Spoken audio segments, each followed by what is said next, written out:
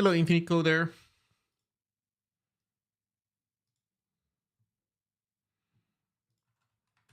Yeah, if everything goes well, we should have that. Hello, Bytes Watcher.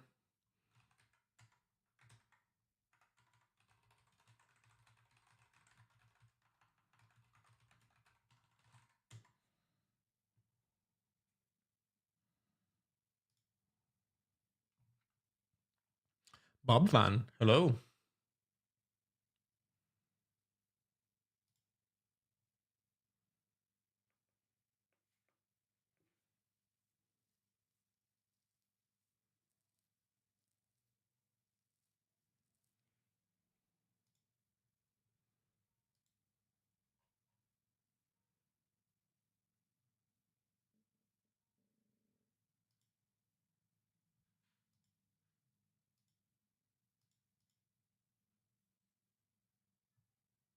Hey. Hello, pen spinning kids. Hello, hello.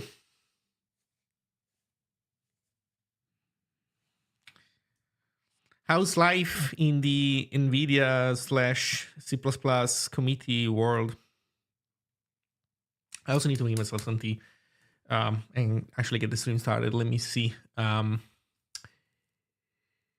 you know also what I need to do? Post on Discord. I always forget to do all the things, huh?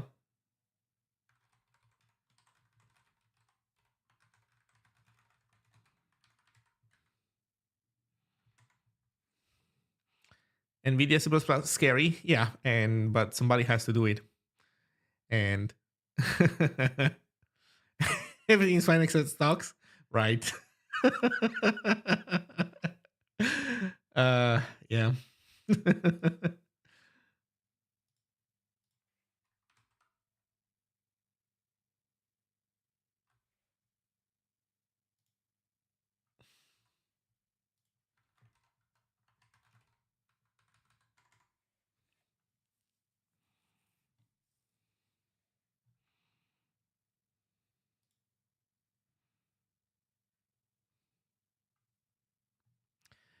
Okay, so plan for today, for the people who are here early, I will repeat that after we're done, like with the, I don't know, stream warm up phase, let's say. Plan is we literally have like two more things to implement, and then we can pretty much go live with the release. So we have all the bits and pieces in place. I mean, we're kind of good to go. So yeah. Um, what else can I say? I don't know. That's kind of it. We do want to also to test maybe a couple websites. I know the ZML has a Zine website. Might be nice to test that their stuff isn't horribly broken so that they can update, but that's mostly it. The Shinks, what's going on? You will be proud of me that I converted my first C project to build with Zig. Nice. Should be ready to add it to other code base soon. Nice. Ping me when that's the case. Ideally, what I would like to see when inviting people for the first time is that you have the repository in your GitHub account. So that way, I already pretty much ready for all your code base. I'll take a quick look that the basics are all there, and then after that, I will be happy to invite you to the organization, and then after that, you can transfer ownership of that repository, and after that, you're free to do stuff on your own. I only annoy people for the first repo that they move over, just to make sure that we are on the same page about the things that you need to do. And that's kind of it. Okay, let me go get some tea, and then maybe we can start. You know what? Let's put a short 48 minutes. No, a short like 10 minutes countdown for the stream start. Okay, I'll be right back.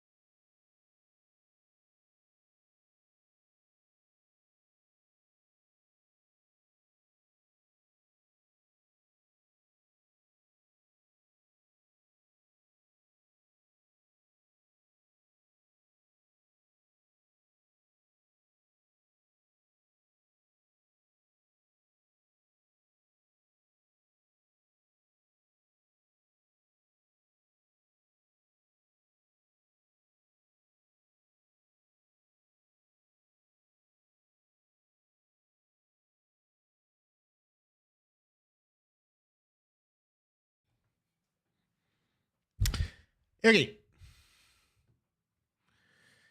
5 minutes. Oof. This is gonna be intense. Man. Um, it's not a ton of stuff. Technically, it should be doable very easily.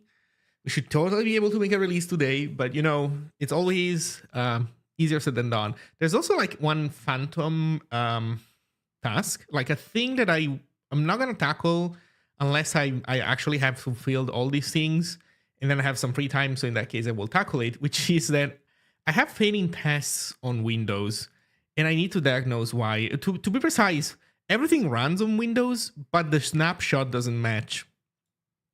And the fact that the snapshot doesn't match is indicative that there is, well, something wrong going on. Yeah, that's for sure. But how can I say? It's like it works on Windows, so it's like it's not completely broken, and that makes these in some ways a little bit harder. So, oof.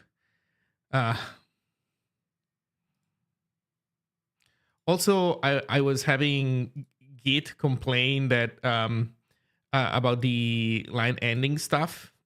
Man, boy, do I hate Windows. God damn it.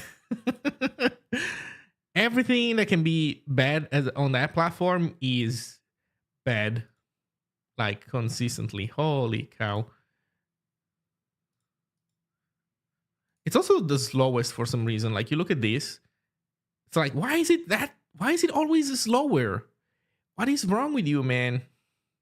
I mean, we don't know if the machines are like homogeneous or not, but at the same time, also like this takes forever. It shouldn't take this long to run this CI job, honestly, but well, whatever. You know what? I should actually look into what was it? So one is Blacksmith,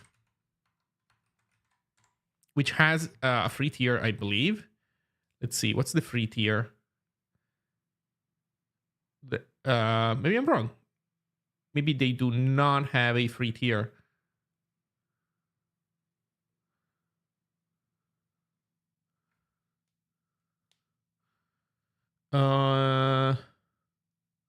NTFS struggling to crunch small files.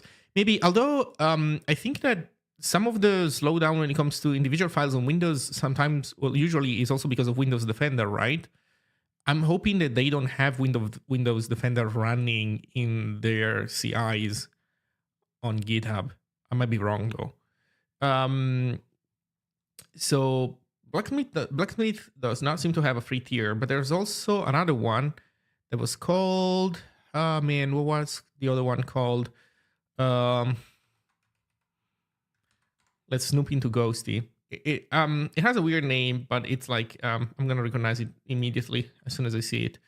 Like test, it's gonna be called namespace.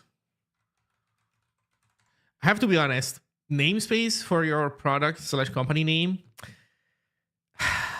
Man, I would pick something else with all due respect. Like people are just gonna get confused. Anyway, pricing, pay as you go, team business. Oh, come on, no free tier.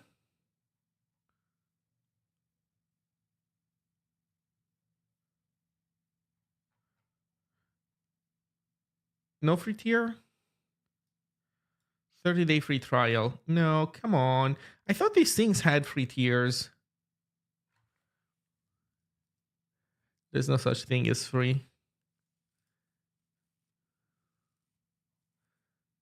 So none of them does have free tiers. I mean, that's fine. I mean, sure. It's like, I understand.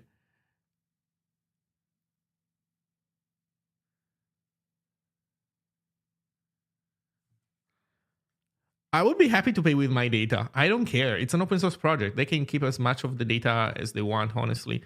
I just don't want to whip out a credit card for my CI, for my failing jobs.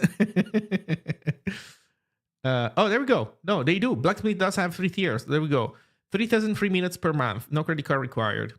There we go. Okay, so Blacksmith does have that, but they don't have macOS runners. They have, I believe, I don't know if it's Linux only.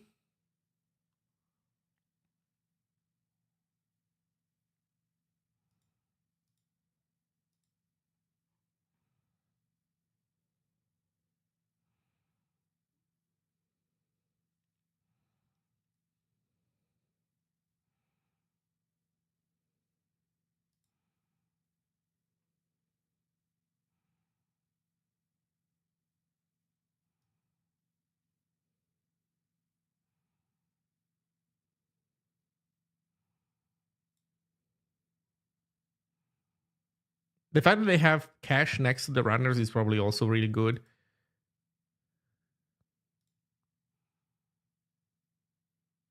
Okay, they have Ubuntu only. So they have x64, they have ARM, they don't have Windows, they don't have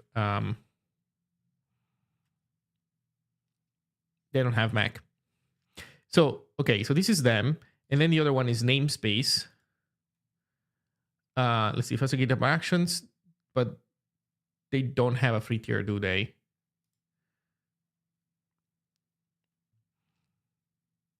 Book a demo, get started for free. What does get started for free mean?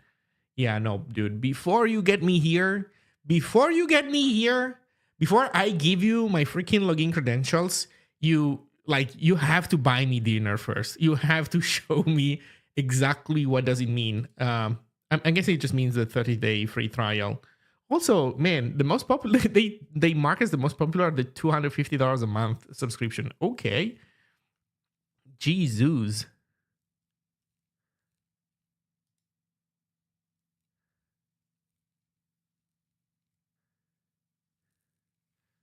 Linux machines does not include macOS machines. Oh, so they don't have Windows, do they? So they only make a distinction between Linux and macOS. So these guys don't have Windows either. What a pain, man.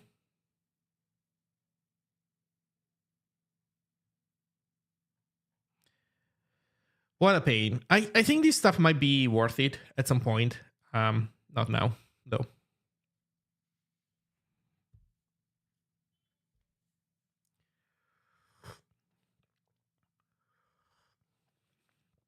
Okay. So it's time to get started. Let me take a couple more sips of tea. Let me explain what's going on today for the people that joined now. And then we're going to start. So I have pretty much done everything to release Zine except these to-dos here. There's one that is covered. It's below the fold, but there we go. I pulled it up. So it's this. We need to re-implement woofs. We need to fix the KTeX integration. There's a couple of things that need to be improved. We need to test people's websites. And then we need to publish the official website, the new version. We need to publish the new version of the official Zig website. And yeah, that's kind of it. So yeah, let's make it happen. And then we're going to have a new release, and I bet you that people are going to find bugs like right away. And so like in a couple of days, they're going to be 0.10.1. I can guarantee you that. But still, we'll be like, in a non-super embarrassing release situation, at least. Just mildly embarrassing, but that's fine. Okay. And also we have to make things more interesting, we have a hard cutoff. I have a ZSF meeting at 9 p.m. So we need to be done by 9 p.m. if we are going to have a release today. Otherwise, it will have to be delayed. So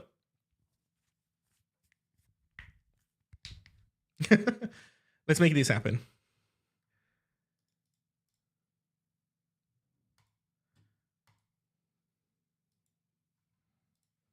Let's go. I think I'm going to start with KTeX. So here's what's going on with KTeX. I think here there's a recap from Xeon Racer where basically we see that where is it? So consecutive inline equations get misinterpreted as links. I fixed that one already. So now here's the next problem. Distinguishing between inline versus display. I don't put equations in my blog posts normally. I've never used these libraries. I don't write LaTeX. Like I did that in university. I don't plan to ever write LaTeX, whatever, for the rest of my life, honestly. With all due respect to Knut and all the people that like it. And I'll say that though.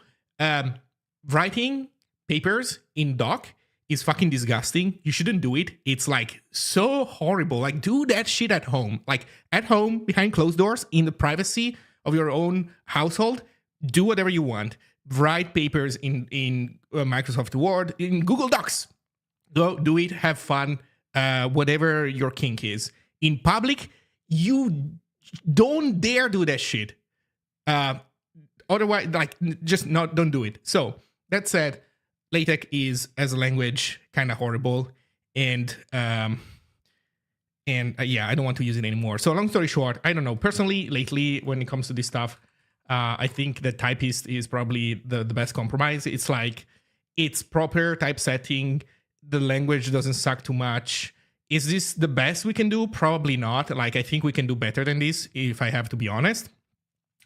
But, you know, so far so good. Use Typist. In any case, so KDEC, we need to make it work correctly. And yeah, as I was saying, there's a distinction between, I guess what they call display is basically inline versus block rendering of an equation. And so we need to properly mark those two things as we need to basically have the JavaScript rendering thingy be able to detect what our intent is. Because, well, technically, it shouldn't be too hard to understand our intent, and the thing could do that out of the box. It doesn't do it, so we have to code it ourselves. Xeon Racer has a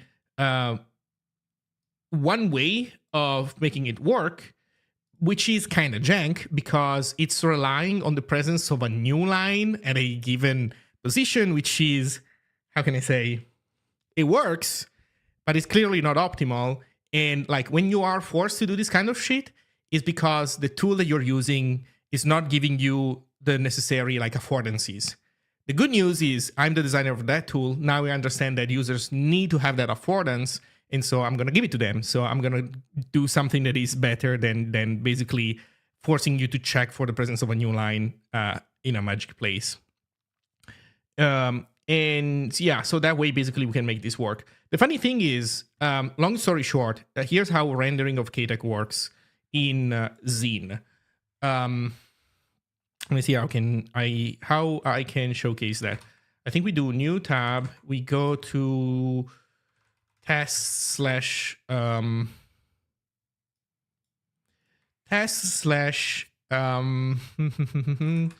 super cool. Inside of super cool, we have, I think, on a single blog post with 3 inline equations, which is fine. And then let's put one as a block, which should be done. Maybe this is not the only way, but this is certainly one way of making this happen.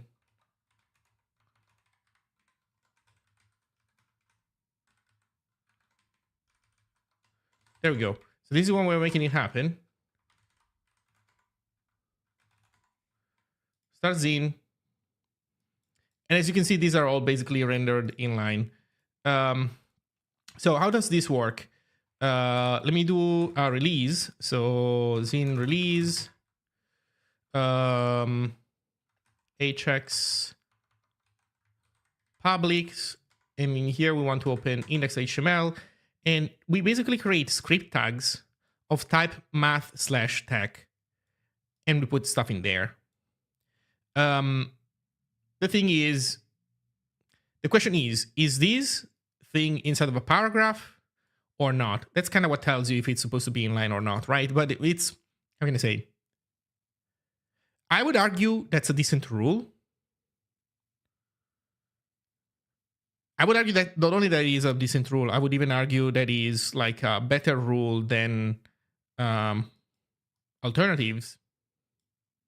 I'm actually starting to think that maybe that's how we should do it. What I was thinking is that what I could do is basically give an attribute that says, you know, data display equals true. Well, actually, it would not go here. It would go to the script that isn't inside a paragraph. But actually being inside of a paragraph is the thing. Although it doesn't have to be that the paragraph is your direct parent. It could even be that you exist, for example, inside of a bulleted list. So like basically you would have to go, you need to navigate all the way up every single time and like navigate a bunch of tags of parents, well, ancestors, until you find a P. And if you find a P, then great. If you don't find a P, then I guess not great. I guess you could argue that also divs work that way, meaning like you basically expect to find either a P or a div as you go up. And like when you find a div, you know that you're not in an inline context. When you find a P, you know that you are in an inline context, and you keep going up until one of the two. And if you don't encounter either, then you conclude that you are in a block context. So you should have display set to true. Alternatively, we could put that information there while we render. So as we render, we could tell you what's up. But honestly, the navigation stuff makes more sense to me, because that is the actually correct thing to do. So here's the funny thing. KTech comes with a piece of JavaScript that should do this work, but it sucks. They have it. It exists. First of all, it's obvious, as usual, a bunch of garbage, because people can't write JavaScript that isn't a pile of garbage. But on top of being a pile of garbage is it's also wrong, because it doesn't support other stuff. You know what? Let's read the docs first. Before we jump to conclusions, let's read the docs. There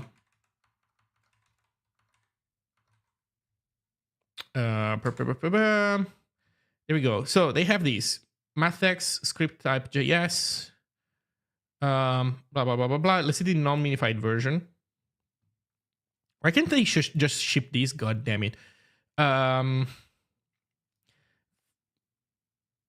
Oh, this does get elements by tag name script, and then it does the filtering afterwards. Returning -1. The fuck does that even mean?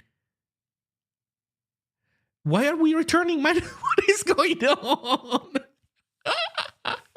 Why are we returning -1? Does returning -1 have a meaning for each?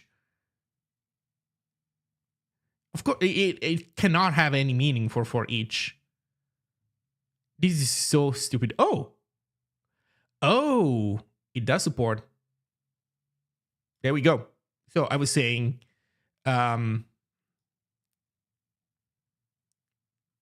so this script is bad, but it does support mode.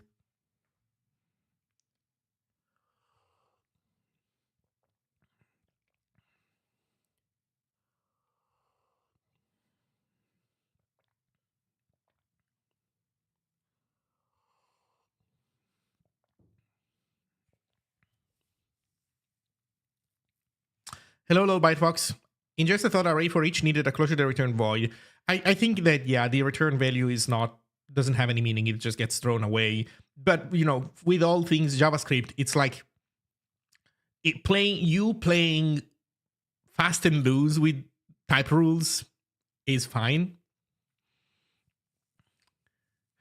So yeah, but this return -1 really sus. If I can say that.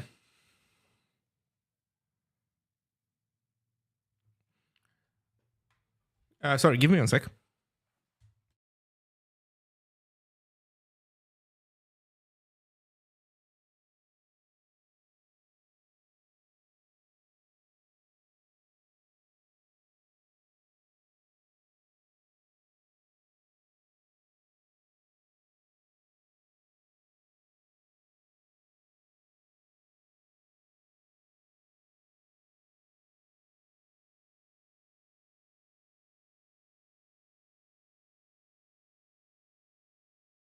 Okay, I have a package coming in. So sorry, I'm gonna need, I don't know, 5 minutes, something like this.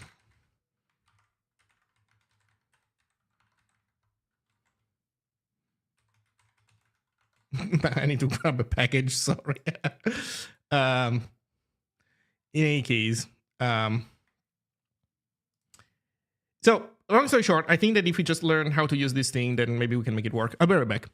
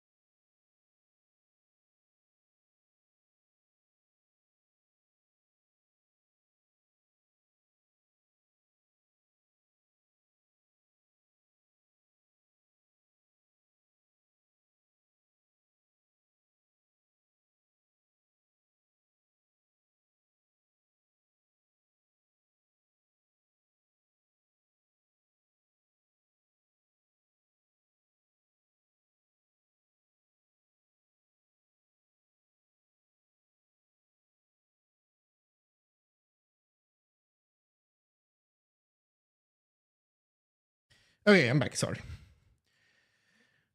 Okay, so the script just needs to be used correctly. We were saying technically the script could be smarter. We could do smarter things, but let's I guess let's use standard tooling when it comes to that. So it wants a mode. Also, this is saying script type match. We're supposed to put this stuff in script type. How is that supposed to work? Why are people this bad? Like, what the fuck is going on here?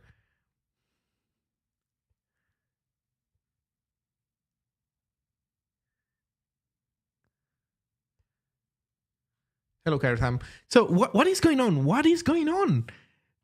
Like, I get that you want an attribute, but like in the type where you already are supposed to have math/tech. And so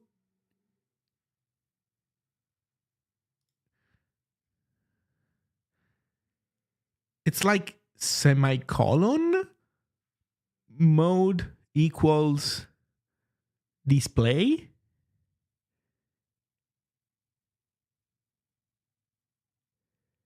And then it wants a semicolon or space or new line or dollar sign. Is that like a literal dollar sign or is that a meta character? Is that a literal dollar sign?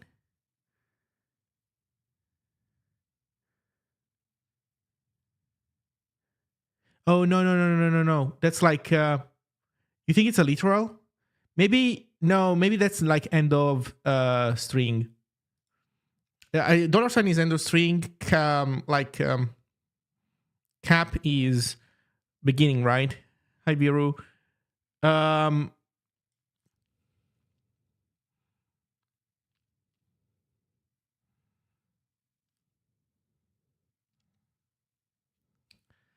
This is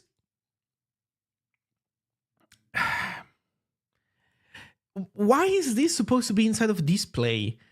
Sorry, inside of type. Why isn't this going to be I don't know, it's like a data tag, something else? Why is it inside type?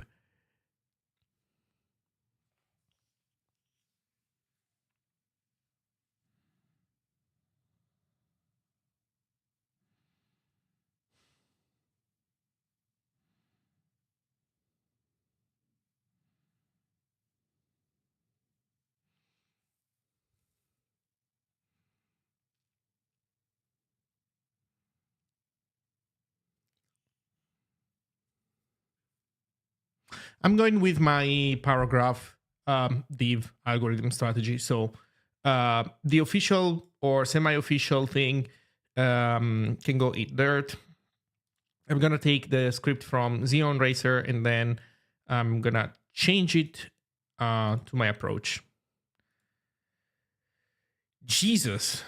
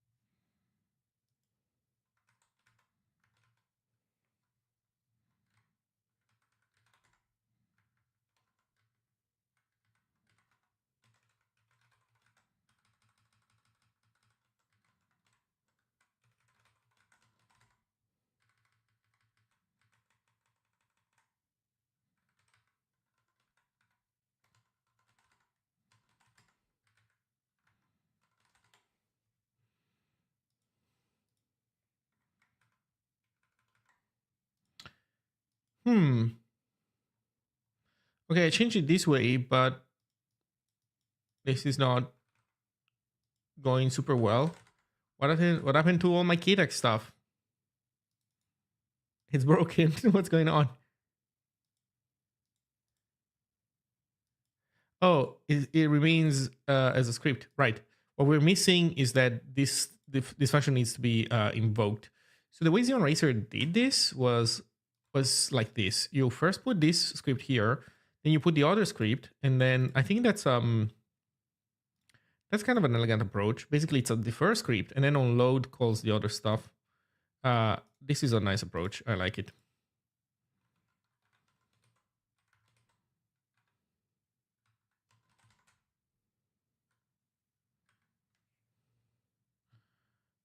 Let's see.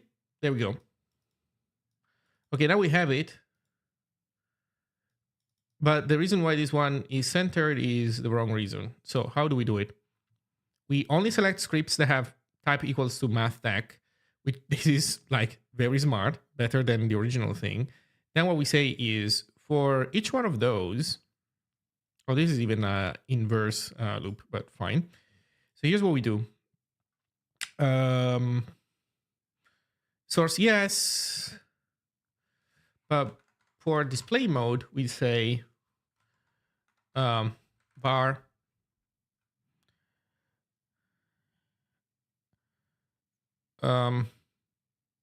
want to know if there is a P in our list of ancestors.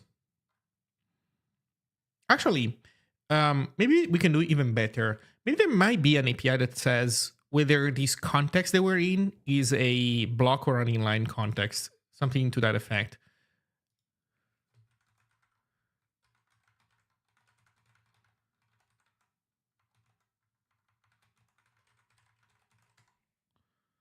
Array.sum. Get computed style, current style.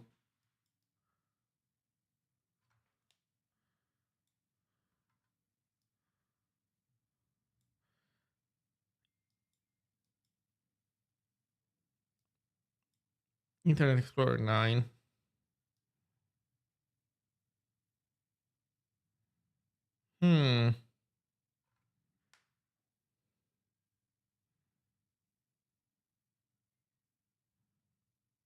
Closest P.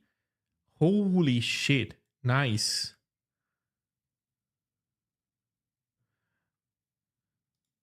So I would say that this is more, thank you. This is more what I'm looking for, I think, because using CSS, you could be changing whether we're looking for something that is inline or display.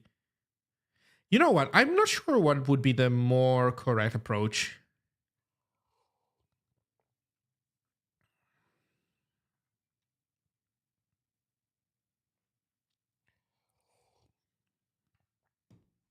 Let's go with closest P. Thank you.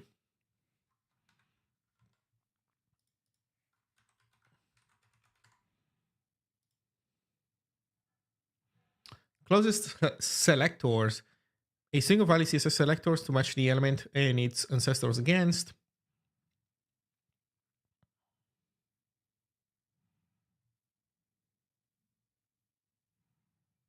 Not div.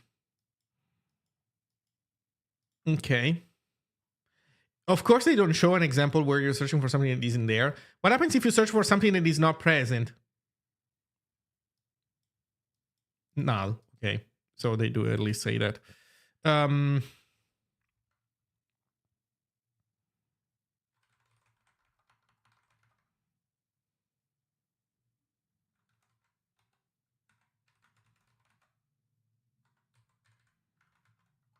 I was about to write or else. Let this close it equals null. There we go.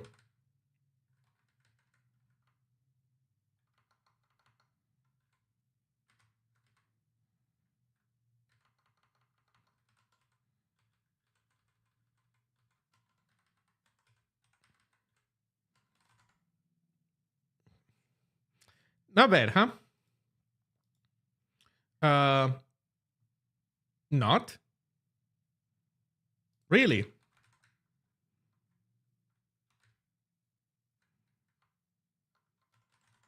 I do prefer the more explicit version, though. Yeah, no, I think I prefer the more explicit version. Like, this shit is already so incomprehensible. Well, we did it. let's break it.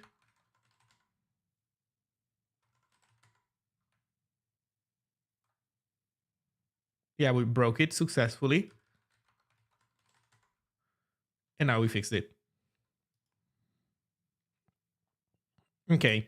Let's remove the Zine prefix because it's not necessary. I mean, it is a Zine thing that we do, but like also not really. It's like, it's basically userland stuff. And this is entirely userland stuff. I have to say one thing. I am not impressed with KDEC, if I have to be honest. Everything I've seen about it kind of leaves me underwhelmed.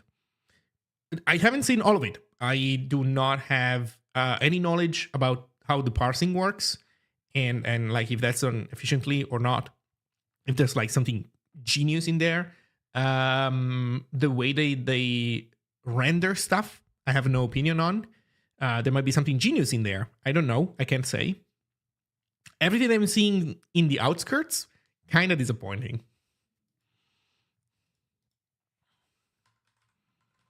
So yeah, that's how basically I would do it. Okay.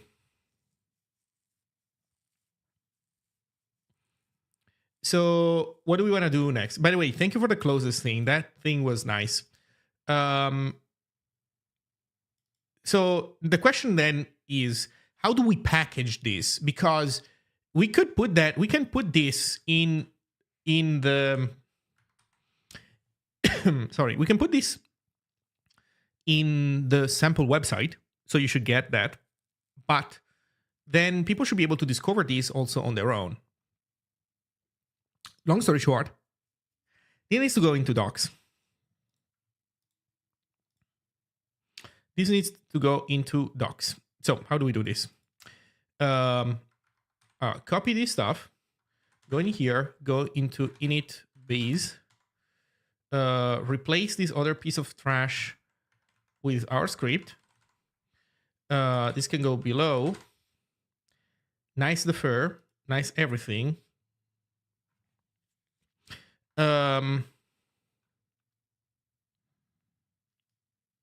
So we do this.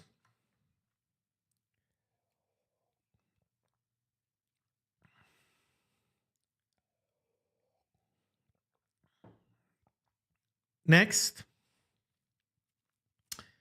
What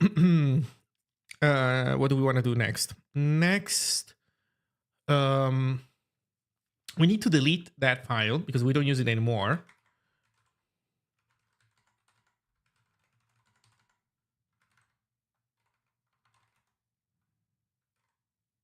Or, you know what? Wait. Honestly,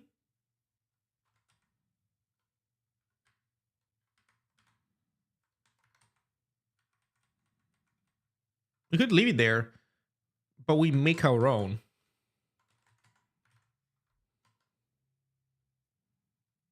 That actually sounds good to me.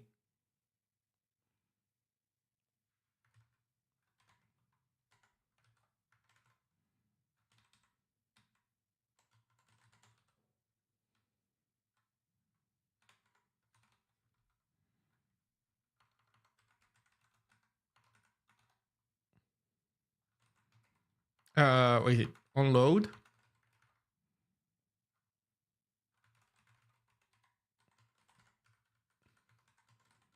Something like this. That would also work. Okay, let's let's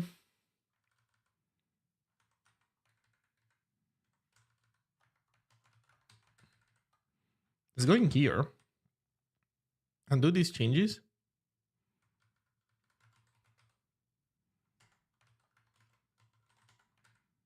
Let's see what this thing has to say.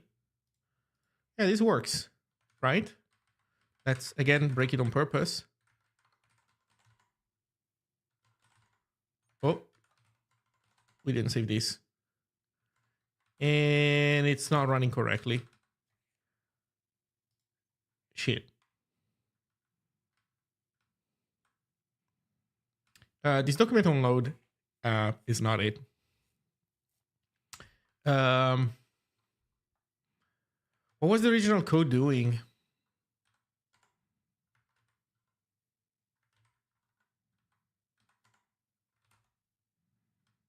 What was the original code doing?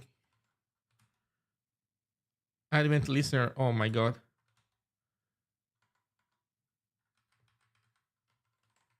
Okay, so this thing is not useful.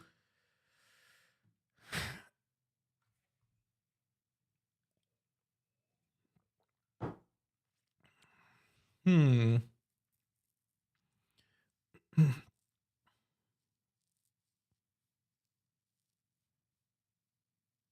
To be honest, it's true that this document unload is too early, right? Because these are both deferred scripts. So the fact if we defer both, then that's a problem. This might be too early, right? Because maybe I'm wrong, but the fact that these are deferred, doesn't that mean that the document loads before these guys arrive? Hey, Demon Roy! Holy shit! Hello, everybody. Welcome, Raiders. You have joined us in a delightful moment of web development where we are wrangling a JavaScript library for rendering LaTeX equations, and we are kind of trying to tame it. We're kind of trying to make it work as we want it to. But yeah.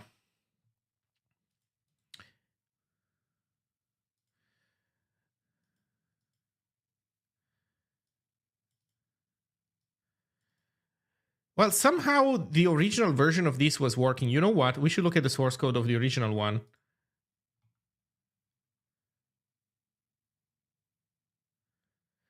This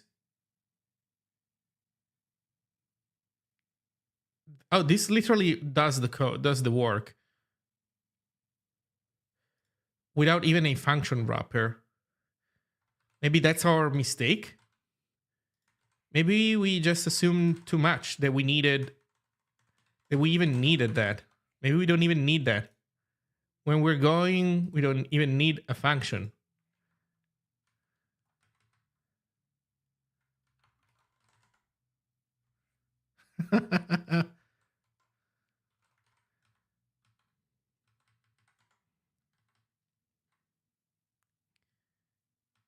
That's it.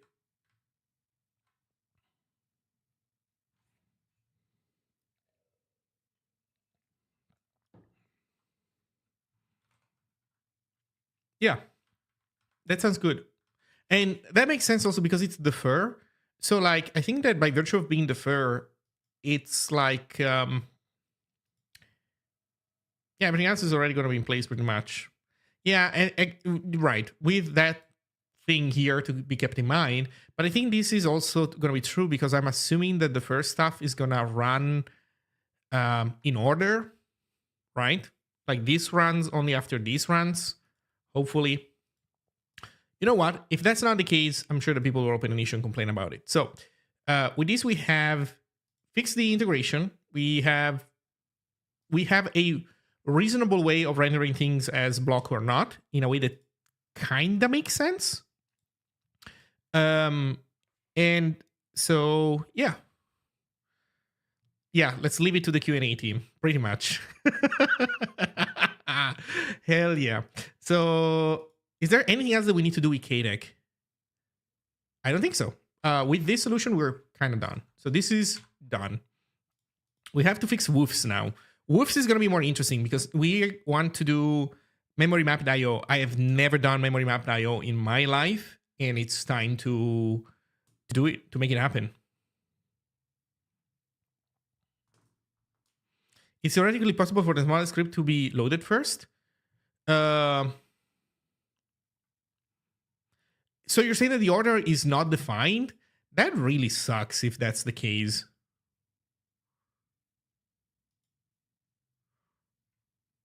Well, you know what? Then if that is the case, so here's what I would do.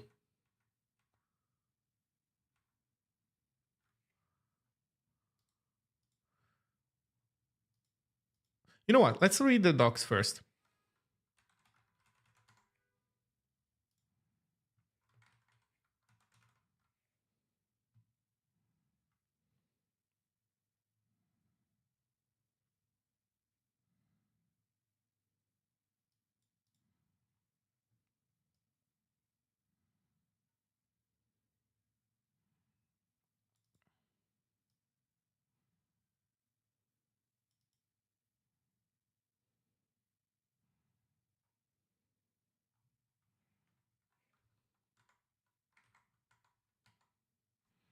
This Boolean attribute is set to indicate that to the browser that the script is meant to be executed after the document has been parsed, but before firing content loaded event. Scripts with the defer attribute will prevent the DOM content loaded event from firing until the script has loaded and finished evaluating. Warning: the attribute must not be used if accuracy attribute is absent. Defer attribute has no effect on module scripts. They defer by default. Scripts with the defer attribute will execute. There we go. Will execute in order in which they appear in the document. Mwah. Thank you, web people. You are absolute geniuses. Hello, New York site. The web people know. You see, we did not trust them while we should have trusted them. The web people always know best. You just trust them. Trust them to get things right. Trust them to always design things right. Let's freaking go. Okay. So in MDN we trust. Well, MDN is just docs. So these people are just documenting what the W3C committee has decided, the kind of stuff. So the W3C, they are the real heroes here. This is the people we should pay respect to. In case you don't know, there's like somewhere in the United States, there's like a monument to the what's the name? I think it's like the anonymous committee member, and that monument is like guarded 24/7 by W3C committee people. It's like they always stand guard in front of the document. To be clear, one is float left, the other one is float right, and they stand on the sides. Sometimes they go out of whack, and like the second one flips to the row below. It's kind of weird. Nobody knows exactly how and why that happens. But yeah, one float left, one float right.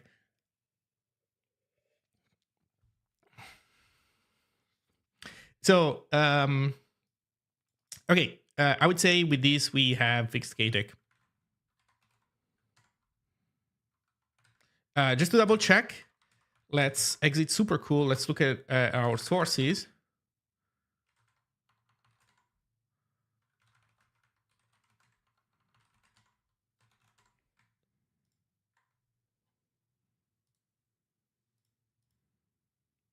Yep. And now it is centered as it should have been. Okay.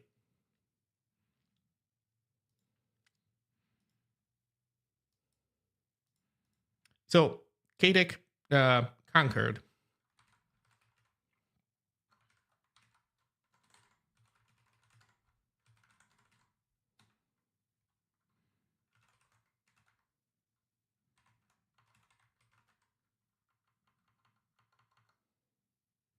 I mean, like tempted to call it crappy or something like that. Well,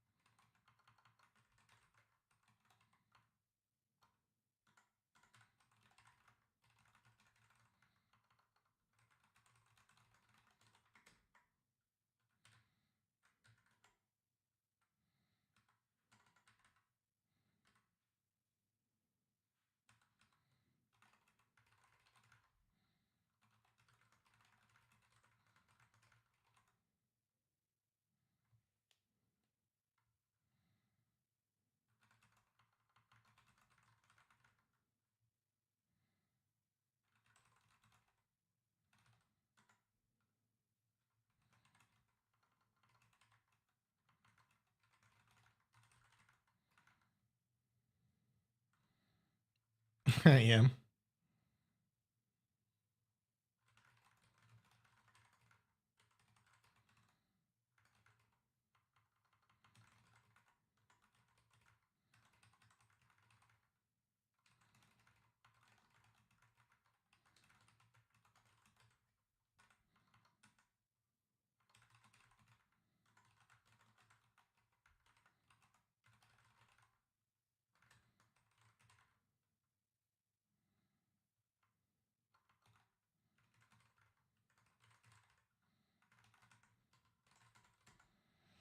Okay, Katak done.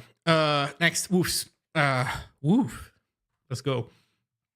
Yeah, so about that, also somebody else pointed this stuff out in here.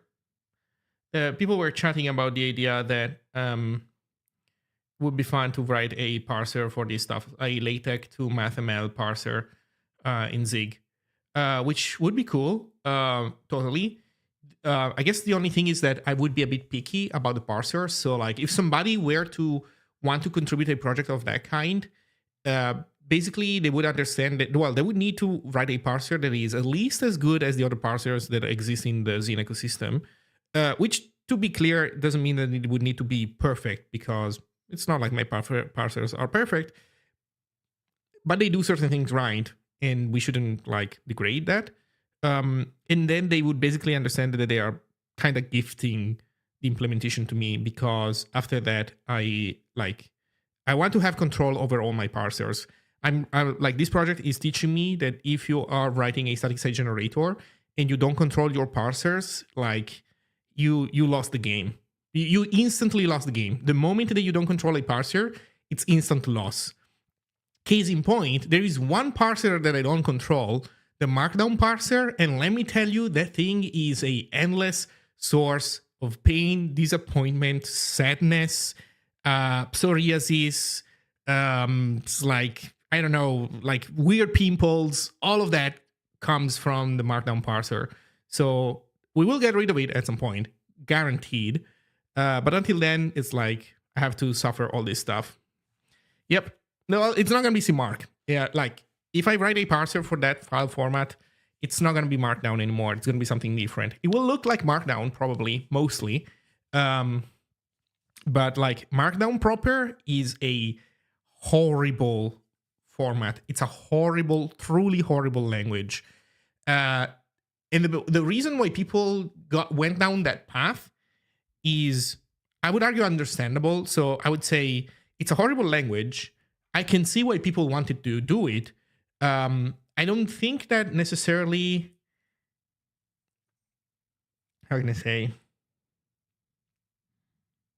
I wouldn't argue that Markdown is like a mistake, like a bad accident of history. I would argue that it's fine, but still, I would argue that we can do better, at least based on my sensibilities.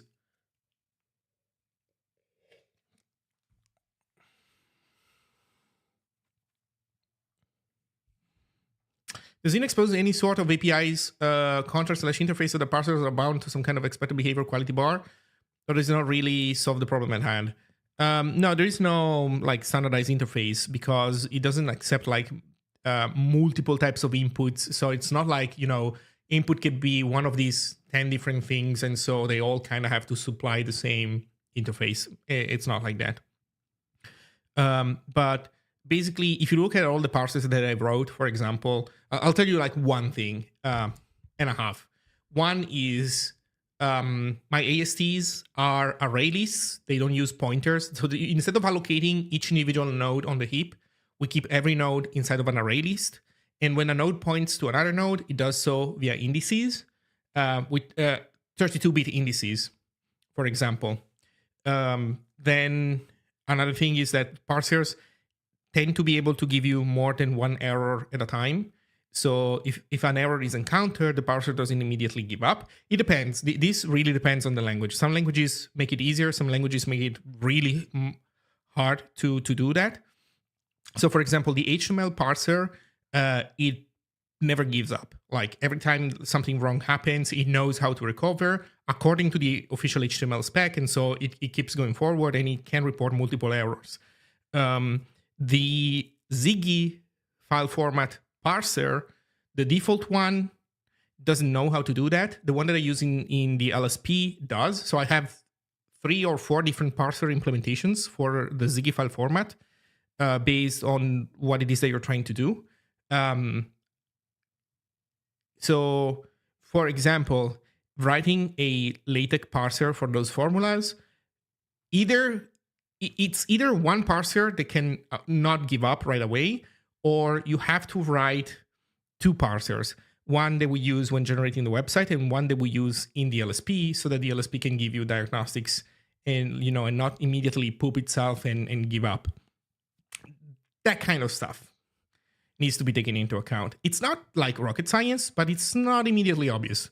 And it really depends on the language. Like some languages, as I was saying, make it kind of obvious how you should do this stuff. Some other languages, not so much.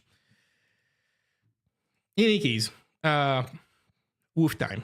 So I think that currently woof is a SuperMD dependency, and I want to change that.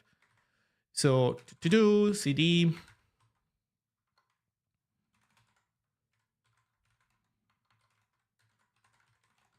we look at Zone. I think we have woofs in here. Do we not have woofs?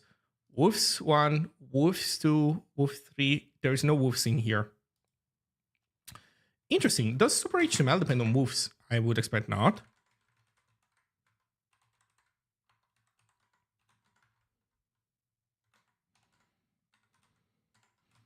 Yeah, we don't.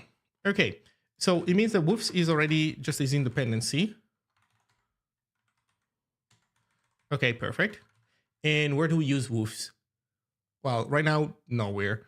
I think originally what we were doing was using woofs when detecting images, I believe.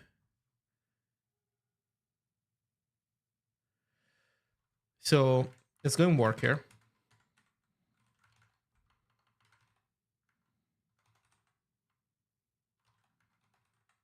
So we analyze the page. As we analyze a page, this can be made bigger. As we analyze a page, where is it? Yeah, we analyze content. In analyze content, we can find these directives which we don't care about. Hey, thank you. Have a nice day. Have a good day of work.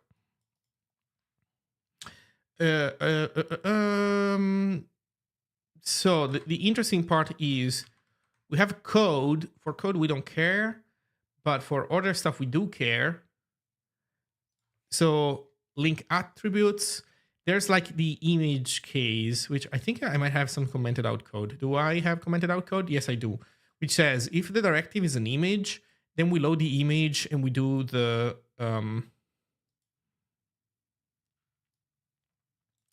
sizing here. Now, I remember somewhere in the back of my mind, I remember that for some reason we had to duplicate this code, which I found extremely annoying. But I don't remember exactly where. So the other place where this code could be is in render HTML. But there's no mention of woofs anywhere. Why did I also have this? Okay, I have deleted the code, but I remember very clearly that this was for some reason duplicated in here, even though it shouldn't really be, because once you have a directive, then you're good. So let's assume for now that this is where this code should go. And let's see what happens. Oof, also, we're not doing fine. What's going on? Site asset, different kinds of assets. Page. Oh, there is no like unified thing. Okay. It means that this code needs to be repeated. So I think it has to be like this. Take it out, actually. including you. Take it out, and then we make a function for it.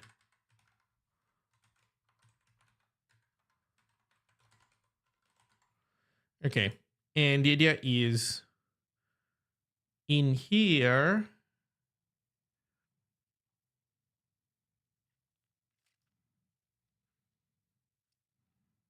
Basically, in each case, we do this at the end of the case. So we say if it's an image, then woofs, basically, kind of like this. Am I going to find some typos in the docs? Maybe. Once I release it, you might find some stuff in there. Yeah, sorry. Okay, so how? By the way, I don't know why scrolling one scroll wheel, it's like half a screen. I don't know why this is like this now. This wasn't like this before. Is it everywhere? Yeah. Why is it one scroll wheel take this much?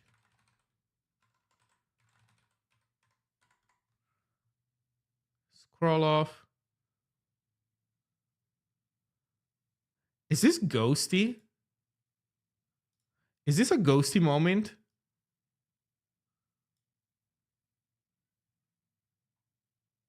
So you see how scrolling here is like a few lines? Here it's like one click is like, holy shit. It's like I'm going insane over this. Huh. Well,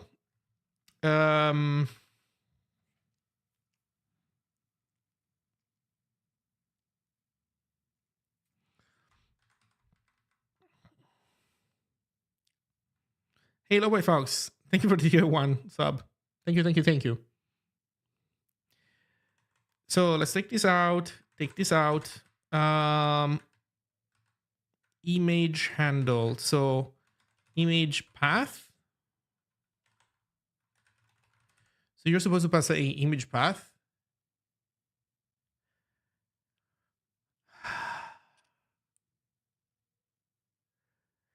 So I think it's like it's there, base there.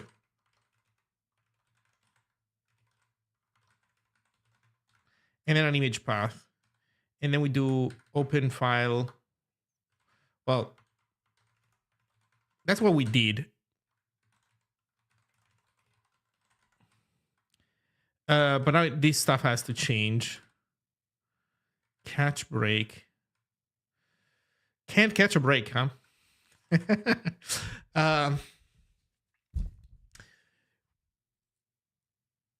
Let's look into memory mapping. How does memory mapping work?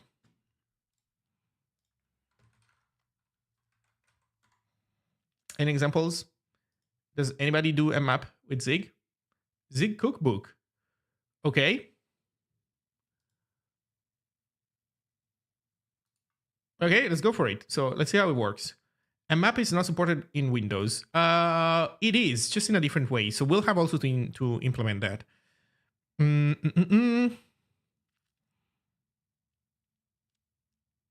Create file, content to write, set and position, file metadata, expect equal. There we go. POSIX mmap.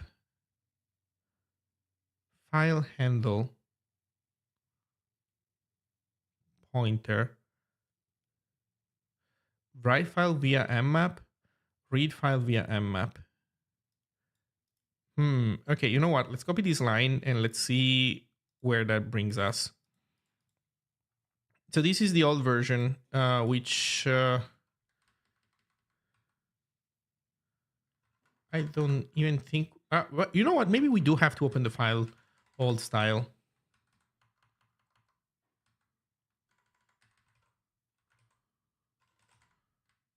Okay, POSIX mmap. What does this guy want? Pointer. Optional pointer, we don't know to what. Length.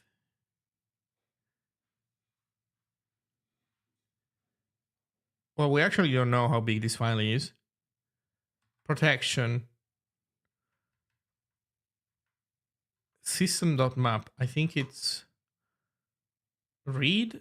I don't know if this SCD POSIX stuff works anymore, but like this needs to be read at all. Oh no, that's the U32. And then flags, system.map, type shared. I don't know, man. And then file handle.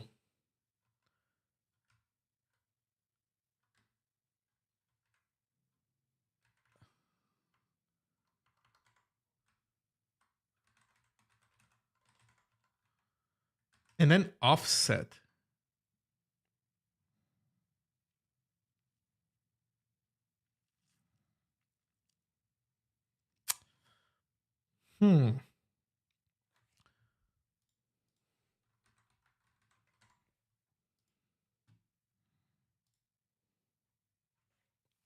Mmap map. Creates a mapping in the virtual address space of the coding process. The starting address of the new mapping is specified in other. The length argument specifies the length of the mapping, which must be greater than 0. If other is null, then the kernel chooses the page aligned address at which to create the mapping. So the first argument being null is fine also for us. This is the most portable method for creating a new mapping. If other is not null, then the kernel takes it as a hint about where to place the mapping. We don't care.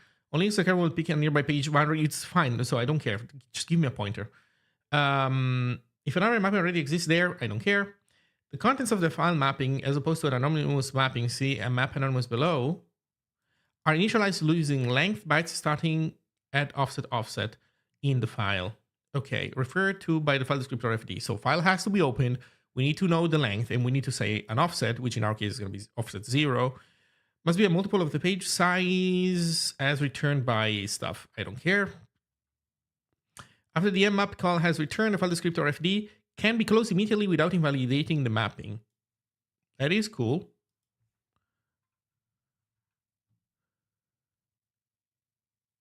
So, man, the fact that I scroll and like half screen goes by, is this like a ghosty thing?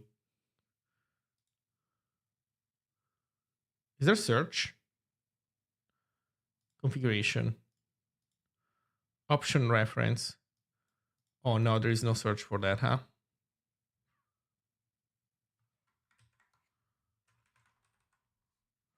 Mouse scroll multiplier. A value of 1 scrolls by default amount. I like, what is this default amount? Like infinite. Mouse scroll multiplier, okay.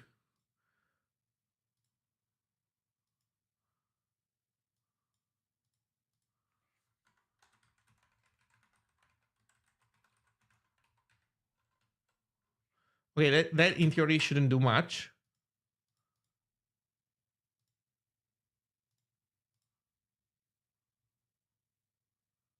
No, this is actually normal.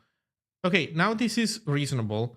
I'm starting to think that something got busted about that setting.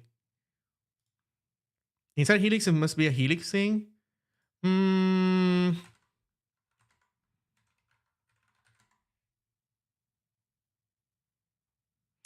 You know what? It's just that now that I have this setting, it's hard to say.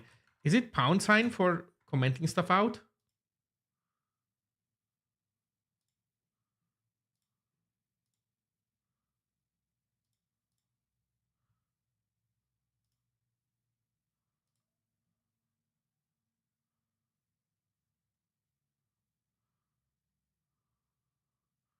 So it's not. Yeah, you're right. It's not a ton. It's not as much, but it's still a lot. Like we go from the very top to build. That's like 1, 2, 3, 4, 5, 6, 7, 8, 9. Let's like 10 lines per scroll that we're getting from Ghosty. And then when we bring this back, which in theory, this should be the default, I'm assuming. Now it's like 3 lines per scroll. The fact that what I presume should be the default value, the fact that that changes behavior makes me think that something went out of whack in Ghosty. Um, release notes. Release notes. Not on the website. Only on GitHub release notes. Really? Tip. No. No release notes on GitHub. Also no artifacts. Mitchell just does not give a fuck um about GitHub. That's fine. But like where's the release notes, man?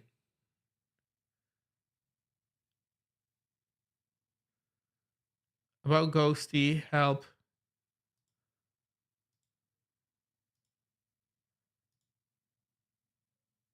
These notes are under install. Okay.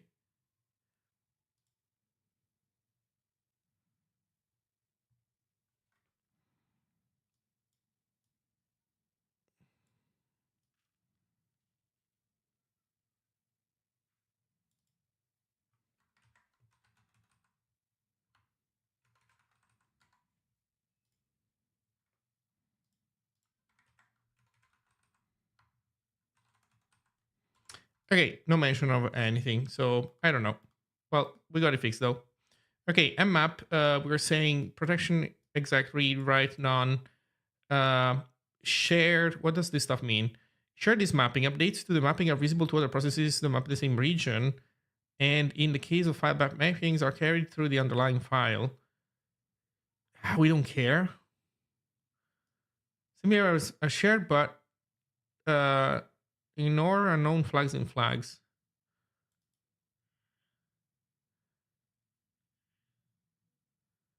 I guess we can keep it private because we don't care.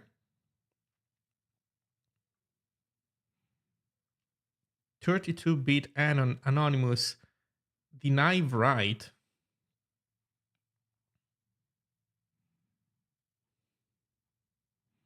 Map huge 2 megabytes. That's that's you when you're talking about yourself to your girlfriend. Yeah, it's like I'm huge, 2 megabytes, huge.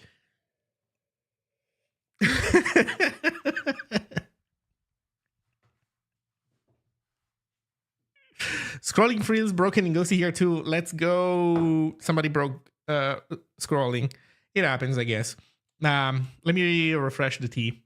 It's like huge. I'll be right back.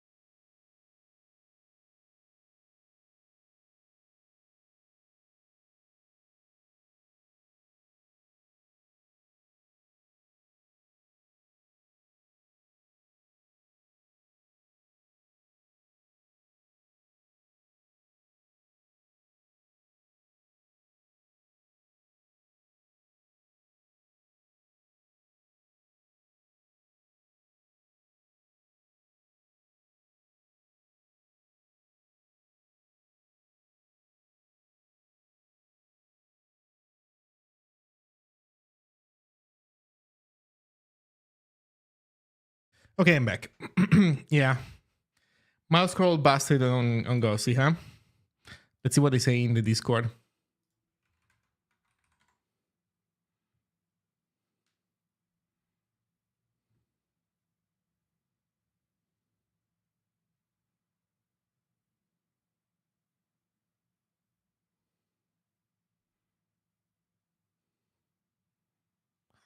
Huh, nobody's talking about scrolling. What?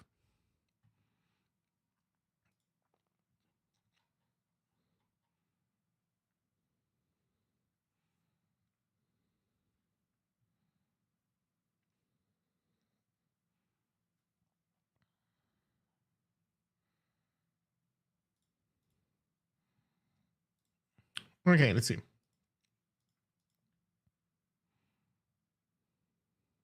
Let's see, I'm working with the Zine init website, changing things up. I just added fonts, changed navigation, and it looks done to me. But I will play around with it more. Well, I mean, it's a pretty decent starting point, right? Like, you have a blog with the basics. Maybe you, over time, you'll want to add something. But like as a starting point, it's decent. You have RSS feeds, they work. You have the devlog if you want to keep it around. You have a homepage. You have like an about page. Probably the about page you can kill normally. It's like in my personal blog, I don't need an about page. But yeah. And after that, like for a normal blog or like personal website in general, it's like that's kind of it. It's a pretty decent starter. If I can, what's the expression? If I do say so myself.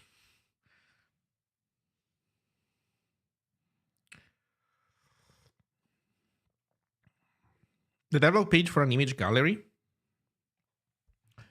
that is uh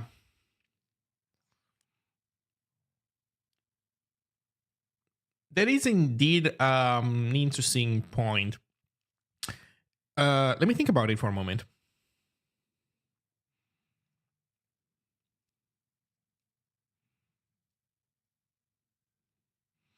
Let me think about it. Like, if I wanted to make a image gallery, how would I do that from first principles? I think for me, the answer would be that I guess it depends because there might be like a few different flavors of image gallery that you want to create.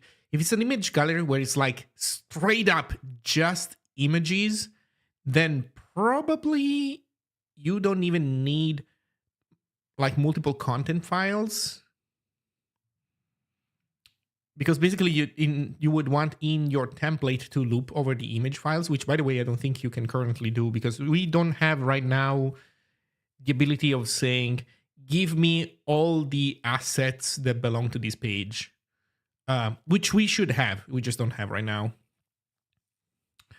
With a bit of text. Okay, so then if the image has a bit of text, it would make sense for you to want to create like one page per image. That makes sense. And so you put in there like the metadata, whatever. Yeah.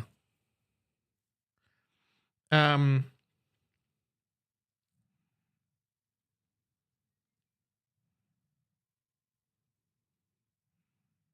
Source says 3. On your side, try to blame that line because I can promise you that Ghosty was not like this before. This is like somewhat recent. I don't update Ghosty like every single day, but I think I've updated Ghosty last maybe, I don't know, a week or two ago. And between then and now and today, where I've just updated today, and between then and now, something changed. Somebody changed something. Okay, so we were saying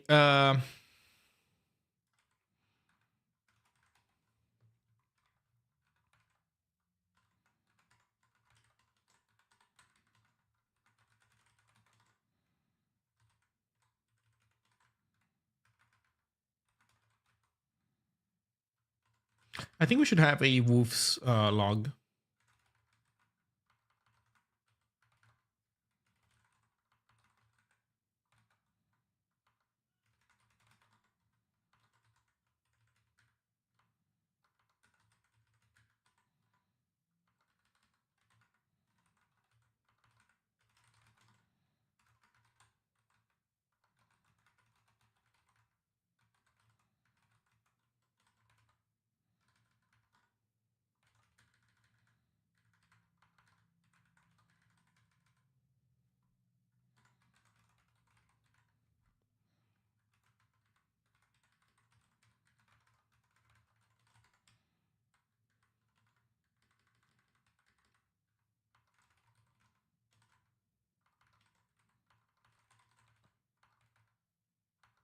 God damn it. Equal sign block curly.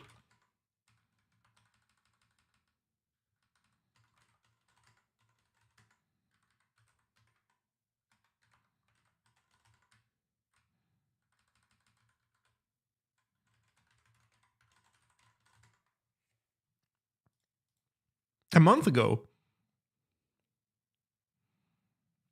Aha. I fucking knew it. Rocco Rager sabotaged us.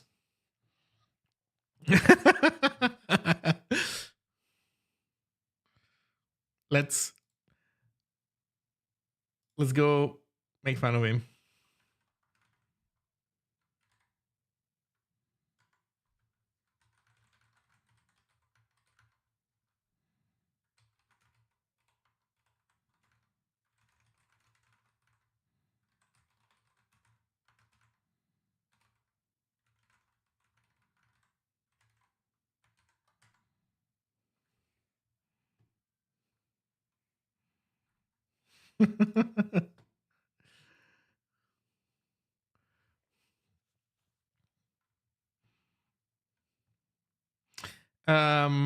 Okay, so it's something along those lines, right? We grab a pointer.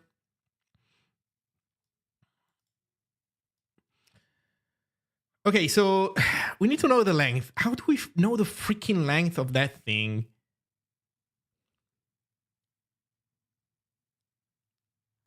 Technically, well, no, technically no. Like, what? Okay, C, mmap file. Show me how you mmap a file in C normally. I'm curious. Do you really start the file first? Like a loser? Holy shit, they start the file. Why?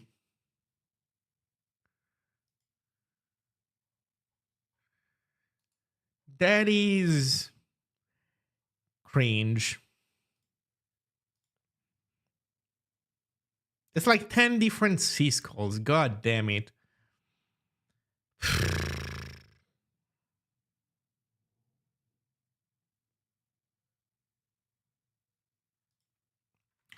I guess. How do you start files? Do we ever start them in here? No. Do we ever start files at all?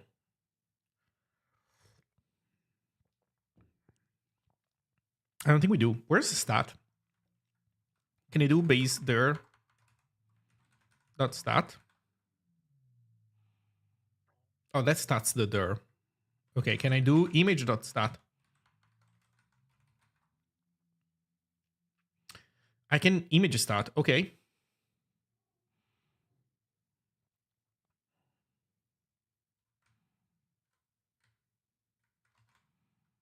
Use metadata to retrieve more detailed information. Okay. To do integrate with async IO. Yeah.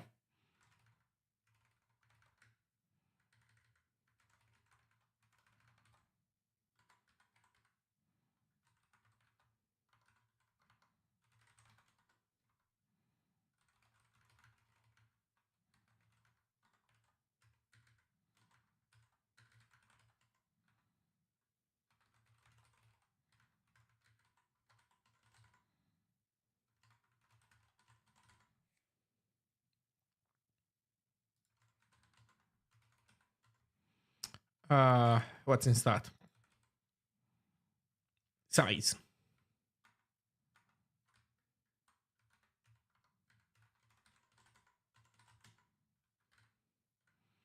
Size. Read. Is this still there? Fuck, of course it's not there anymore. God damn it. Is prot a thing? Prot is a thing. Oh, wait. So maybe it works. It's just that we can't get to that with ZLS. Fine.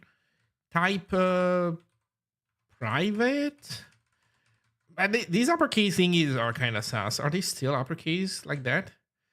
Of course, we can't fucking access that. So I guess we'll have to see. Image handle. Is it dot handle? It is. Okay. And then that's offset 0. So we should be good to go.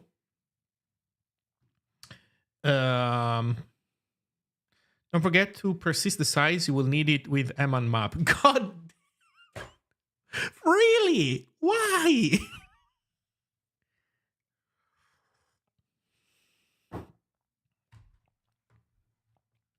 That is so annoying. Fine.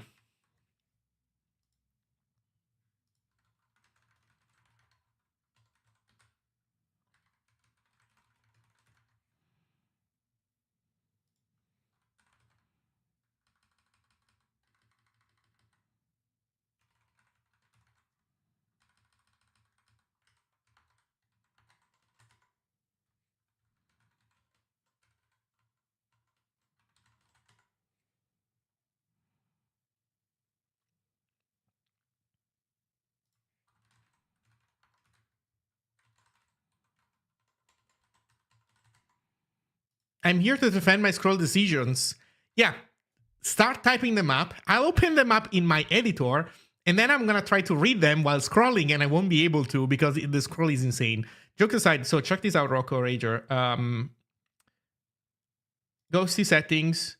I had to add mouse scroll multiplier 1. I'm gonna comment it out. Reload configuration, and like scrolling here becomes kind of insane. Out here, it's still usable, but I would still argue that it's a lot. Like I believe normally it's like 3-4 lines. That becomes like 10 lines. No, it becomes 9 lines because you bumped it up to 3, right? So it becomes 9 lines. And it's like it's doable, but it's still a fuck ton. And I get that Helix has its own multiplier, so I could tone down the Helix multiplier, I guess.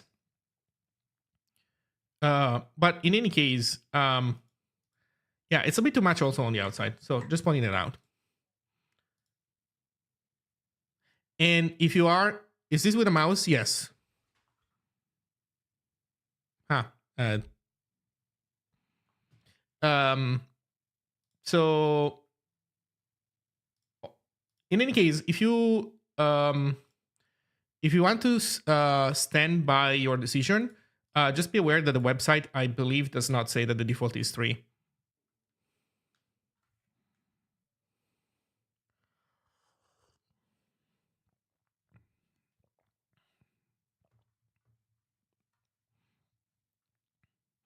You have best results, right? You're saying if the programs are consistent and like they don't have like each their own like weird decisions, making them all inconsistent. That's a fair point. Yes. Just beware that 3 is like very aggressive. That's it. I think it's fine. Just let people know. So I would have put that in the changelog, honestly. I didn't see that in the changelog. And I kind of got hit by surprise. And I think if you scroll with a precision device, okay, I see. I mean, I think it's fine. It's just that it's not really easily discoverable. Where am I going? What am I doing? Configuration, option, reference. So I searched for scroll, and I found here the scroll thing. Here says that 1 is the default. So at least make sure to change this. Terminal protocol for position scrolling. Let's fucking go. Okay, stat size, POSIX on the map. Okay, so we're good.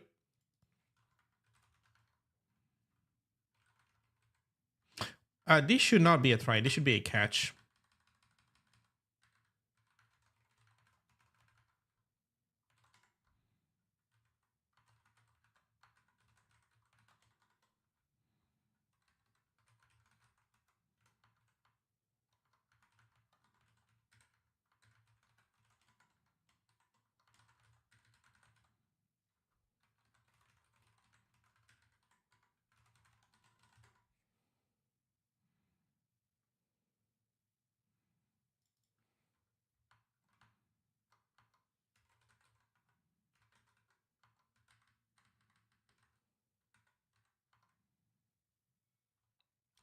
Unmap? How the fuck is this thing called? Unmap? Manmap. Manmap. man map. It's like a character name. It's like you have like this frog character, and it's like this is man map. Memory, PTR. Oh, it's a slice.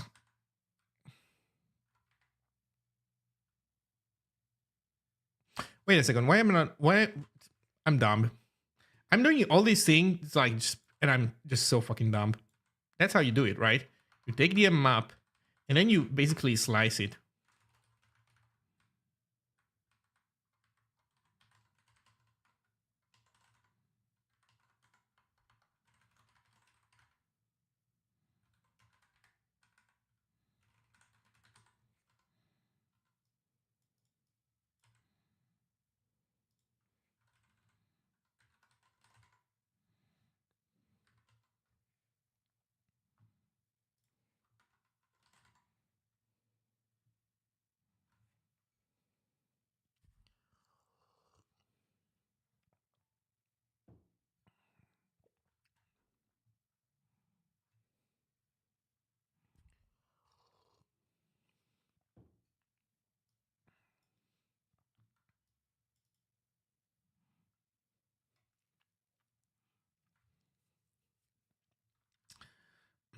Okay, so we have the pointer. We defer the unmapping. We don't have to worry about this anymore. We don't have to worry about this anymore. We don't have to worry about this anymore. And now we can finally do this.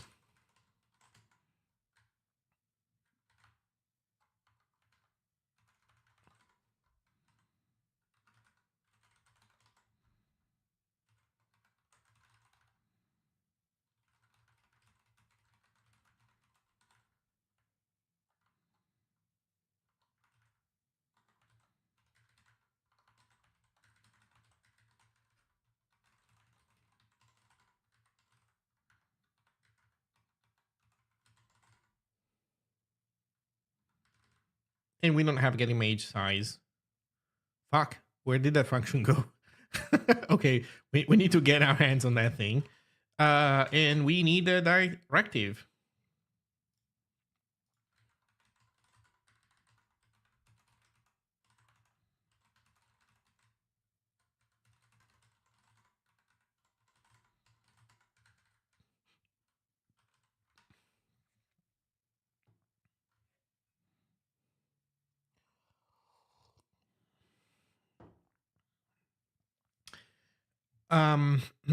Okay, so yeah, where's get image size? Do we have it in here commented out? Maybe? No, we don't. Do we have like a woof thing? We don't have a woof file. Utils of some kind? We do have utils, but that's for context, not for us.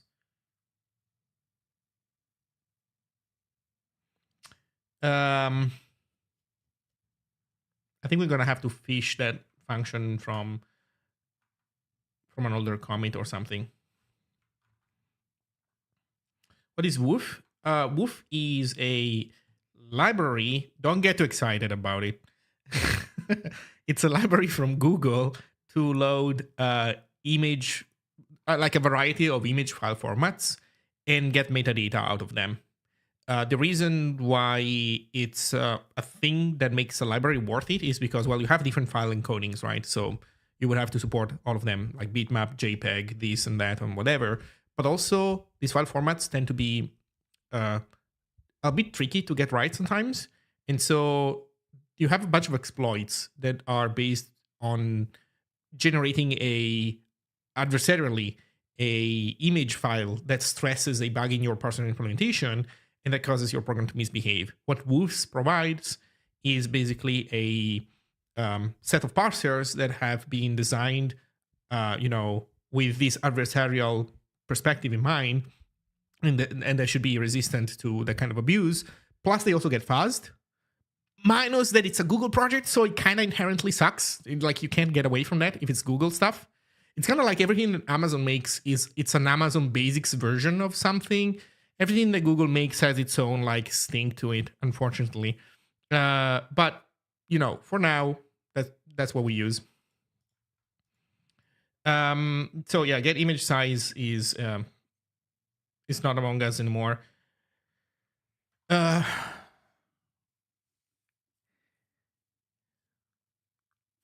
Let's go find the old code.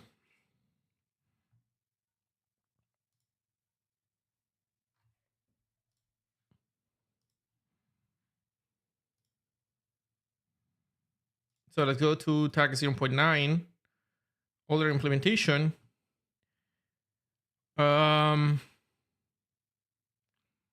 Where would this stuff have been? Probably inside layout cache, I think.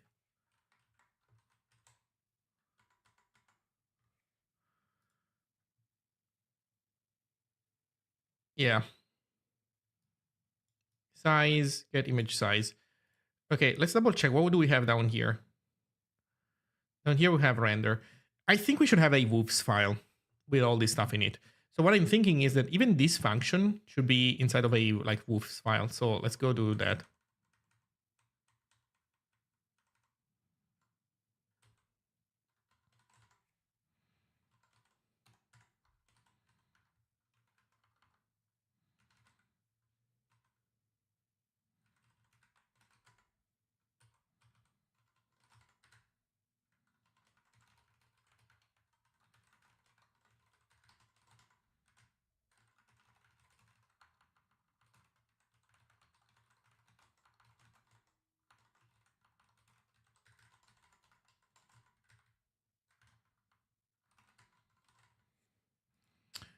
Um,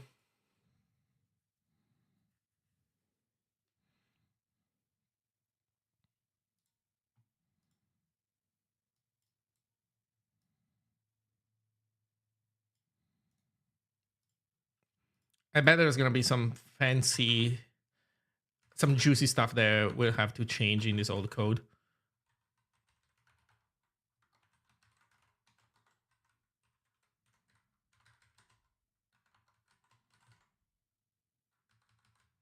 Fuck, this can be called woofs, right? I don't know. We'll find a name for it later on.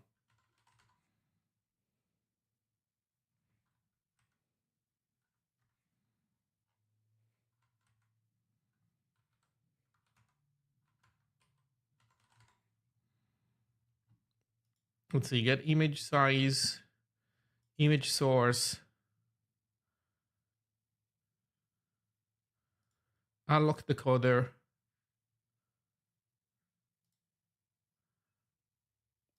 Unlock decoder. Okay.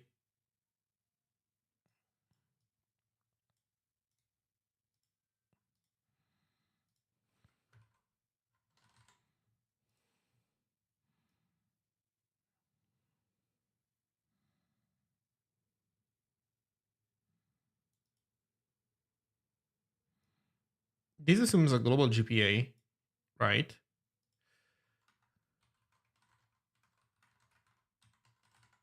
Not anymore.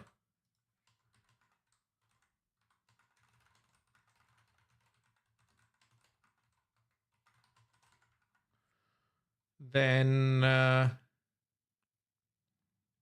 aligned unlock. Maybe this stuff could be kept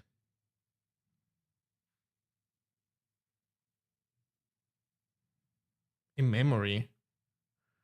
Also, are we ever freeing this thing? Yes, we are. Okay.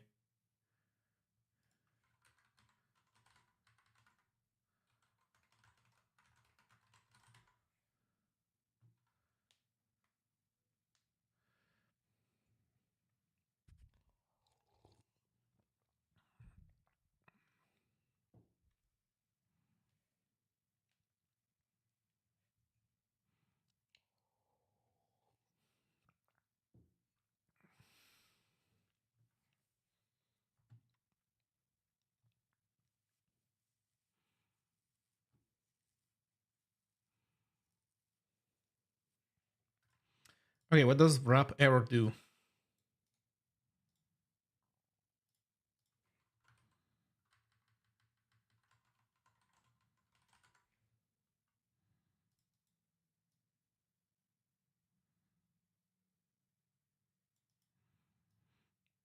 Right, this returns a woof's error. Okay, woof, woof.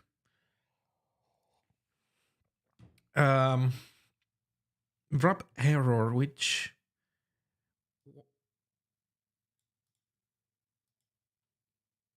Okay, there's like an error string message coming from woofs.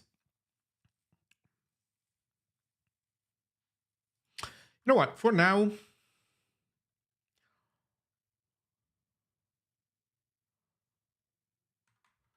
I think I'm gonna comment this part out. Let's see what happens. Okay, so this all seems to make kind of sense. So if this is called get image size, uh,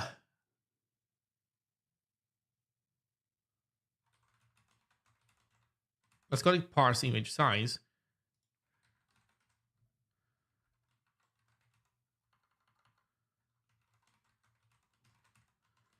Then we can do set image size, and we can do we can assert. Although we are asserting already that this is an image, so that works. That works.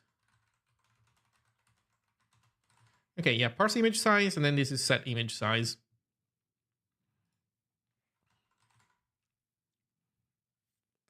Now, here's also what we can do. We can say we grab built-in. Is it a built-in thing? No, it's not a built-in thing. So we need to have the thing where we enable / disable woofs. And where did we put this stuff?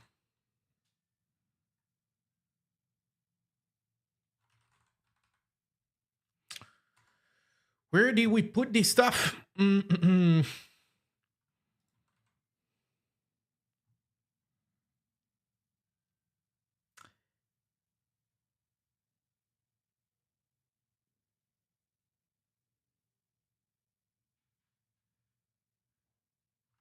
Wait, did I never make a release with this?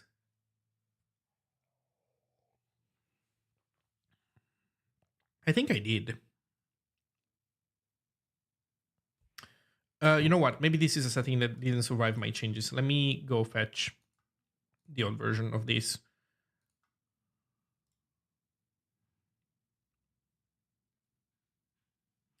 There we go. Image size attributes.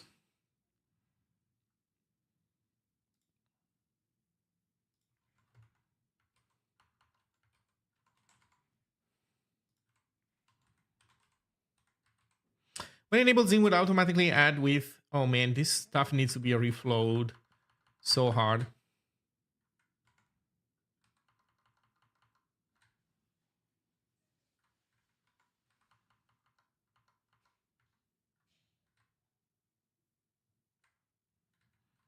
This is not really a problem anymore.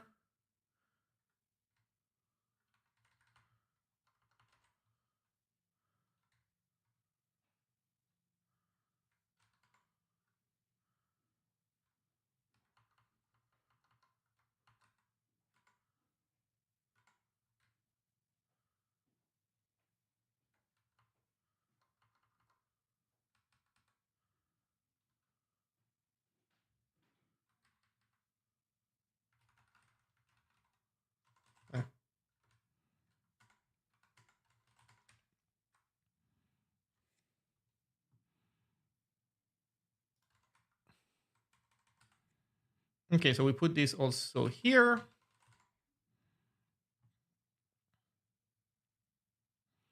Okay, now we have the option. So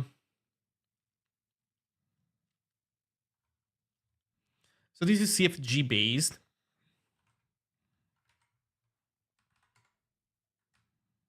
So we can't check for any of that stuff in here. That's fine. So this needs a GPA. And it needs to be given around.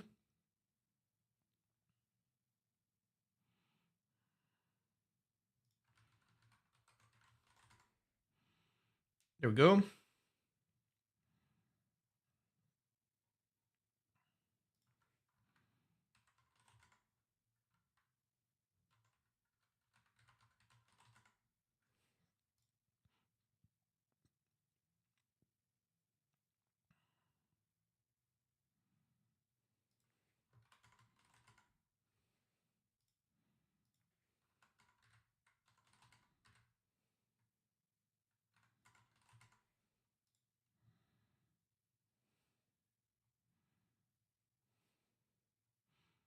Okay, this should be fine. Next thing is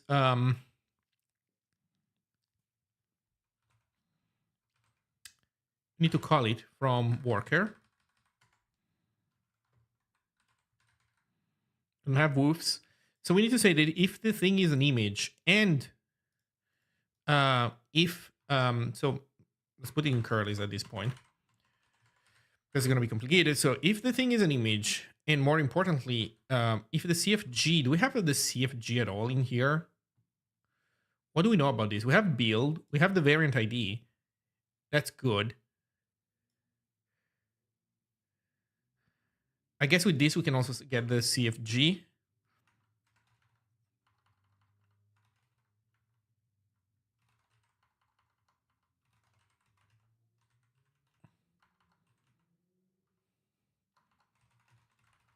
Let's get it out of size.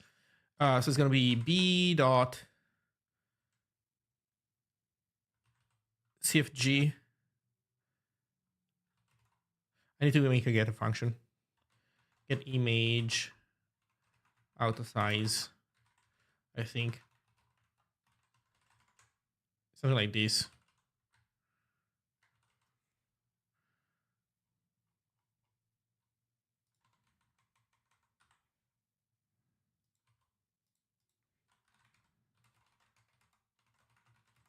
Is it called image auto size?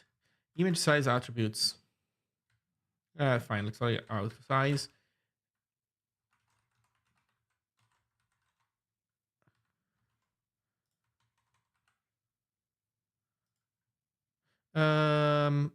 What the fuck am I doing? I don't even need the local UID. It's the same property. It's just like a.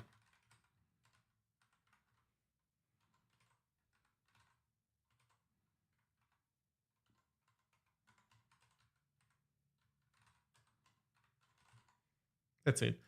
This guy can go up because we put it here before the ones that require local ID. So we don't even need this.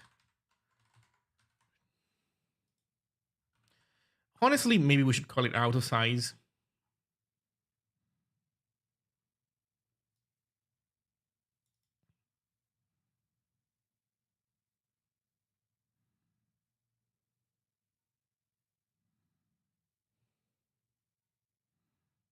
Also, another thing to keep in mind is that we only do it for Markdown. We don't do it for Super HTML. We never engineered this stuff in Super HTML, and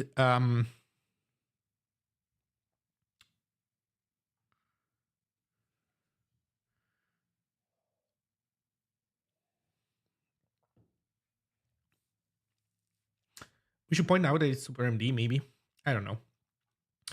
Well, in any case, we get image auto size. It's fine. And it's an internal name. Get image auto size. So auto size.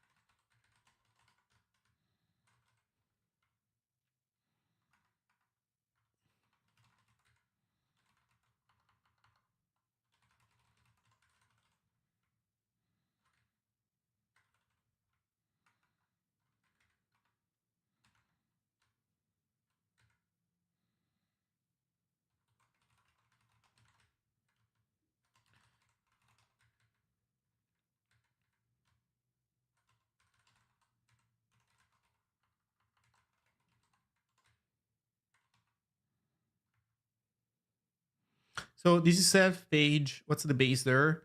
The base there is going to be variant.content there. Image path. The fuck is the image path? I don't know, man.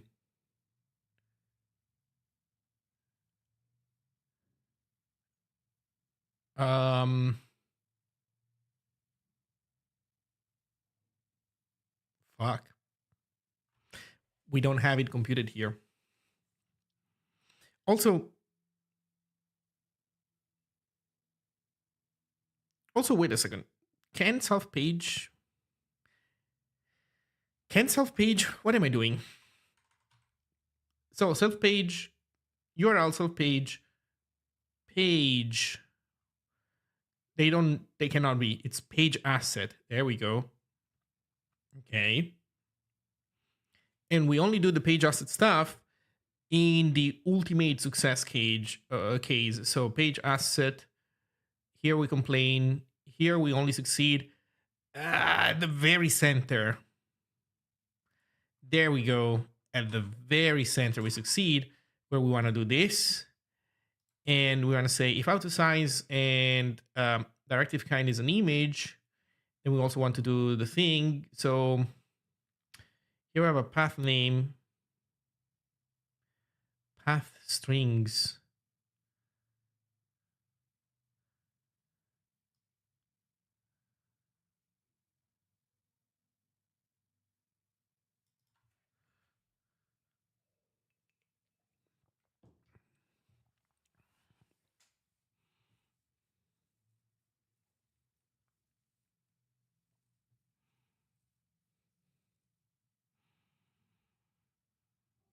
So the way it works is that it needs to be the page URL slash the page asset ref. And we need to put it somewhere.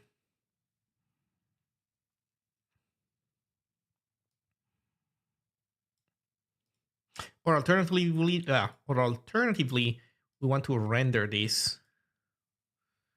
Problem is we don't have an easy way of rendering this.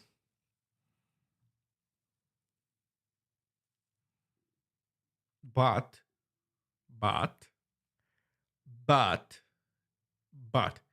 we have a path name. Path name can be rendered easily. So that's kind of what we do, I guess.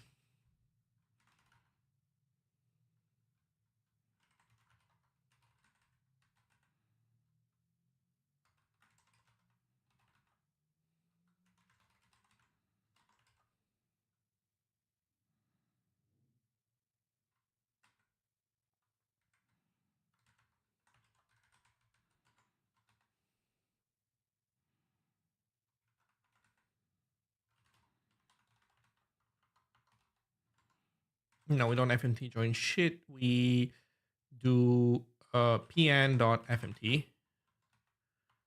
pn.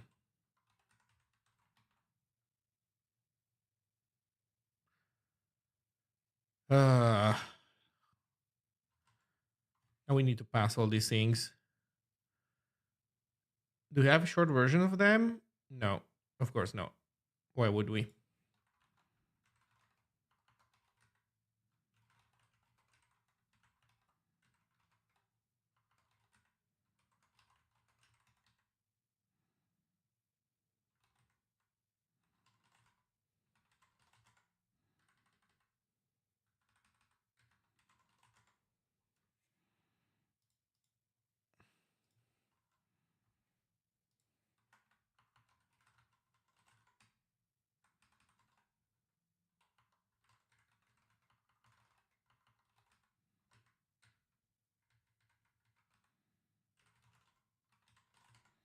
Okay.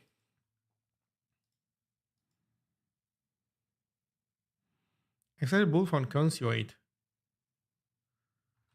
The fuck are you talking about? I copy pasted a bit too aggressively, huh?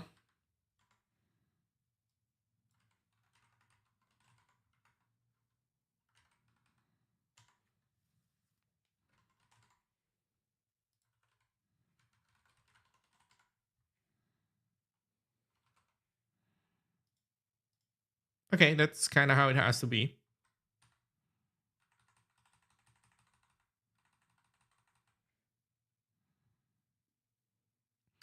Site asset, similar concept, except we don't need to allocate anything. So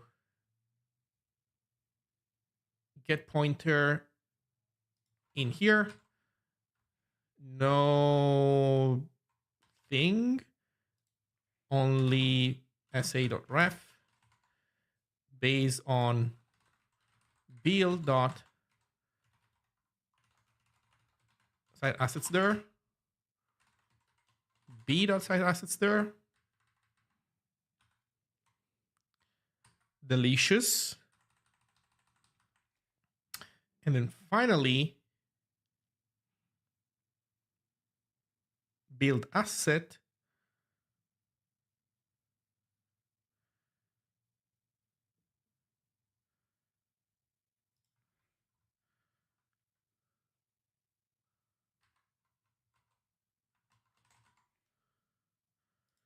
so that is also fine, and then ba.ref. No, it's asset.input path. Okay.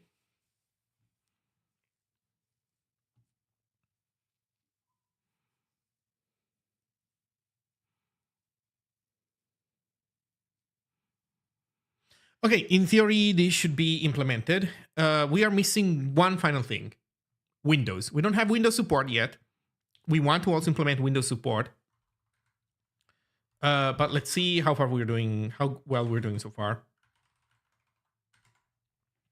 So try to build, go through build errors.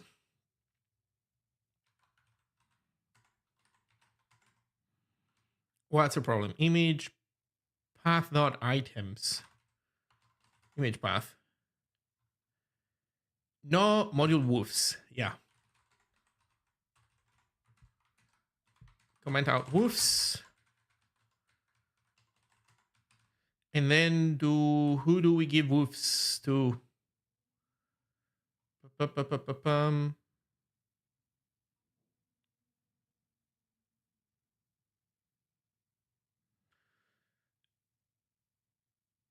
SHTML docgen.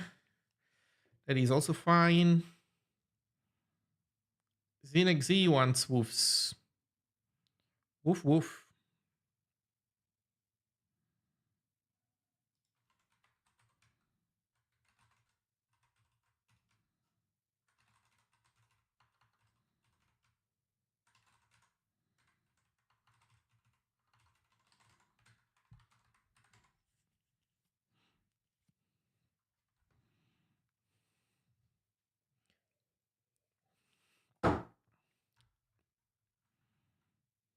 Extracted two arguments, found one. Fair.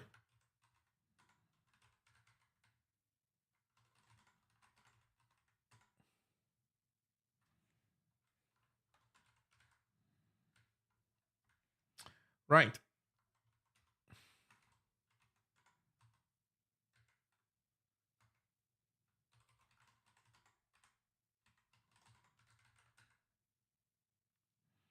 Incompatible types, woof size, and void.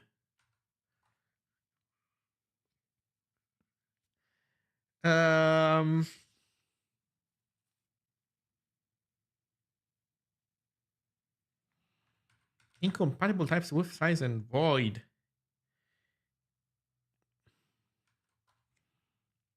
Here, because we do log debug and then we don't return.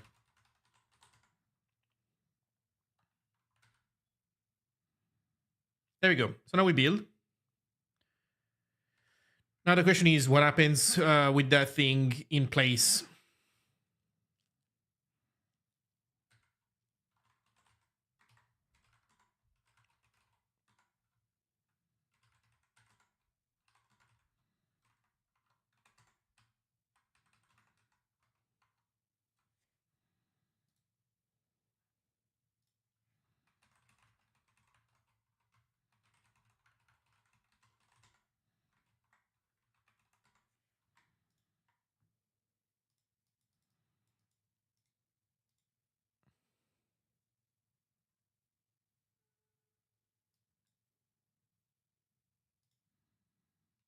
Okay, let's put the under construction image inside of Markdown.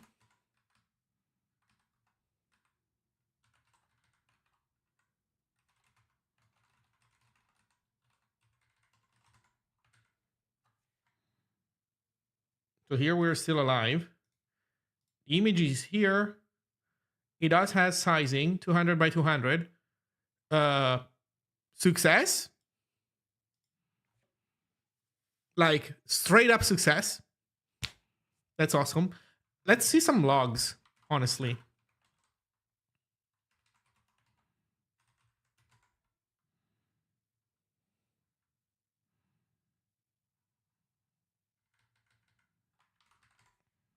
Although I think we only added logs for failure cases, so let's add logs for successes.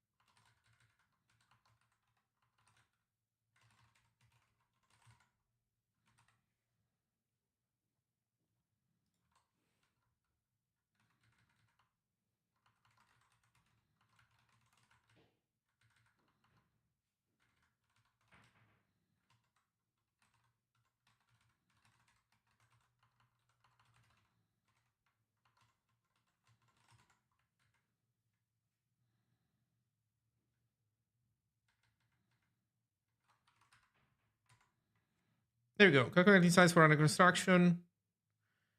Image stat. Blah, blah. Computed size. Starting in the server. Okay, so it's happening. We got it. So macOS and Linux are covered. Windows is not covered. But check this out.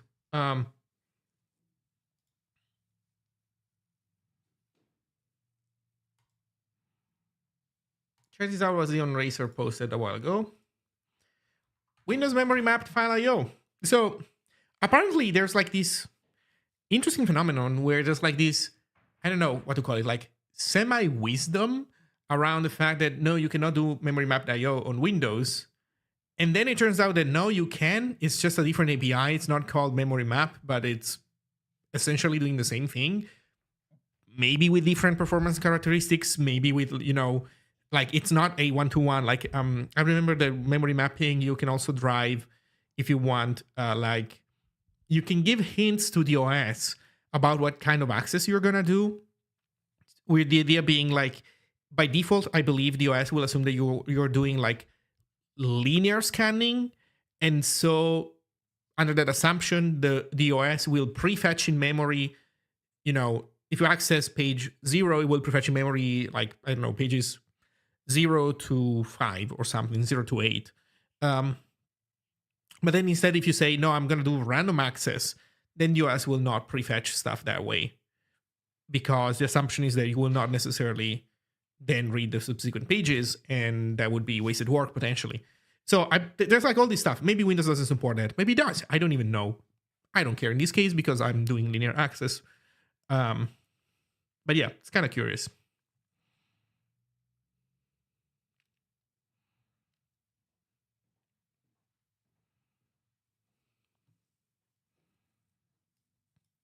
Okay, so it says, first we create a file handle.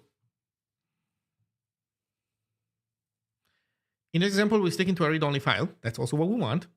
But a manipulable memory map file is easy to achieve. Cool. Then create file mapping. Page read-only. Passing zeros for the high and low max size params here will allow the entire file to be mappable. You don't even have to tell it how big the file is. You don't even have to stat the freaking file beforehand.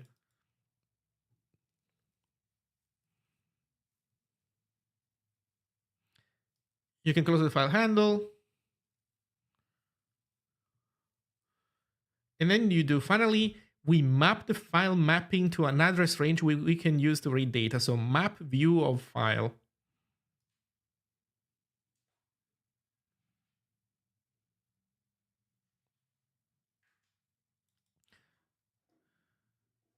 When we are done, close the file mapping handle, releases the file for use by other applications. Empty on map view of section. Close handle.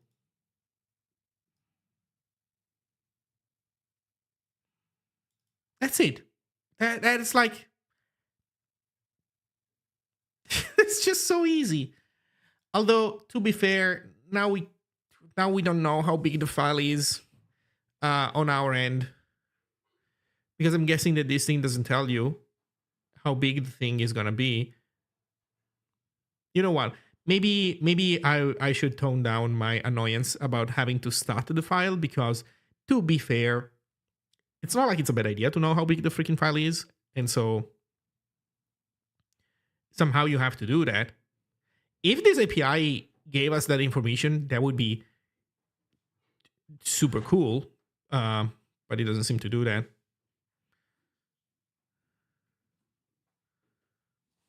But yeah. Give me a sec. I'll be right back.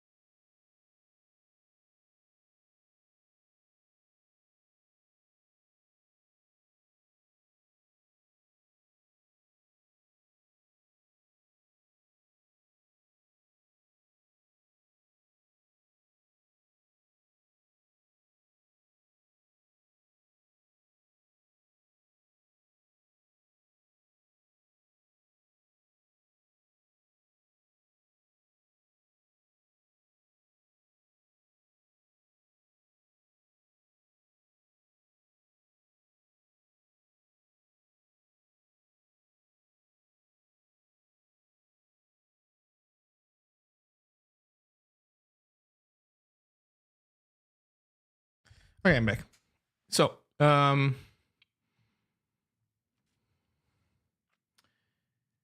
we were saying, let's do Windows memory mapping, right?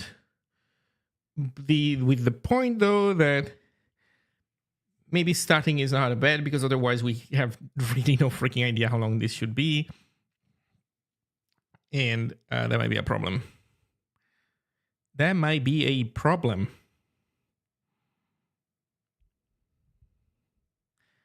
That might indeed be a problem. Okay, so let's go do that. So what's the idea? We open file as like usual, but this is where we switch.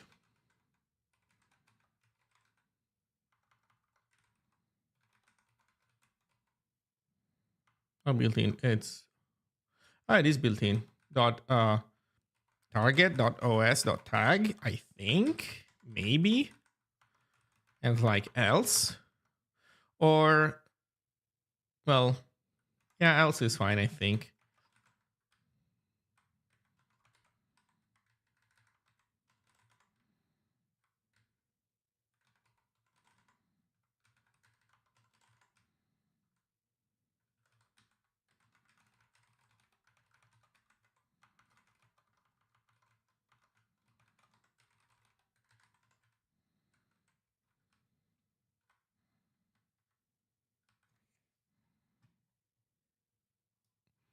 OS tag, there we go.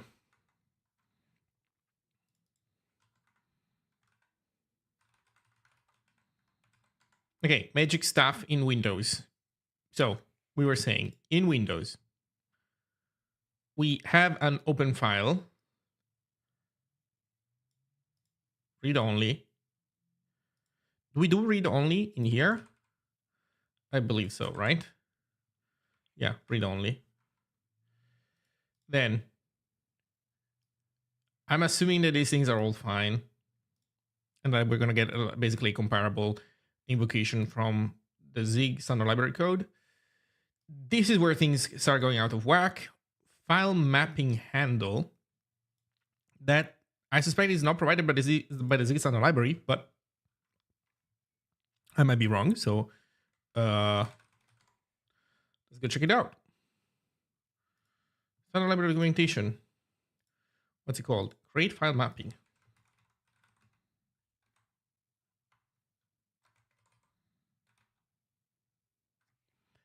With stuff with mapping in it. There's some Linux BPF stuff, some enums, heap debug allocator. That sounds juicy. The fact that heap debug allocator comes up when you write mapping, that seems interesting because it's not in the name. So what the heck are we matching against? So let's go take a look. Why I think this is interesting is because this is a Windows only thing, which was also taken out of everything, but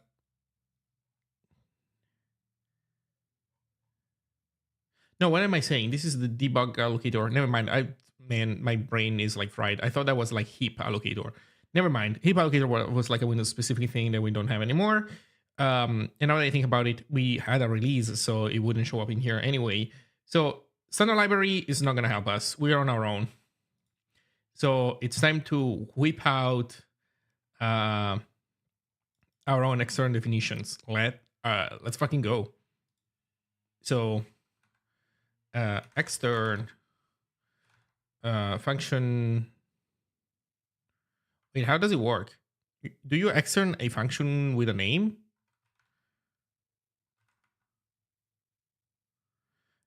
Expected a struct, enum, or union.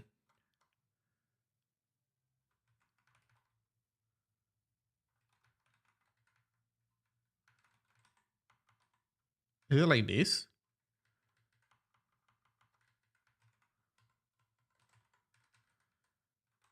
No, you don't do it like this. I feel like I'm being kind of dumb. I forget how you do this stuff. But I shouldn't. I should know.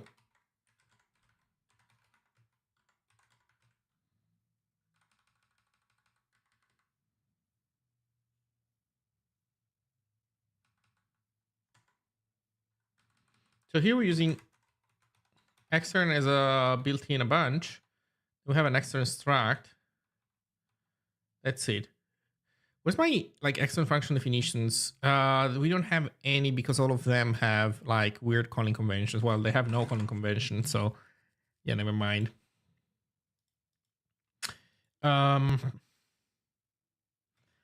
So wait, but there might be something like this in some of the other files. Wait a second. Come on. Nothing interesting in here. Shell. Same extern stuff like this. That's it. Okay, never mind. Standard library documentation. No. Language or reference documentation. Extern this, extern that. Wait, is extern as a keyword gone?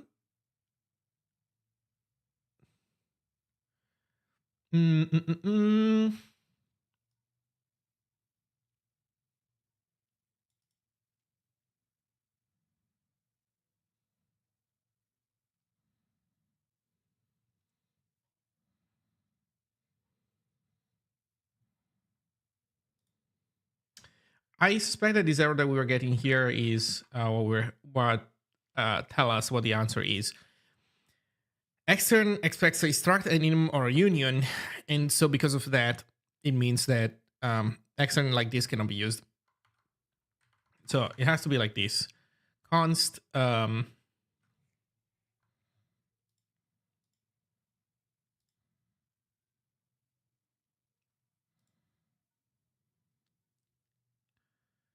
What we were saying, create file mapping.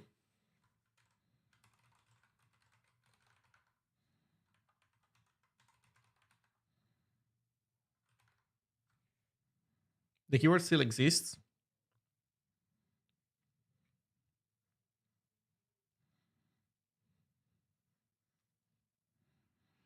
Yeah, but the problem is that it can't be used with function definitions anymore, it seems. I think that in the past you were able to say something like extern function foo void, and now it doesn't like it anymore. Also, it used to be like this, I think. You could do stuff like this, but I guess you can't anymore. Also, now that I think about it, we must have examples of these somewhere. You know where we have examples of these? In SuperMD, I think.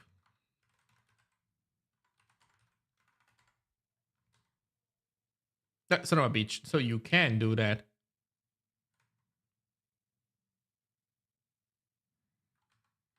Am I getting lied by ZLS? Is that what's going on? Oh, you know what? No, I know what's going on. Extern works in a global scope. You can just extern definitions like in a random body. That's what's going on. I bet you. Okay. Yeah, there we go.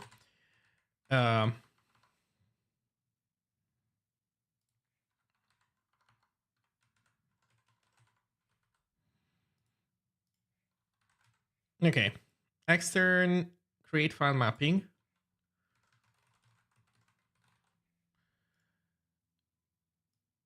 Oh, God. Windows create file mapping. Right.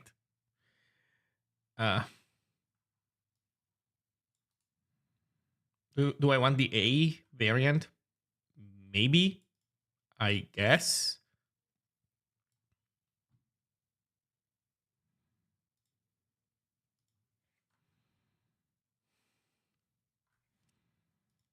Okay, it wants a file handle.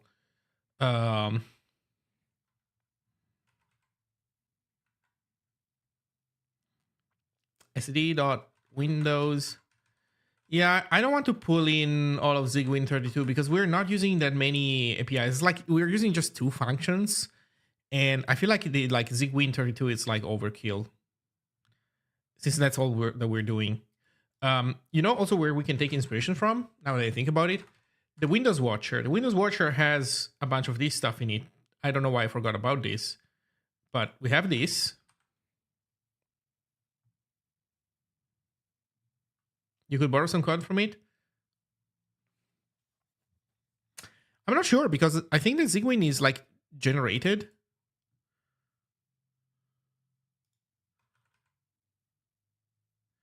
There we go. Oh, delightful.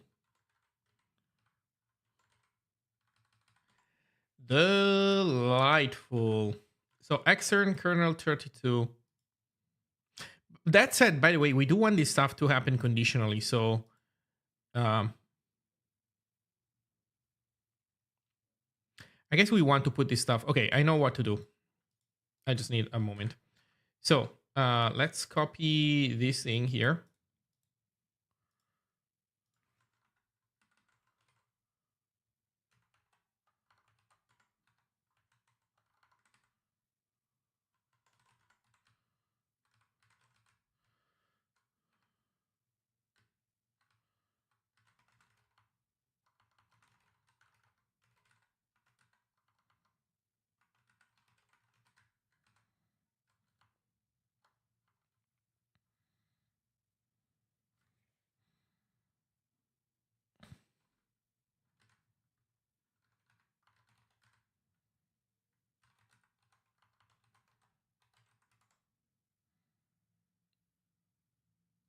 So we have handle.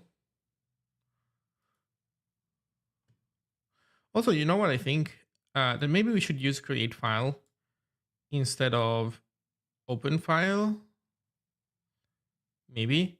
Well, you know what? If we get trouble with by using open file, then we can switch to this one. So handle. Also, the fuck am I doing here?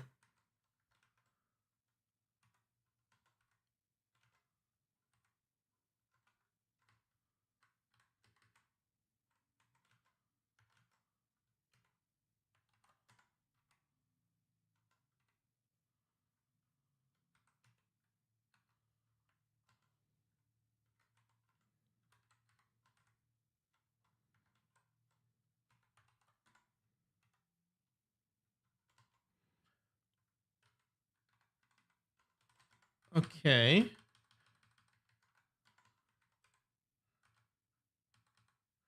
So we not handle.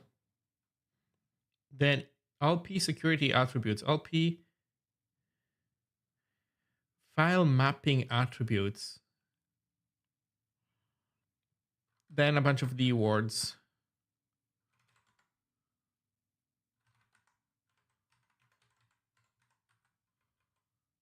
And then a LPC string.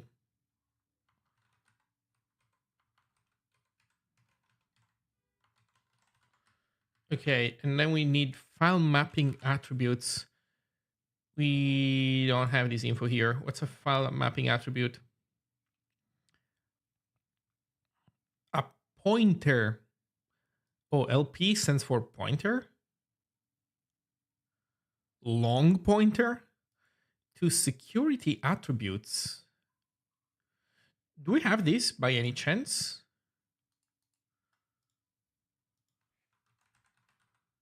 Aha, we do have security attributes. Let's go.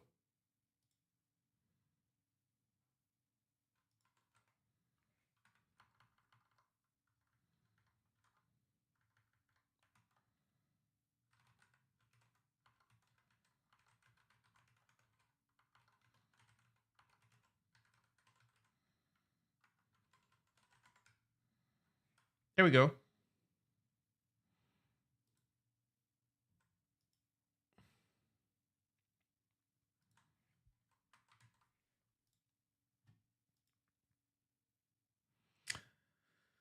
Okay, so well,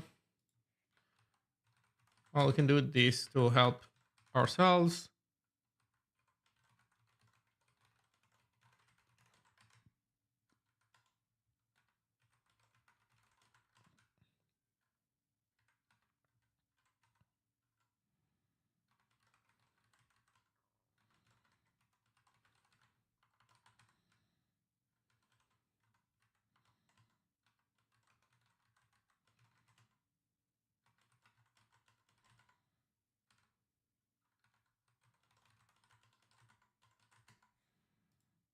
Okay, so this is create file mapping. Um,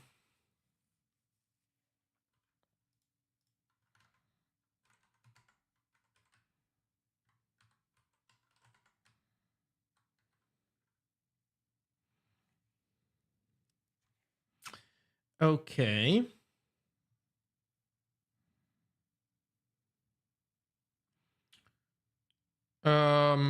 So we have this. Then we need another one, right? We need map view of file.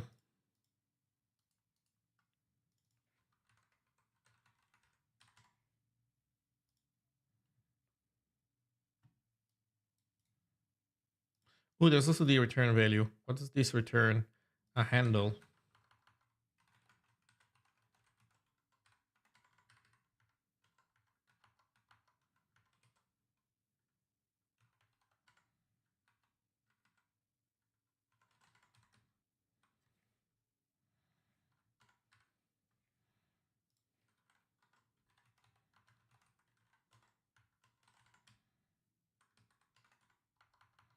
I'm actually not sure if kernel 32 is the right calling convention, but I'll roll with it, I guess. Map view of file. So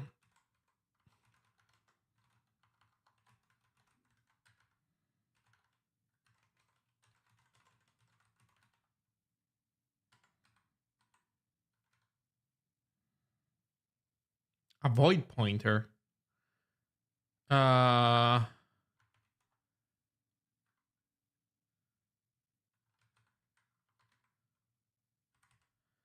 think it's like this.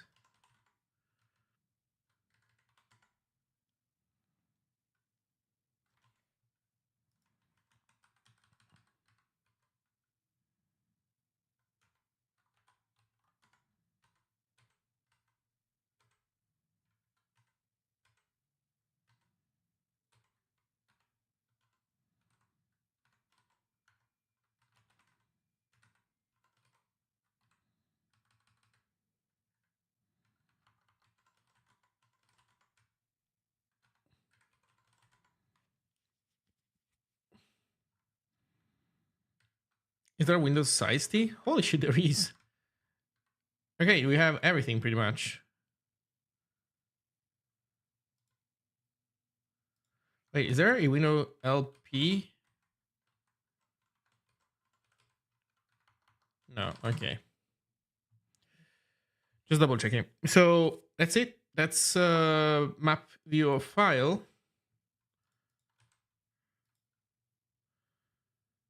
So now what do we do with these bad boys? Well, we take them out because this is Windows only stuff. And we want to put them inside of the Windows branch, but in the Windows branch, we don't have the right scope unless we do this.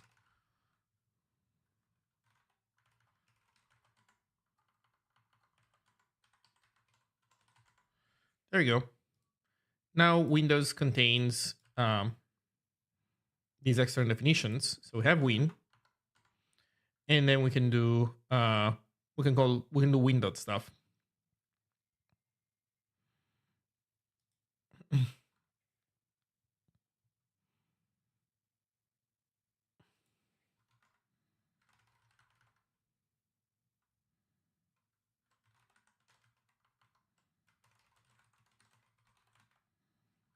So create file mapping, image.handle, attributes, I don't fucking know, null for now, protect, oh god, okay, let's go back to the blog post. Map view of file, file mapping handle, file map read. Do we have that?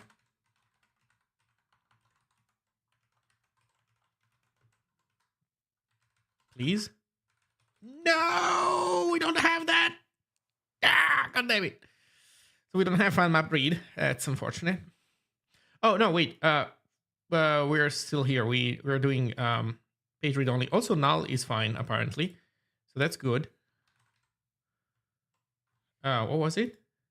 Page read only. Oh, it does have page read only. Let's go. So we have page read only. Then 00 null.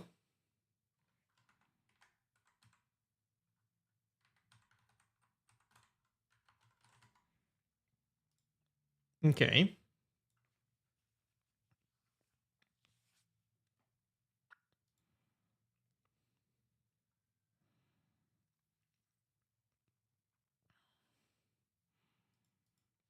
Uh, we're not sure. I guess we should check that the handle is 0 on failure or something. Like, how does this stuff fail? I have no idea. I guess we I don't know. Like, to do. How do we handle failures here? More than handle is like detect. Handling, we know what we want to do. Is like, how do we detect? Okay, next. Map view of file. No, man, we don't have file map read. That's disappointing.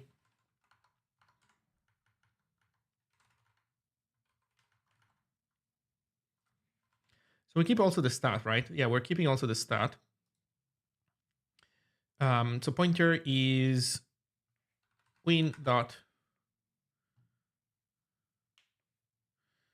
page read only is the third, not second param. You're right, we're missing a null. Thank you.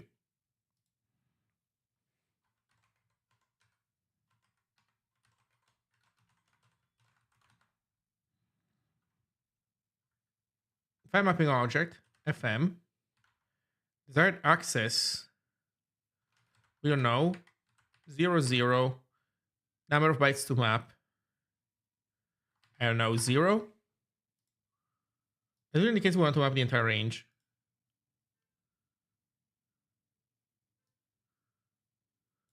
I'm guessing that on a file mapping, I'm guessing that you can ask to a file mapping how big that file mapping is. That's what I'm guessing. But in any case, okay, the problem is that we're missing file map read. Let's try again. Just in case I typoed it.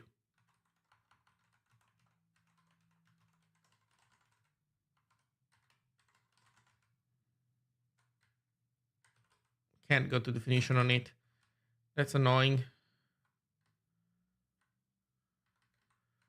Ooh, also we have these things. Wait, where is this stuff defined? Win32. That hasn't answered anything. Oh. Okay, we have LP stuff. Wait.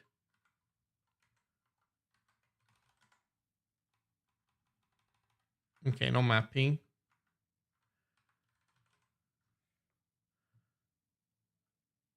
Oh, these guys always start with NT.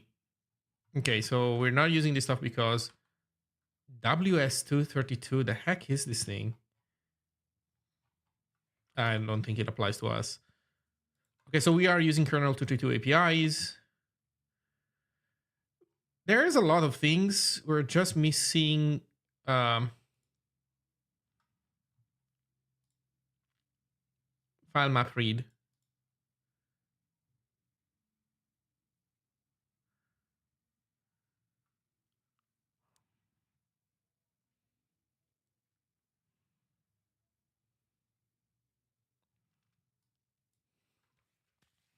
So, man, now I need to figure out what value this stuff is. Will Zigwin help us?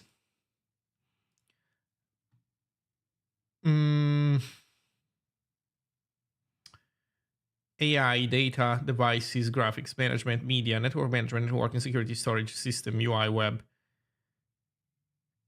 System?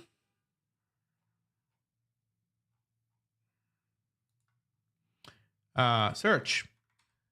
There is just no way the GitHub search is going to disappoint us. Copy. It is mathematically impossible. The GitHub search is going to disappoint us. It's like impossible.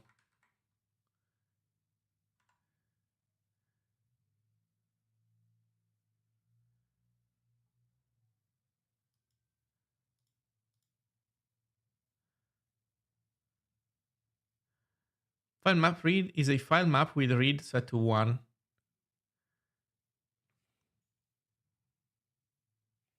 So it's the third byte in this file map thing.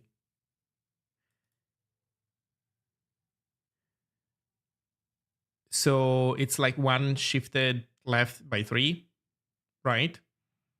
I think that's going to be good enough for us.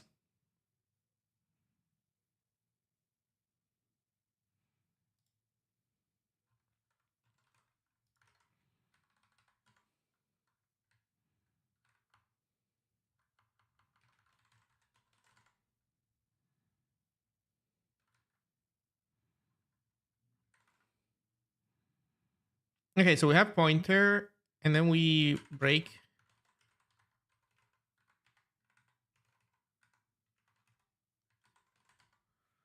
There we go. No, we're doing something wrong. Like, we can do this, but like this is supposed to return the pointer, right? So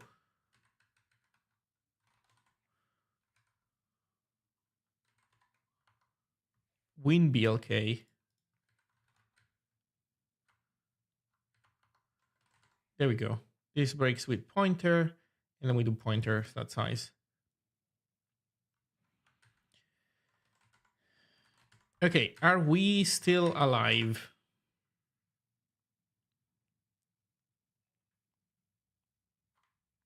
We are. But what if target is Windows?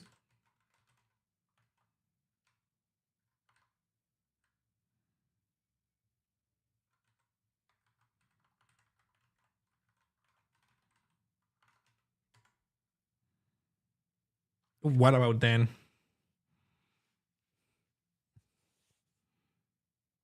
Integer overflow. God damn it. Okay, so this is a Zig bug.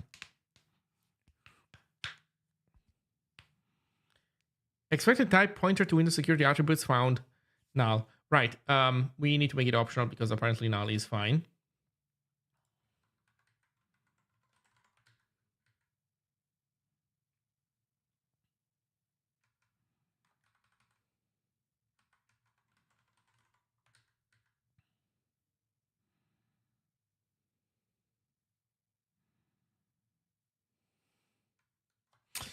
Oof. What about M and map? Right. So the fur switch built-in dot target.os.tag.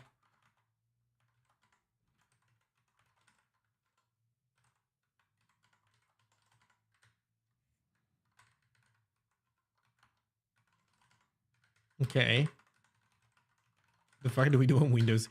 There's like a delightful Windows talk. You know what? Also, Win doesn't have to live in here now that I think about it. We can put the definition outside. And then we can say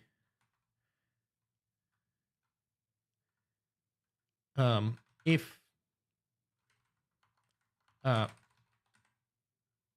built-in os.tag different than .windows, this is void, else it's a struct. So we keep it void if it's not Windows. This guy can go live inside with it next to its Windows brethren. Then here we do win, and then we are able basically to do win stuff also here, and we'll want to do win dot something something. When we are done, closing the file mapping handle releases the file for use by other applications. There we go. Empty a map viewer section and then close handle. Get current process. Jesus. Okay.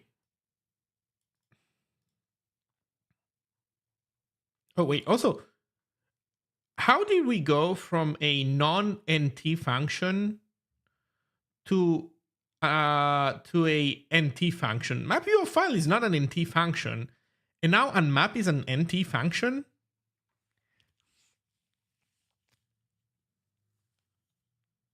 What?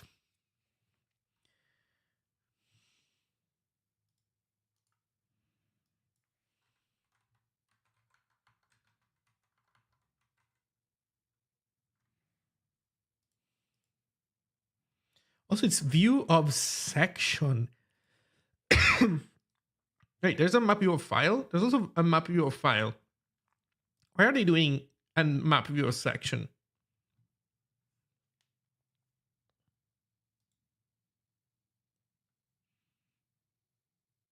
And also, this is not an NT function, so good.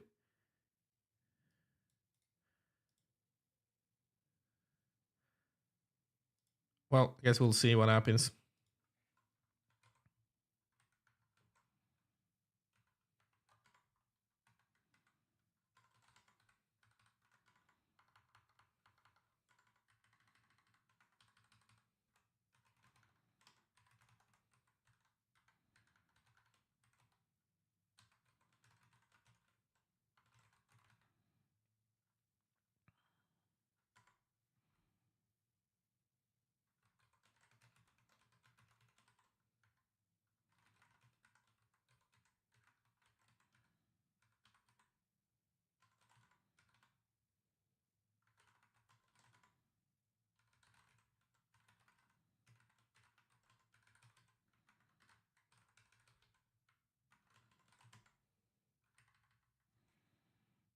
Okay, so this is a map view of file.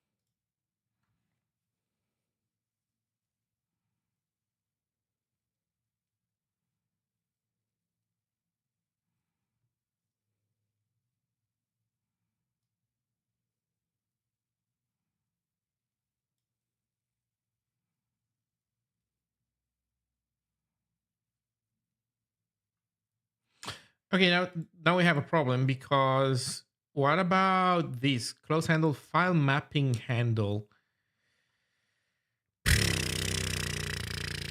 We have a file mapping handle that we create here, and we don't know what to do with it. And we don't know what to do with it.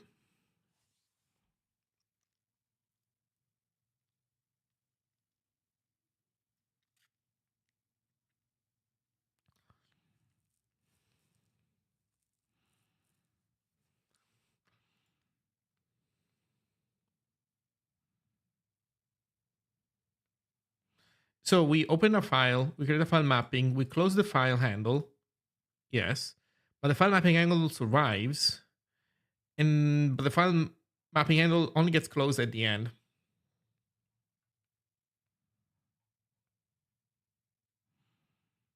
Drawbacks. Okay, let's see drawbacks. What are a few things to keep in mind before going all in on memory map.io? First, there is no dedicated asynchronous API when memory mapping files. Page faults will occur on whatever thread accesses the memory, which could result in unexpected latency. I actually consider lack of an async API a feature and would prefer to fetch pages on my own terms within the context of my own async threads. Blah, blah, blah. So it might be that in the future, memory map.io might not be what we want to do once we start doing async.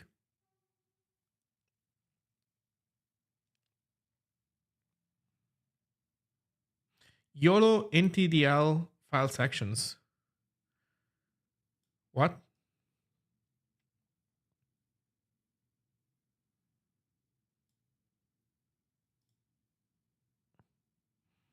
Oh, let's see. At the point of file mapping creation, the size of the map is fixed and there isn't a way to grow the mapping. There's another quirk. If you set the mapping size to be larger than the file itself, the file immediately grows to accommodate the mapping size. In either case, the capability to append write map files appears to be missing. At least that's the case with the WinAPI calls. An important trait here is to rely not on the WinAPI functions, but the less documented NTDLL functions instead. This will be the subject of the next section. Okay, where you can do more fancy shit. Oh my god. Um. Ah. Ah.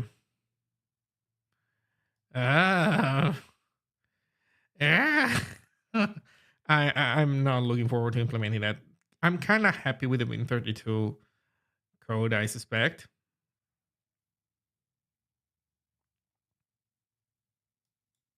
EX.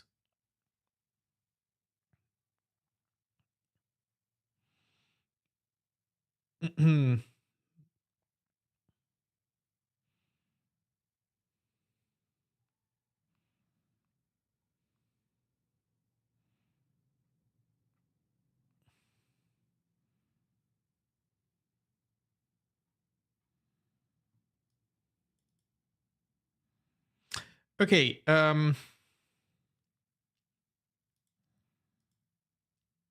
Yeah, we have to decide what to do with that freaking file mapping thing. We can't leak it forever. Unfortunately, we cannot leak it forever. So we can create a variable that we only set in the case that we are Windows, maybe.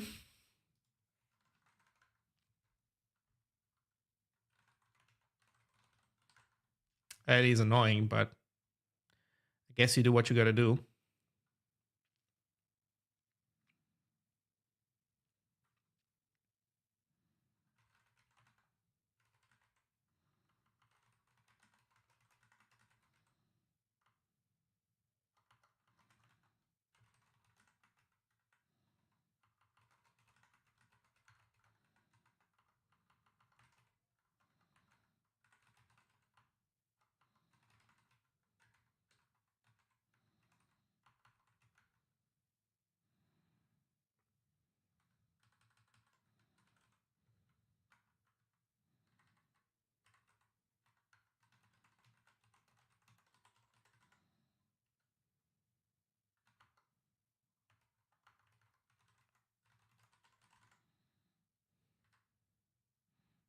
Delightful. Truly delightful.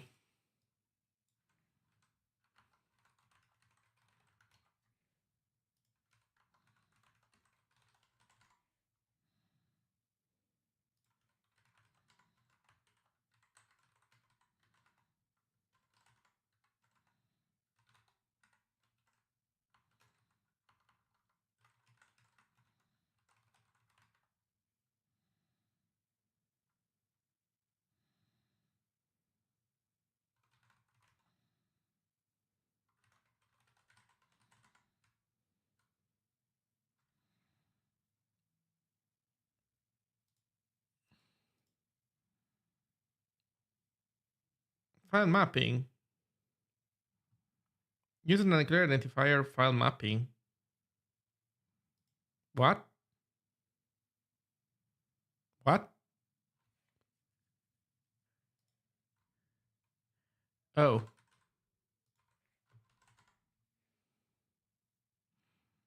Okay, so with this we should not be leaking that anymore. A map view of file, we're ignoring the return value. Yeah, that's fine.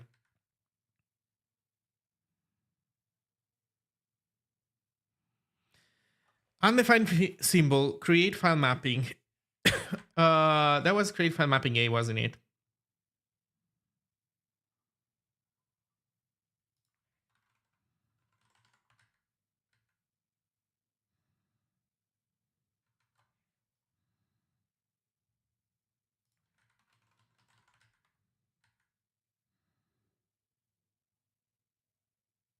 Okay, we built.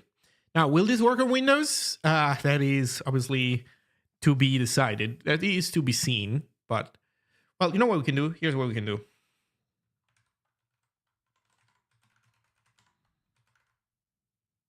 There's a test.html. What am I doing?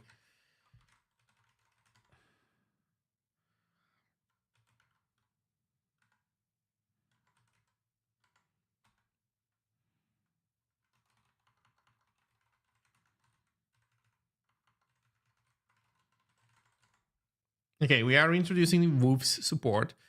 Then here's what we can do, which is kind of funny.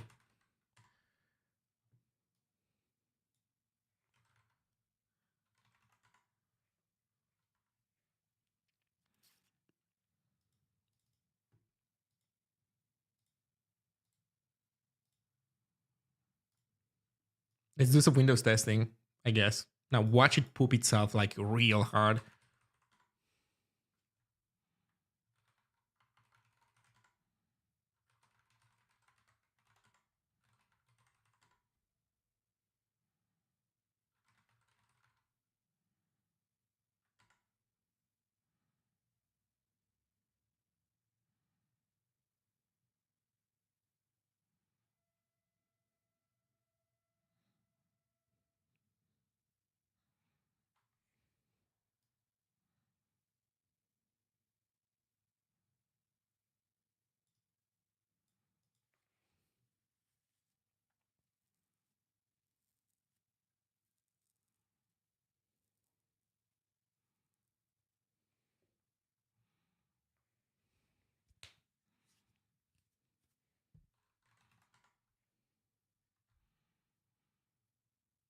Right.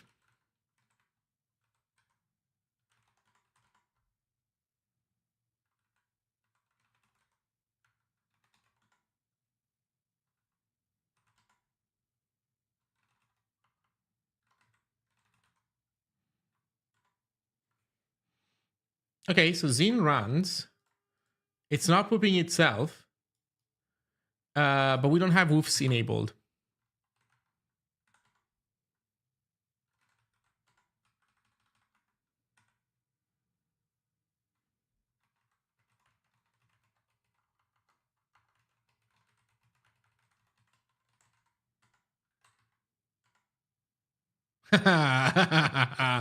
Let's go. Segfault time.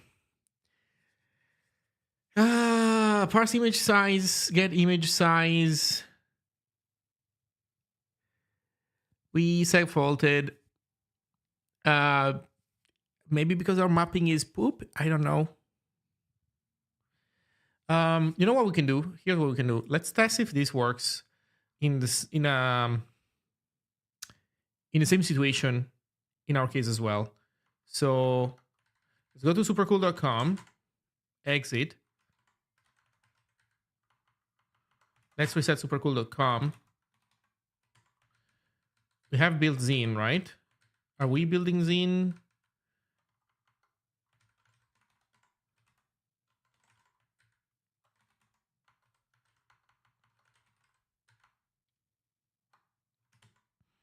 I thought Wolf's scope. That never hurts.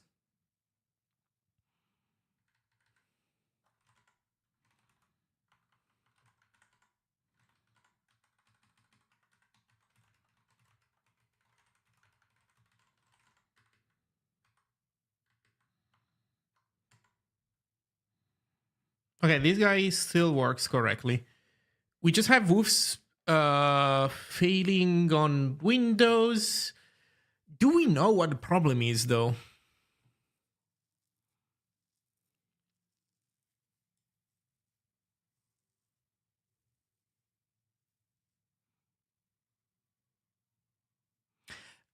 Also, it's a seg fault.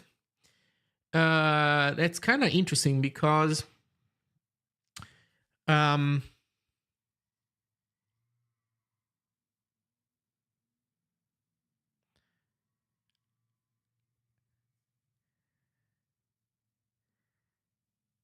so it's kind of interesting because on one end, the pointer is non-suspicious because it's not like a, I don't know, like a zero pointer plus a small offset. Let's add like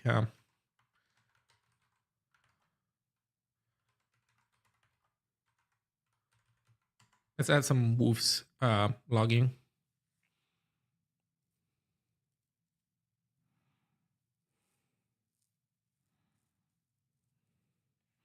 Yeah, so the image is like 500 by 715, so that's like good. Okay, I built buff Zine with woofs login. So it says calculating image 4. This inode is a bit big. This size is reasonable. And then we segfault.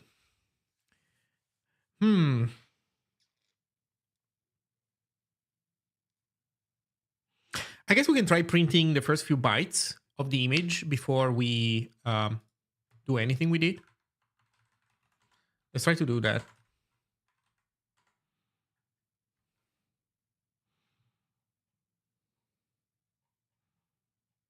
So here we say std debug.print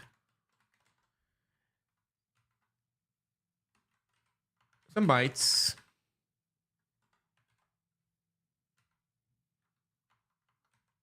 One hex. So, and then we want like data 0. I don't know, like first, show me the first 16 bytes. Can we do this?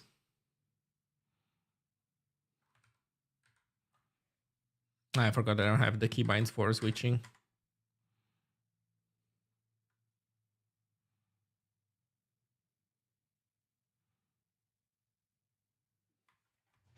As usual, doesn't matter how powerful your computer is, Windows is slow as fuck.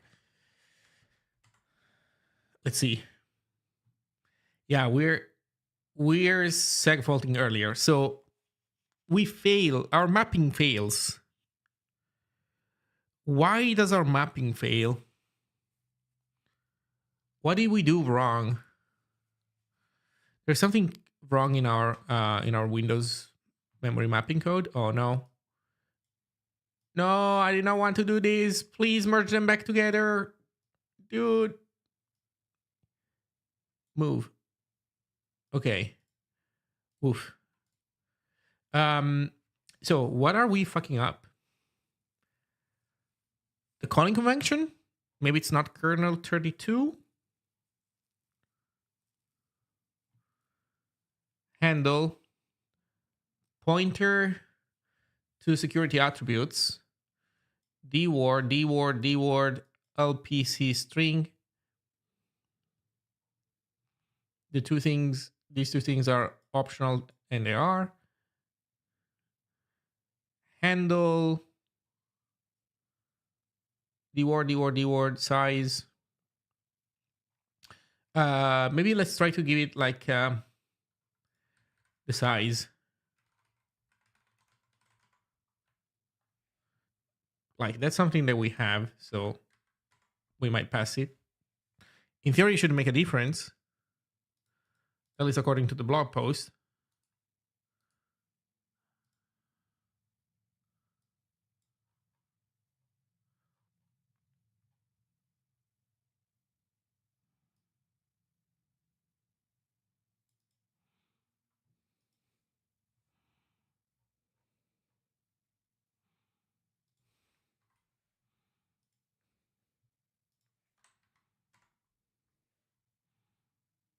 No, it's still segfault.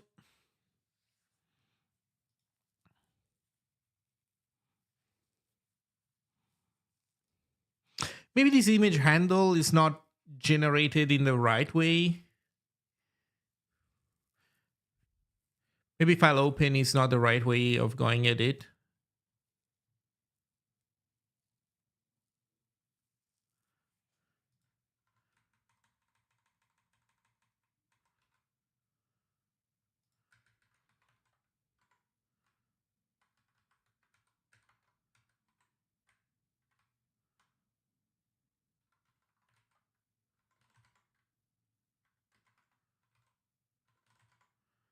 Oh no, I don't have auto formatting. Are you serious? Oh shit. Life is pain now. Life is pain.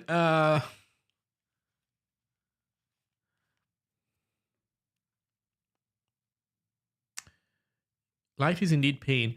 But I think there should be something like this in Helix, right?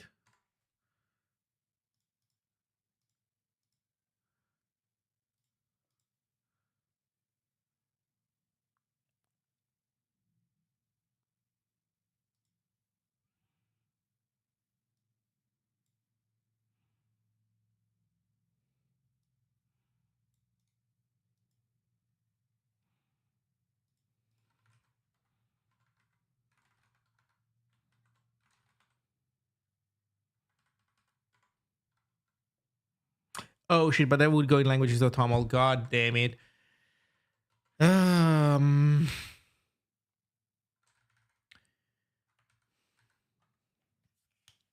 Why is life pain? Why is life pain?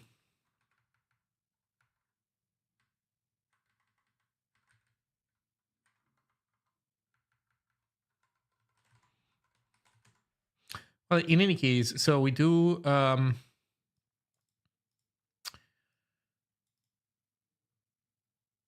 so here we're doing image and stat.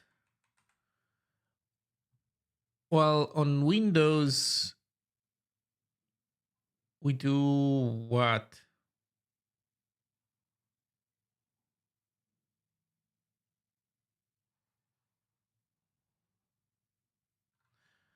You know what?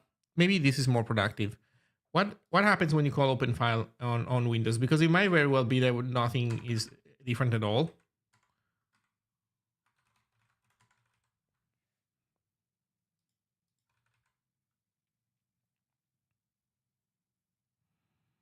This calls open file.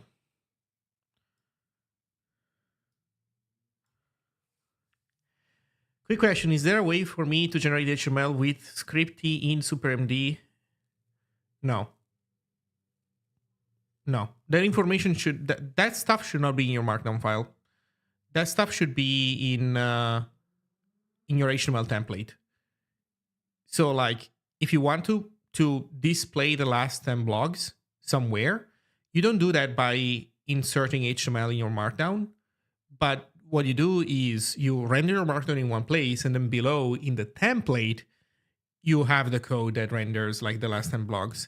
And if for some reason you want the last 10 blogs to be in the middle of your content, so like there's some description above, then the last 10 blog posts, and then some text below, you do that by defining sections in Markdown. So in Markdown, you have like a heading that you call like section, I don't know, like preamble, and then prefix, and then like suffix, I don't know, like first, last, first, second, whatever. You give them good names.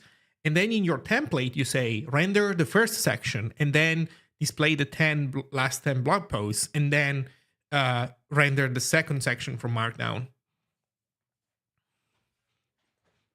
So the whole point of the Zine way of separating Markdown and HTML is precisely so that you don't pull this type of stuff inside your content, and you keep them separate. Yeah, no, this is not possible. SuperMD is not able to produce templated HTML. It's only pure HTML. At least for now. And in any case, if something like this comes in the future, it's all probably going to be like very restricted. Like because there's like there's a bunch of downsides by having like templates that are like snuck inside your like Markdown files.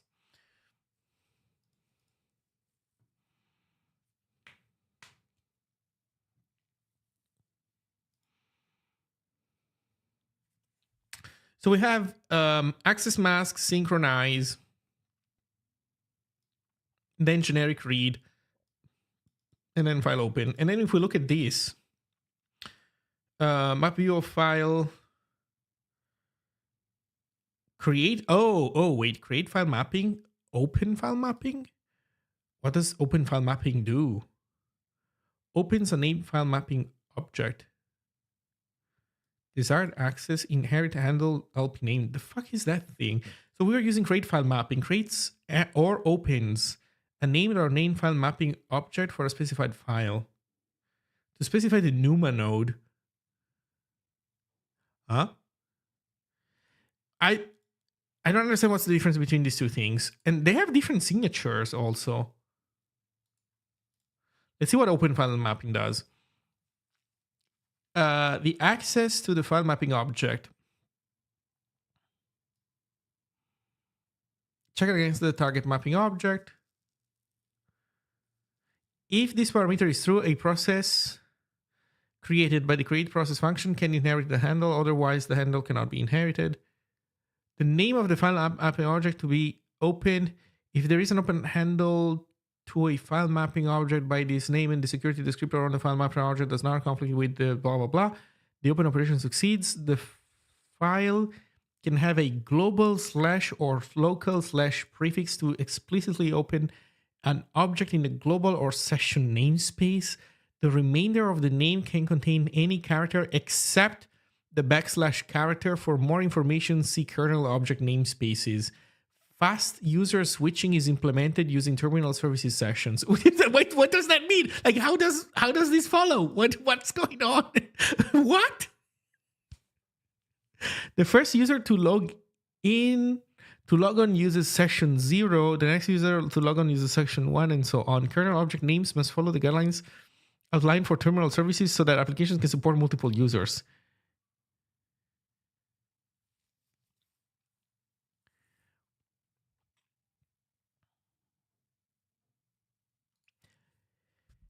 Create file mapping. I don't know. Let's see.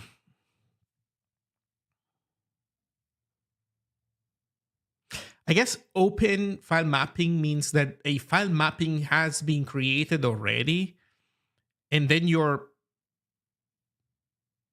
opening it, I don't know, or something. A handle to the file from which to create the file mapping option. Yeah, also the other thing wasn't accepting a file handle, so that's definitely not what we want. So we want this guy. The file must be opened with access rights that are compatible with the protection flags that the fprotect parameter specifies. If not required, it is not required, but it is recommended that files you intend to map be open for exclusive access. Do we do the exclusive access stuff? Synchronize. Generic read. Creation file open. What?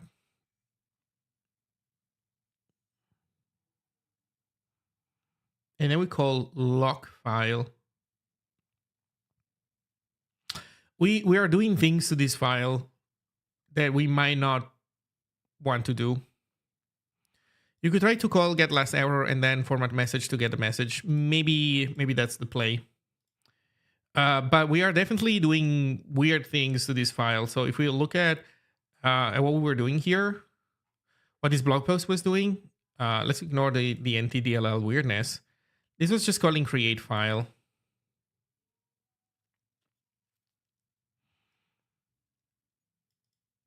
Create file, open existing. So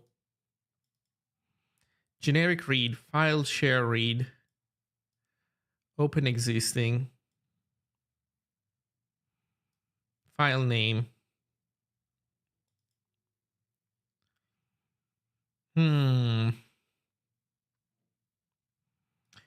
We do have create file, do we not? In our code, what's the commented out function that I was moving around? Yeah, we have create file here. File name, share mode, security attributes, creation, disposition. Man, this is call conv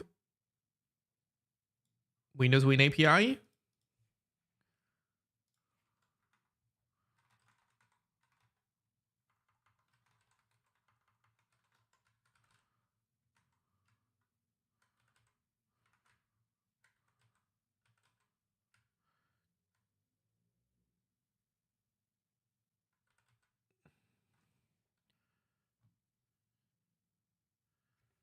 C, Win API, kernel. Maybe kernel 32 is the wrong calling convention. Maybe the calling convention is Win API. Is this stuff documented?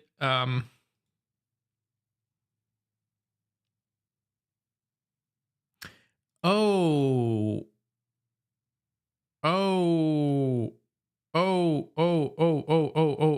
wait a second.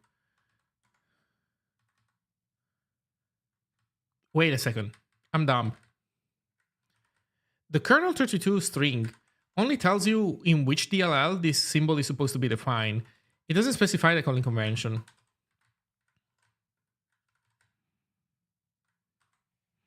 I think this might explain our woes.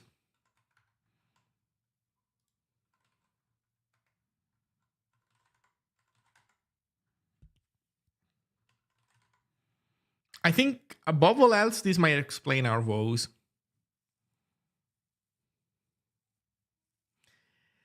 Yep. Let's see what happens.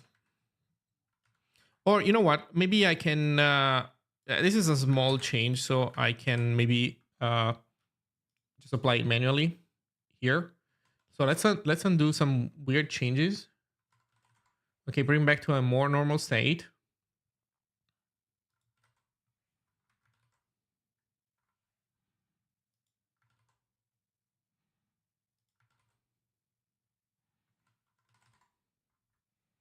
Wait, I do have auto formatting. What the heck? So I just had like I borked the syntax. That's why I wasn't getting any. Okay, let's see what happens now. I feel like weirdly optimistic about this. Also, NTDLL is below kernel 32. I expected there. I forgot that it was like this. I thought it was the opposite. So no, we said fault hard still.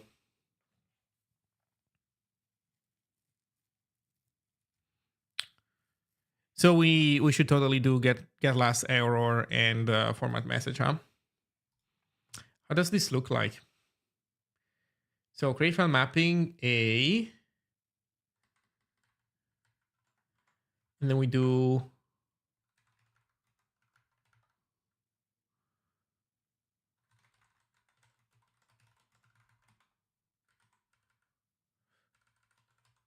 I can't go to definition because I don't have ZLS. Let's do that on my main thing. So here I have all the Windows API thing done well. Then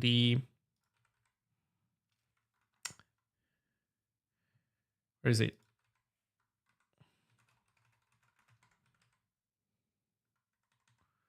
Get last error. I don't have format errors, but I do have get last error. And returns the with 32 error. Okay, that's good. So we just call get last error and then we print it. And then is there like no error? Oh, 0 is success. Okay. Okay.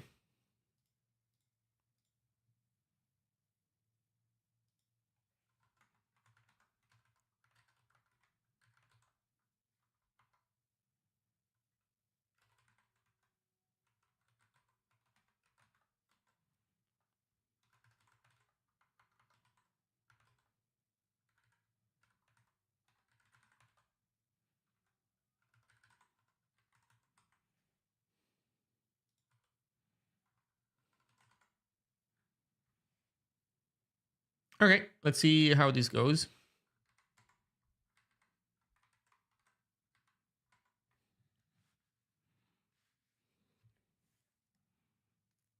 Fail to build.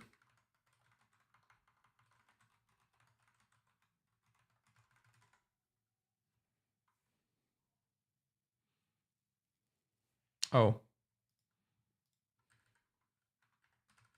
This is like a go moment. Man. Okay.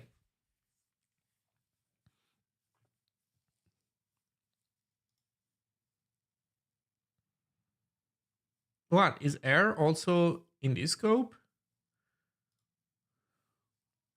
Incompatible applies Win32 error and comp time int. Oh, I guess it's like this.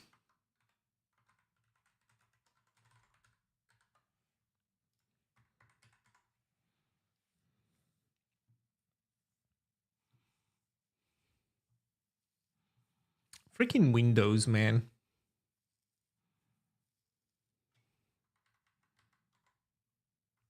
God damn it. I don't know. Windows just hates us. um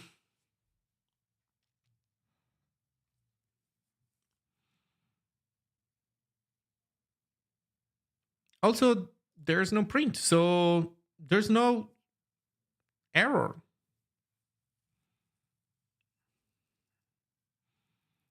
Yeah, less error, but then this doesn't work. I think that some zeros are like messing us up or something. So the blog post was saying file name. Well, no, this is create file. Never mind. Let me scroll down. Create file mapping. File handle. Null pointer. Page read only. 00 null pointer.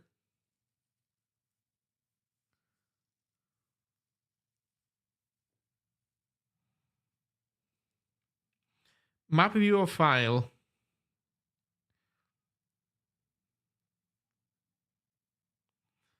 File map read.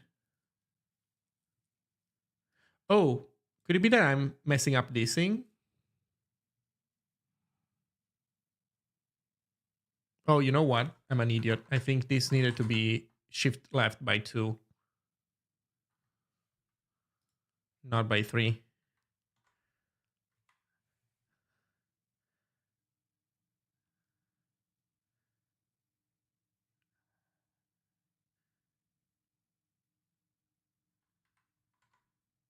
God damn it. God damn it.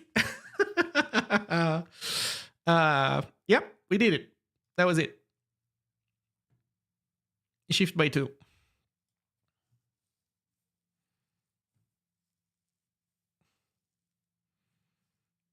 Okay, that's it.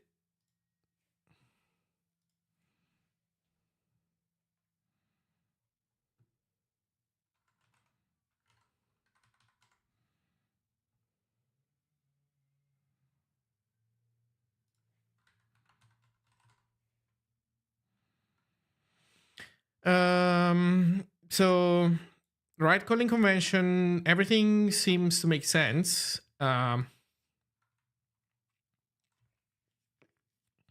Everything really seems to make sense.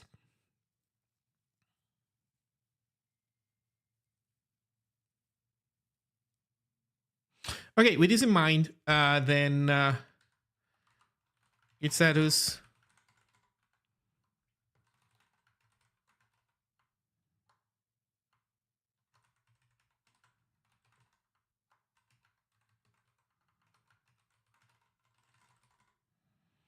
Okay, with this we have Windows support.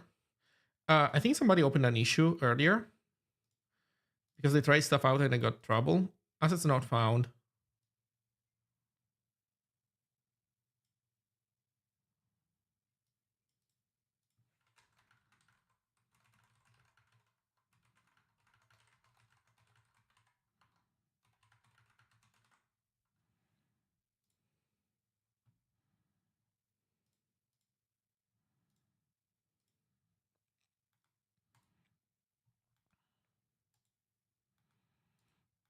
Okay, so woof's done. Let's test people's websites. So, well, this is one of those. I should have replied earlier to give them more time to reply to me. That's on me.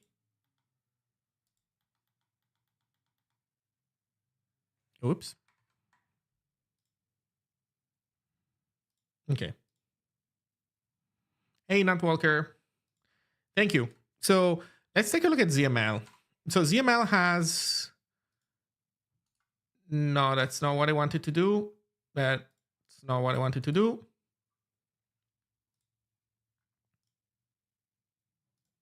GitHub. They have docs. I think their docs are... Are they inside of ZML? Kind of also no.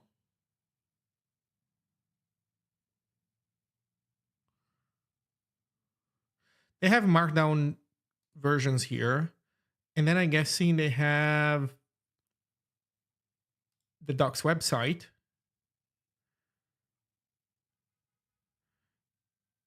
Yeah. Oh, but they're like kind of behind. Let's see what they have in here. PCRE. Docs WASM. build website. There we go. This is their Zine site definition. They have as a build asset only wasm, main.wasm.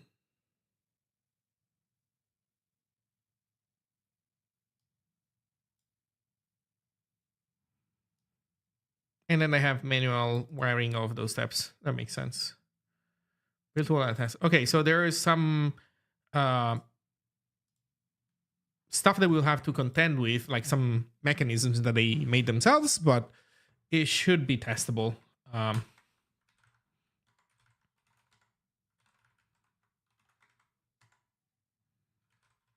Do I have that already in here? No. That is something else. The heck is that stuff? Oh, wait, no.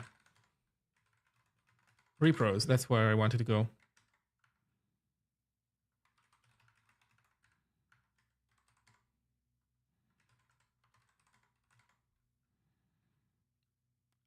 So I can do...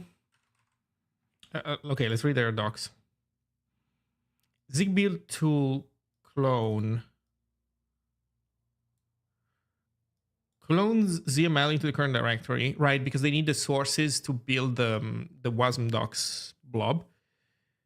Prepares a workspace there for editing.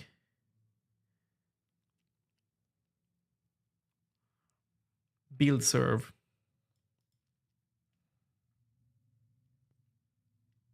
Okay.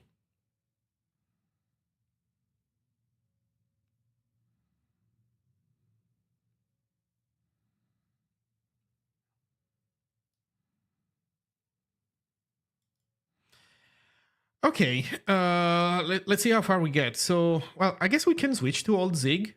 That should be fine.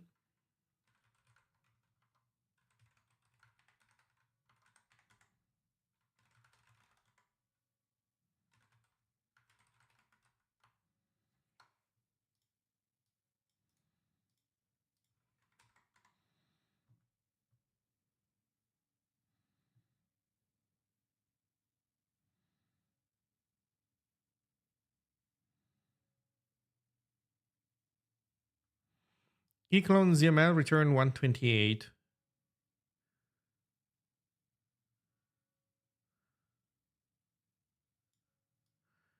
Non-zero exit. I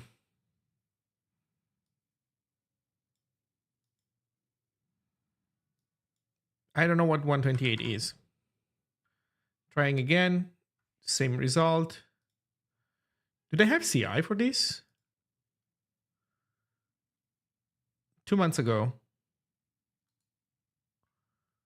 Okay. By the way, is there any info regarding using the Z compiler as a library to, for example, parse Zig and get type information out of it, except for the 3-year-old Stockerflow over post? As far as I know, so far, there is no interest in having the Z compiler be usable as a library.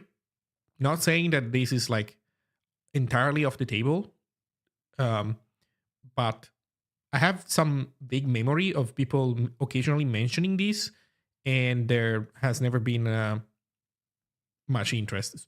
The point being that, as far as I understand, Andrew is not like, actively against the idea, but it's like a kind of feature that is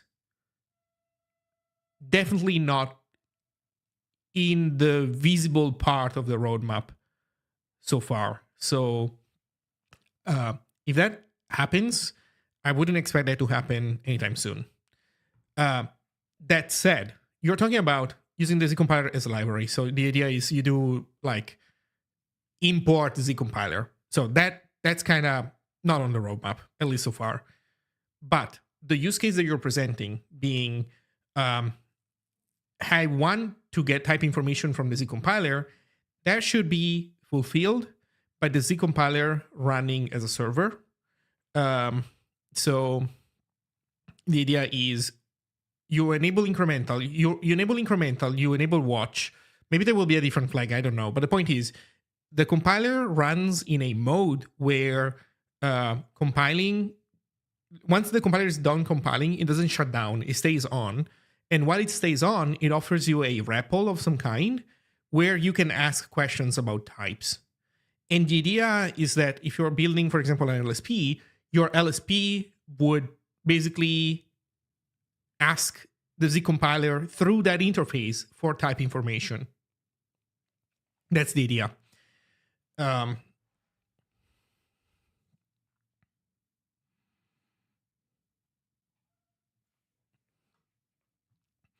How good is it AI at Zig?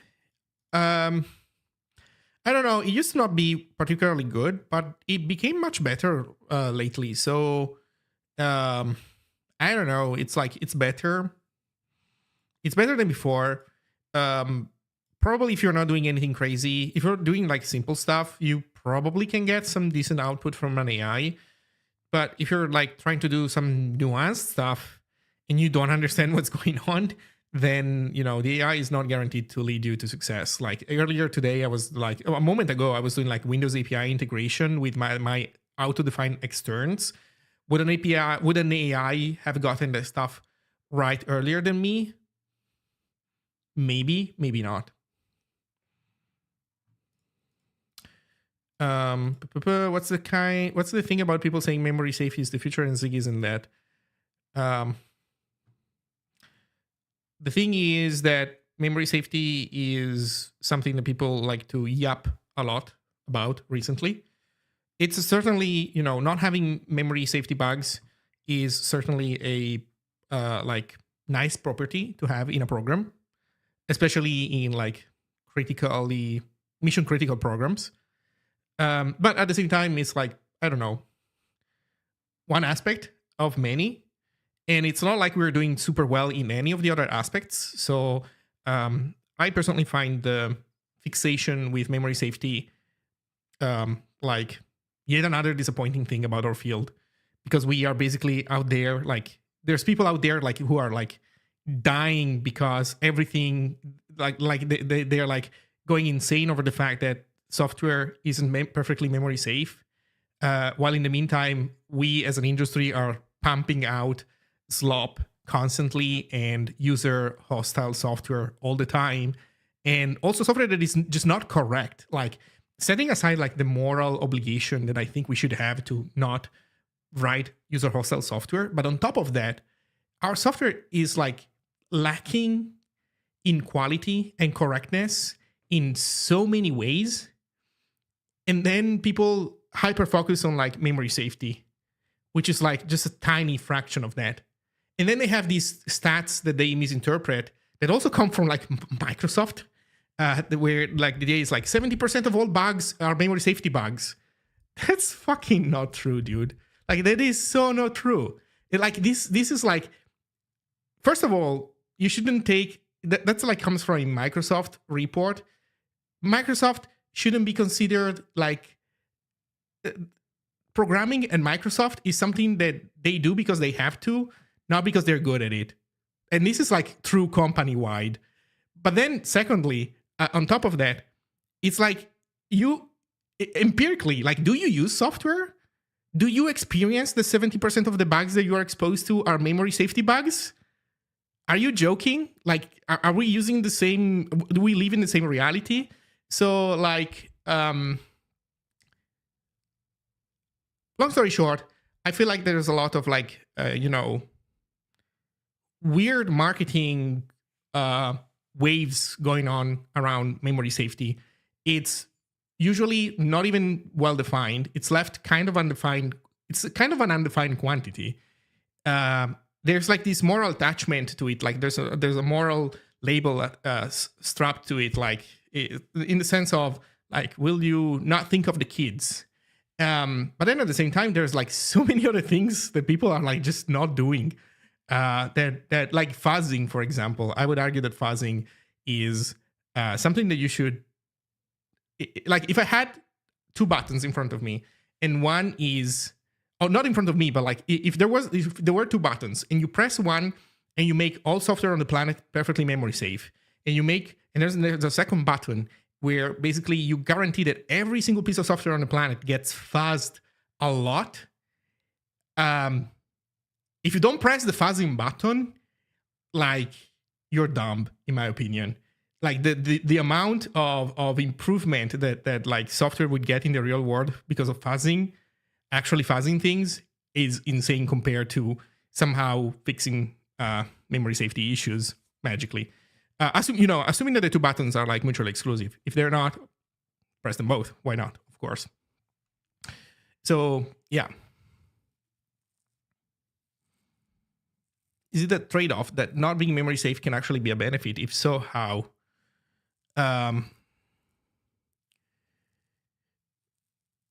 The idea is that the trade-off when it comes to memory safety is that Rust has a programming model where to be memory safe, you have to not open unsafe blocks. So you are basically then limiting yourself to a subset of the language, the memory safe subset of the language, that allows you to do a lot of things, but not exactly everything. And so basically, one way of looking at it, and this is like interpretation, so maybe, there's some nuance there. And ultimately, the only way for you to really get a real understanding would be to do things, firsthand and then come to your own conclusions. But one way of looking at it is that basically, by constraining yourself to the safe subset of the language, you're kind of not using a full systems programming language, but you're using something more high level, kind of like a more high level programming language, but with static garbage collection in a sense. And so you create software that is, generally speaking, more efficient than a Go equivalent, probably. But at the same time, you have to twist your problem statement in a way that the borrow checker can understand, because you're limited to the memory management models that the borrow checker is able to check for correctness. And the borrow checker can't check everything for, like, there are like correct programs that the borrow checker cannot accept. Because it's unable to verify that the program is correct, even though it is. So sometimes that's really not a problem. Like, you don't care, it doesn't touch you, and it's just a good experience. Sometimes it's like more of a gray area and problematic. You can find a couple of examples, I think, of people who basically have abandoned Rust in favor of Zig, for example.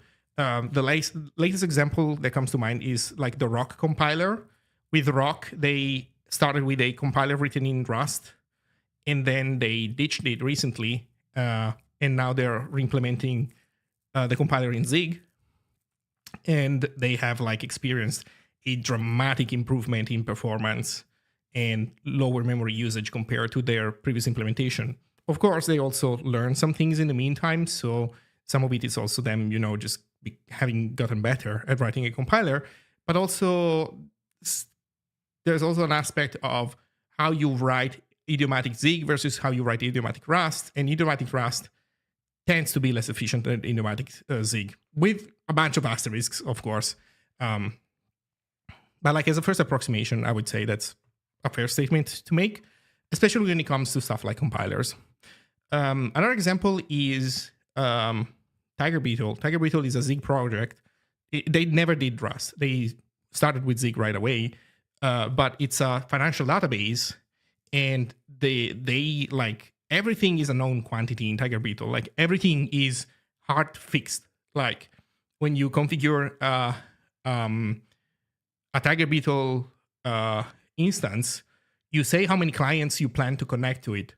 And like, let's say that you say 10 clients, and if 11 clients try to connect in parallel, the 11th client gets rejected because Tiger Beetle pre-allocates memory for 10 clients, and that's it. So Tiger Beetle is a type of database that allocates memory at startup, and then once it's done allocating memory, it never allocates any memory at all anymore after that.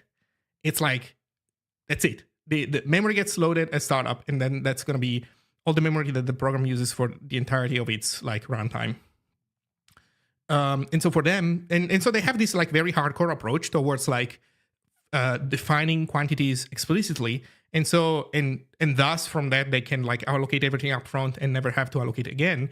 And so the memory management that comes from that is not a type of memory management that really benefits from the borrow checker. Then you could argue that they could benefit from the borrow checker when it comes to concurrency, because the borrow checker also, like the linear memory management model that it encodes, also can tell you when you have, you know, a piece of data that two different threads are trying to write to, potentially could write to at the same time. So that's also another pretty neat feature of the borrow checker. But I believe in their case also it doesn't apply because they don't have that type of concurrency. I might be wrong, but I believe they have a single threaded like a control loop, and then any multi-threading that happens is pretty much only for I/O, like the kind of I/O where like, oh, I have this buffer of stuff to write, so I'm gonna go on another thread and write it down. Maybe. In any case, I'm confident. I'm a bit fuzzy with those secondary details, but I'm fairly confident that they have a single threaded control loop. So in any case, given what they are doing, they never felt they would benefit much from Rust, and so they went another path. So I guess the point is, memory safety is good. Your stuff should be memory safe, but memory safety is sometimes said in a way to explain an actual property of your program. Sometimes is instead meant to be a property of the programming language that you're using, in the sense that your source code you cannot add memory unsafe memory bugs in the code because the programming language prevents you from doing so. Clearly, TigerBeetle is not this second thing. But it is the first thing, because they fuzz test the fuck out of their database. They do a thing called like deterministic simulation testing, where they also use a service called Antithesis, where basically the machine that runs the database, that tests the database doing fuzz testing, it's also capable of reproducing deterministically stuff like OS level scheduling. It's basically, they're like special runners with a special kernel, where the kernel is designed to make the task switching in the kernel deterministic. Like it's randomized against a seed. So it's not like, how can I say? It's not like it's a multi-threaded application, but then it's basically single-threaded because of, you know, some weird like linear scheduling system or whatever. No, things do happen in parallel for real, but then everything is based on the seed, and so with the same seed that you pass to the OS, the antithesis like runner, then you will always get consistently the same behavior, and then threads will switch at the same time, that kind of stuff. So you combine all these things together, and basically TigerBeetle is like very, very, very well tested.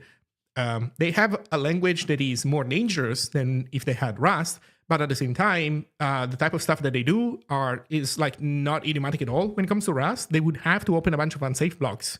I don't know how many, honestly. Maybe it wouldn't even be that many, but they don't really benefit from the protection that you get by writing idiomatic Rust.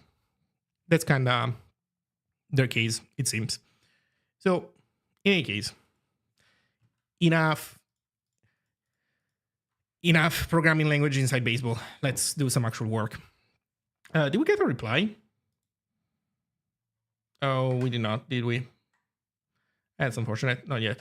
Okay, let's do the ZML stuff. That is fading. Fuck. Why is this returning 128? What does it mean?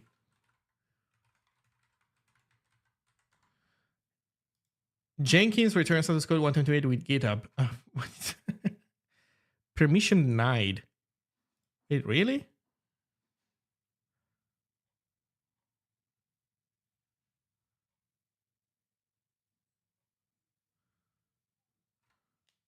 Yeah, it's a generic exit code thing. Yeah.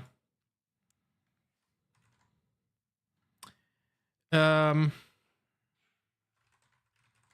how do we fix this? I don't know, man. Build tool. What is tool? What is tool? What is tool? Clone. Shell, is there present ZML? ZML there is present, cannot clone. Oh, it's this. It's this.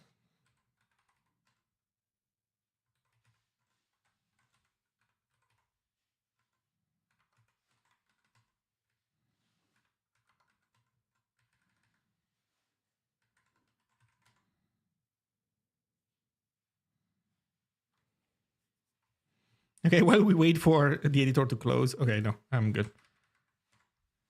Let's go. There we go. So clone succeeded. Tool edit.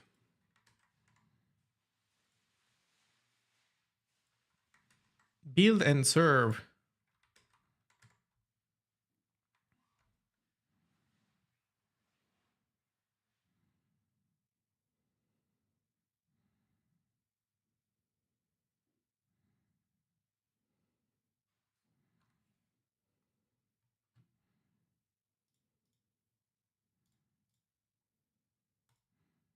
If Rust was 10 times slower than it is today, it would not be used even if it was memory safe. People would just use Go or Java or C#. Yeah.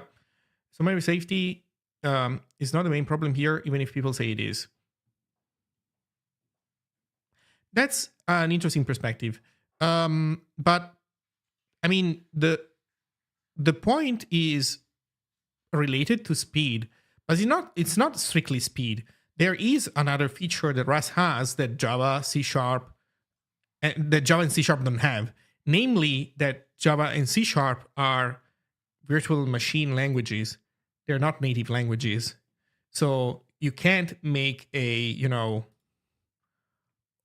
piece of an OS in Java. I mean, sure, technically you could, right? But it's not practical. So from a practical perspective, what Rust brings to the table is that it's a lower level programming language without a runtime that can offer you memory safety.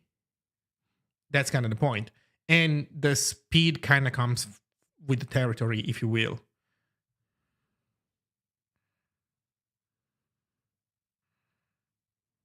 Like, for example, you see that also a lot when it comes to WebAssembly. Like WebAssembly, Go kind of sucks for WebAssembly.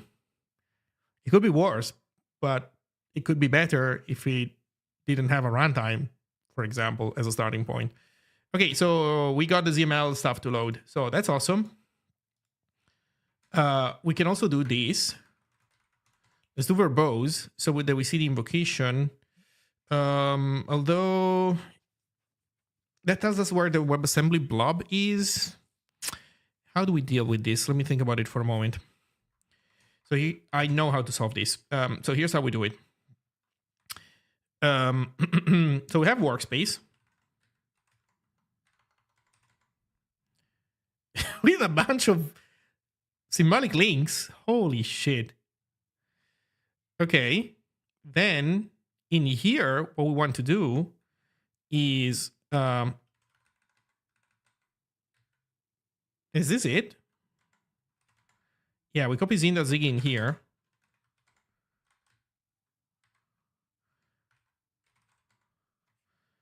And we copy this stuff.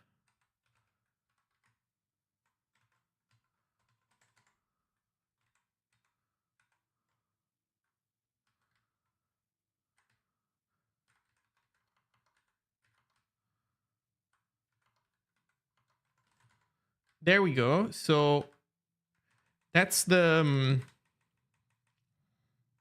thing. The only thing that's missing here is the WebAssembly blob, because that's a build asset, and we're gonna need to do something about that. Oh, it's also an install always thing, so that's also it's a static asset basically. So we can survive if we ignore it. So this is okay. Now it's time Zine, and let's watch it poop itself. Let's see. Error, unknown ref. There we go. So we immediately caught an error that they had that we weren't checking for. And these links are not necessarily broken. They are just not in the markdown. So Dockerize models. Let's look at the online version of this stuff. Dockerize models. Wait, is that the file that we were in? Yes. And then we say add weights and data. Add weights and data. There we go. And that works. That is a link that works. And it's in this same page. So, and it's here. So why are we saying that it doesn't exist? That is exciting. That is exciting. So, let's take a look at the Dockerized models file.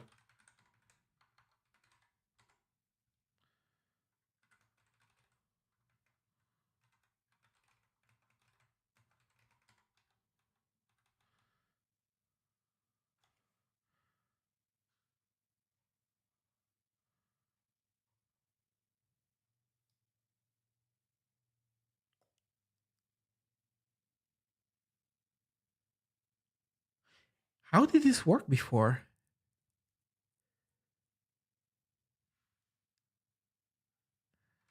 So the fix is this.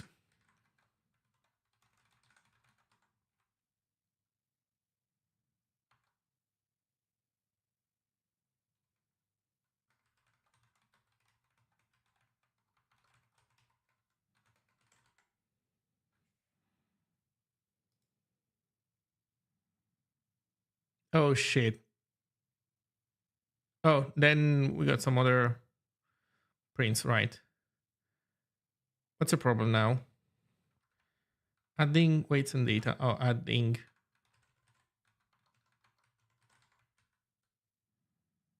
Okay, so we should be good now. Okay, so we're building with new Zine. That was it. That was the entirety of what they needed to do to update. That's actually not bad, honestly. Just to check, let's try to make some changes to it, and then just see what happens. Greetings, programs. This is your captain speaking. There you go. It works.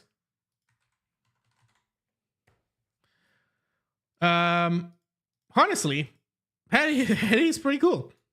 That's it. There's one mistake, and it's not even a mistake because they're doing something about this. If we look at this and we inspect it, it's an H2.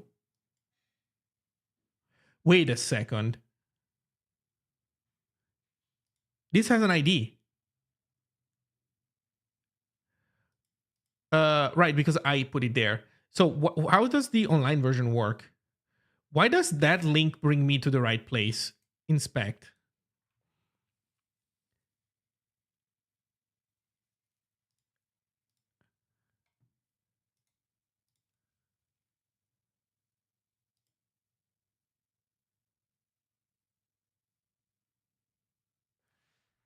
Why does that have an ID?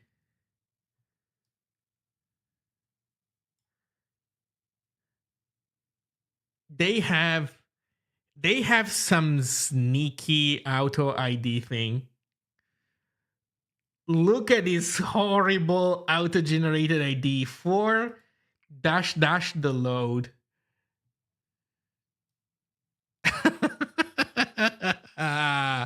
Busted. They have something that puts IDs there automatically. Is this JavaScript that does this? Are they cheating with JavaScript? They could be have a modified version of Zine. It's either that or they're like cheating with JavaScript. No JavaScript.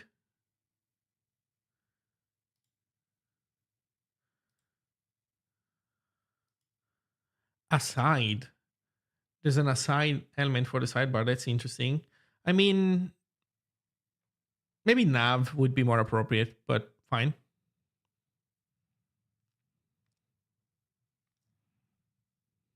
Let's see. Most people are not doing low level OS things with Rust. Yeah, they're not. Agreed. And for those people, the whole equation of using Rust is like not that big of a win, potentially, depending on who they are. I remember of an example of somebody, of a company where they had like Go web services, and then they decided to go blazingly fast and switch to Rust. And it turned out that their whole thing was slower now because basically the people who implemented the web services previously were getting like a ton of like reasonable, let's say roughly reasonable decisions out of the box from the Go runtime, and now they had to make those decisions themselves, and they didn't know how to do that, and so they ended up like boxing and reference counting a bunch of stuff, and so in the end they got worse performance out of their Rust implementation, which is like at the end of the day it's entirely on them. But at the same time, on a practical level, it's like, yeah, maybe you're not using the right tool for the job. I don't know.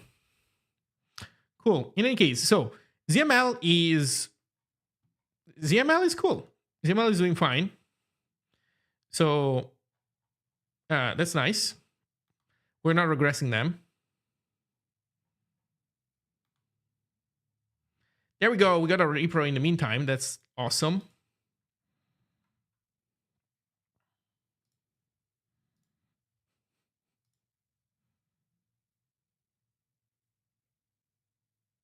Wait, why is this a fork of Zine?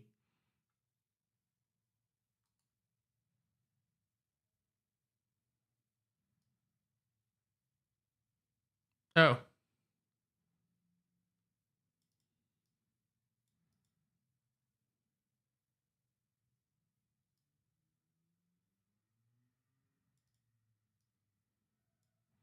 Okay, this is a Zine thing. Oh my god, I misunderstood. I thought this was like I should have read the issue with more pay more attention to the issue.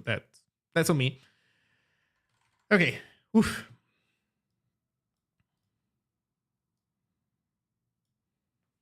I think people should be honest when they say that they use Rust because they like the language. I have a problem with trying to assign some moral value to safety and correctness when everyone knows it's not the point. Well, I would argue that adding moral value to correctness is fair if you mean like complete correctness. Like your programs should be correct. They should do, what they should be doing. They shouldn't misbehave. Sometimes it's not a big deal. Sometimes it is a bigger deal when they don't work correctly. Like you want important programs to be correct, but yes, it's like not the kind of correctness that a programming language can give you. It's a different type of property. It's a property of your program, not of your programming language.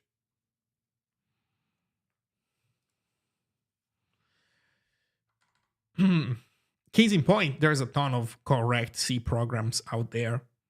And maybe not 100% correct. I think there might be some, but like, important enough software is kind of complex, at least to some degree. So maybe it has some minor bugs in it, but still it's like largely correct at the very least. And so you can pull it off with C. Not the greatest experience. Maybe it's harder to do that in C than in another language, including Rust. But yeah, it's a property of your program, not of your programming language. And so you could argue that the programming language helps you achieve correctness more efficiently, which is another totally fair thing to say and pursue. But at the end of the day, it's something that needs to be demonstrated. And also, usually it's not the programming language that guarantees that. Like, for example, when you think of, I don't know, like, oh man, I would like the software that goes in this airplane or in this rocket needs to be correct.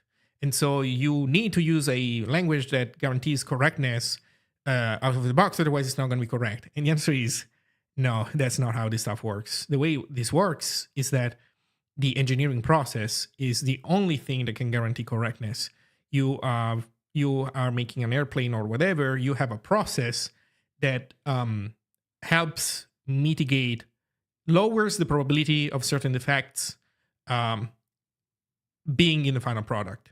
You can never pull them down to an absolute zero, but you can put a big dent into that percentage and lower it a lot. And that is done not in one way. It's not the language, it's a variety of things. And ultimately, it's not like it's the process. And so what you could argue is that a given tool, maybe the programming language, can help the process achieve the final goal for cheaper. And in any case, that's not the kind of discussion that you see around, huh? Anyway, let's focus on my buggy software, I guess. Okay, so test rendering, IT index, adding an image to it. Casting a patch when the page is visited. Okay, so do we want to do, you know what? Maybe let's clone the repro. Who cares?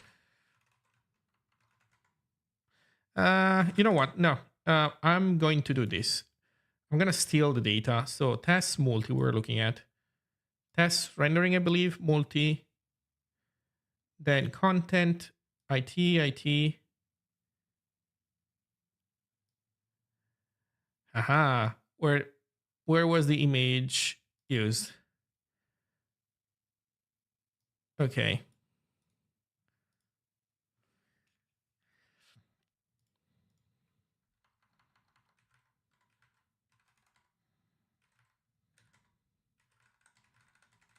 Oops. Tests.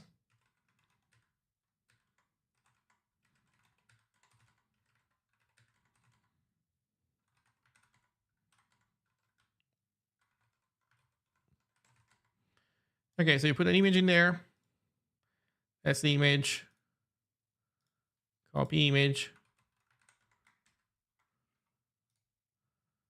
Can I paste the image? Can I drag the image?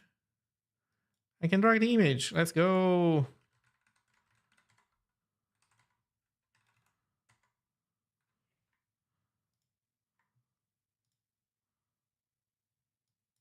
Okay, I don't get a crash. I do get a crash. Assertion failure.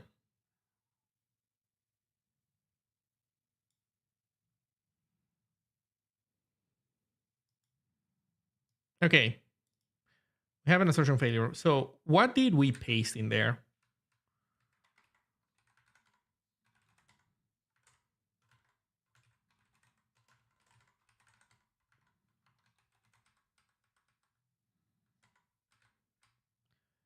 We put in there an image asset, which is correct. Then we put ourselves in server.zig.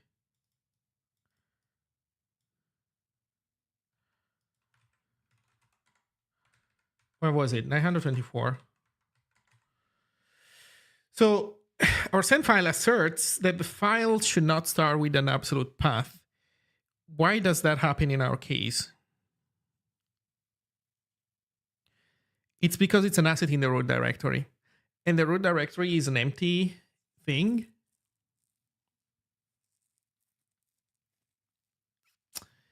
That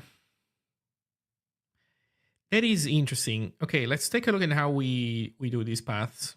I mean, we can also print it just to take a look at it.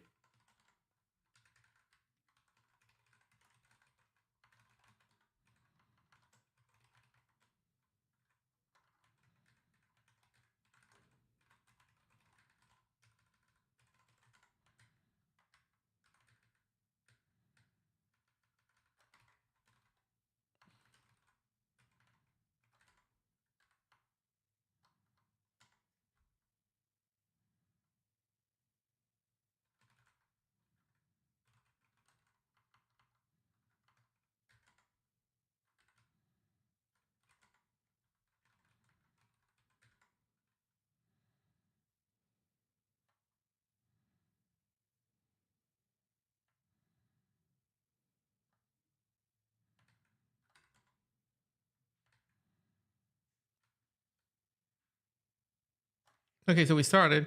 So it's interesting because since the crashing is in the dev server, we need to be in the dev server otherwise and trigger the quote unquote wrong page. Otherwise, it's not going to work. So yeah, it puts a slash in there. That is sad. So how does this work? Let's see. Um, handle request. Have a path.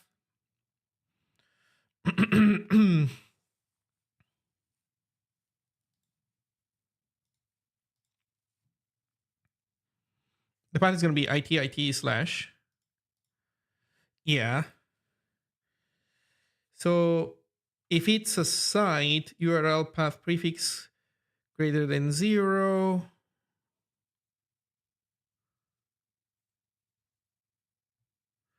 Path 1 plus. Oh, you know what? That's, I think, the problem. The problem is that what we need to do here is, do we need to cancel that prefix? Do we need to remove it?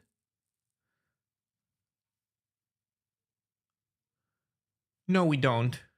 We need to keep it and then we match it when we search site asset search. Yes, we do site asset search and that's fine. And then for each variant, we search for each variant. And that's how we do the search. I think it might be simpler than what I expected. So here it's page asset. And this should be page asset found subpath 1 dot dot. I think that might simply be this.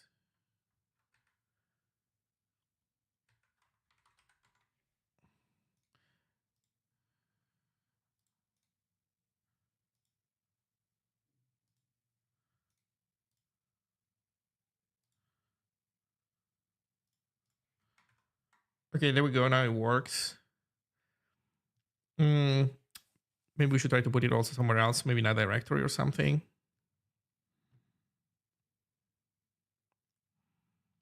But no, I think this is fine actually, because we do the 1 dot dot stuff elsewhere. Well, what about... I know where we can find another example. No, actually, this one can stay. Here we go to source init.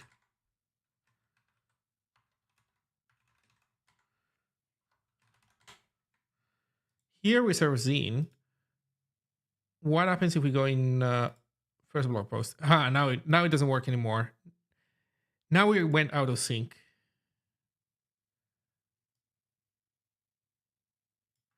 Error accessing file slash blog.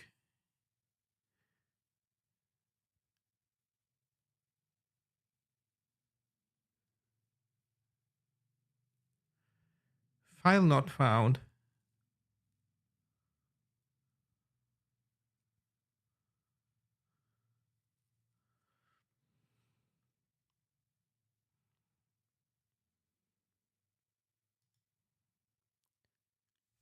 File not found.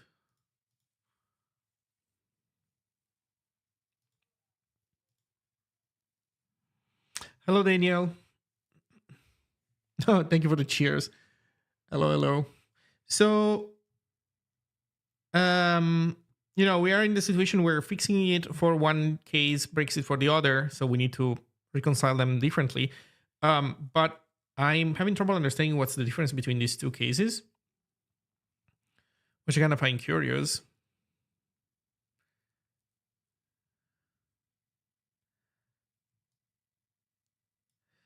Which I do kind of find curious.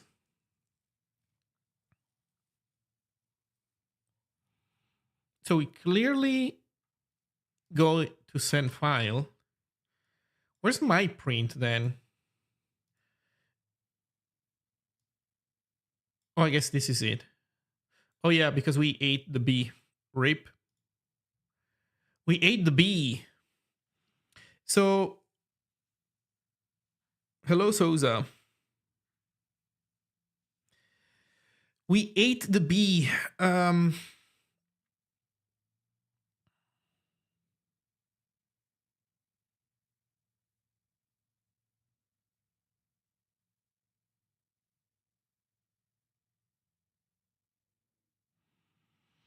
We ate the bee.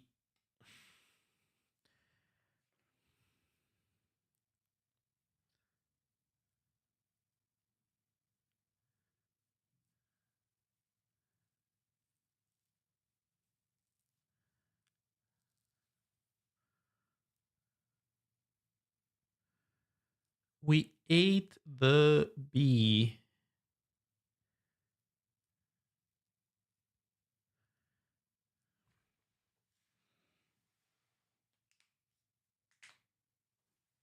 Okay, to fix this, we need to print these values because otherwise I'm just gonna insane trying to understand what's going on. std debug.print. It's a path.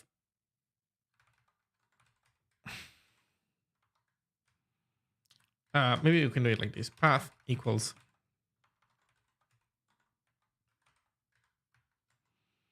and then prefix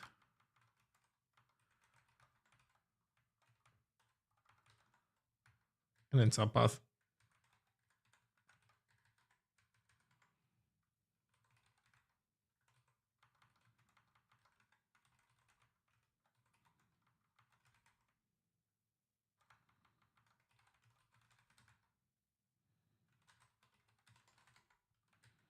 Okay, let's start by printing these things.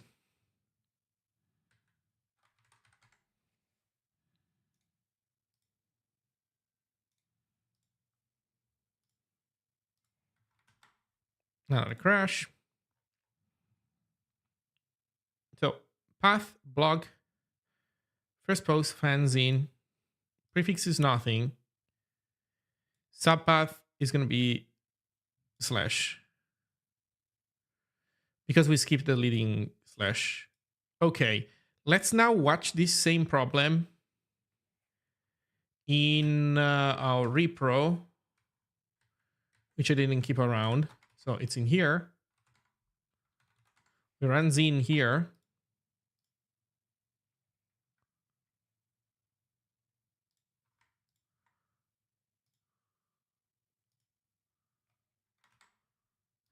In this case, it works because it's ITIT.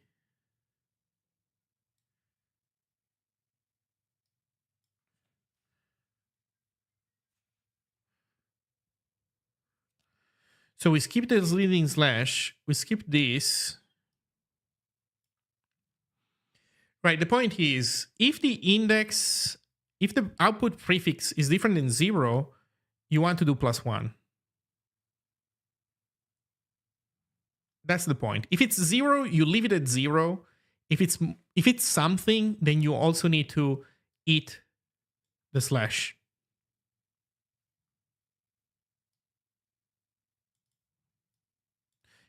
You could argue that you always want to do +1. That maybe solves it. Let me think about it. If it's empty, there's one slash, you eat that, and you're good. If it's, I don't know, 4 characters, 5 characters, like this, then you want to eat 6. No, you want to eat 7 at that point. So you always want to eat at least 1. But then if it's different than 0, you also want to eat another one. So like you have to do it with a branch, basically. Okay, so that means that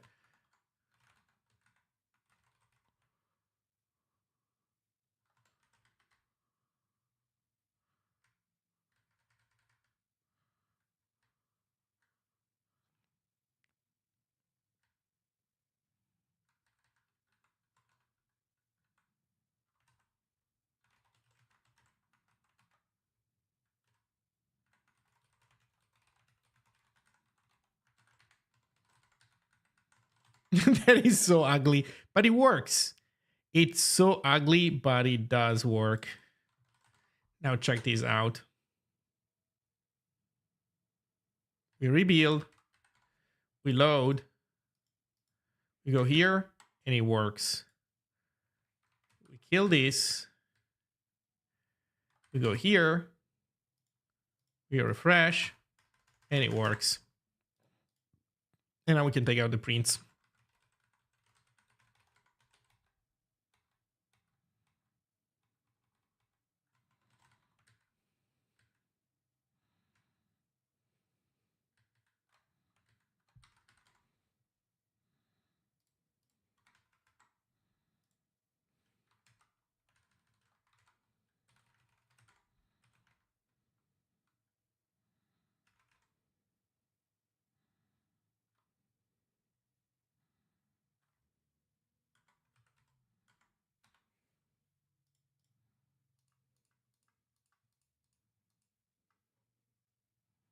135.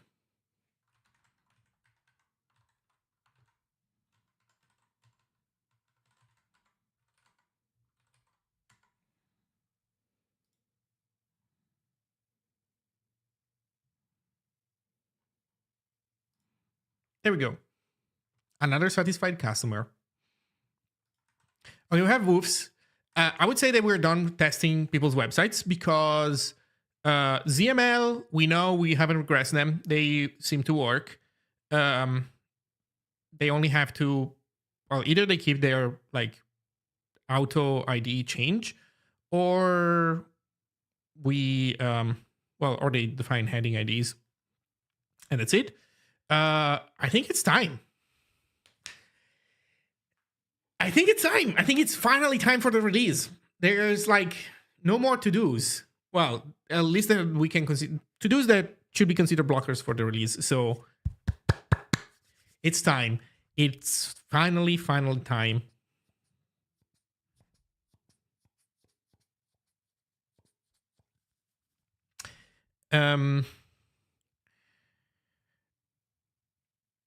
So it is indeed finally time.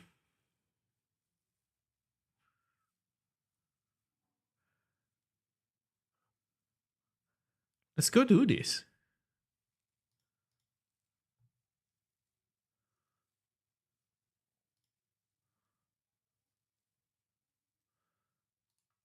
So we're in pretty good shape.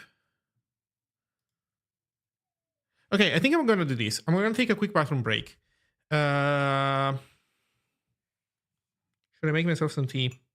No, no more tea. So bathroom break. Then magazine, yeah. I knew that somebody would eventually go there. So bathroom break. Then I think we need to fix one thing in the starting template. Just one fix there. And then oh yeah, docs, right. Okay, so let me update this. Fix Zine init post second post. Then KTech docs. And that's it. Okay, so these two things is like very quick changes. Then we yeah. Then we publish the Zine website. This is gonna be so cool.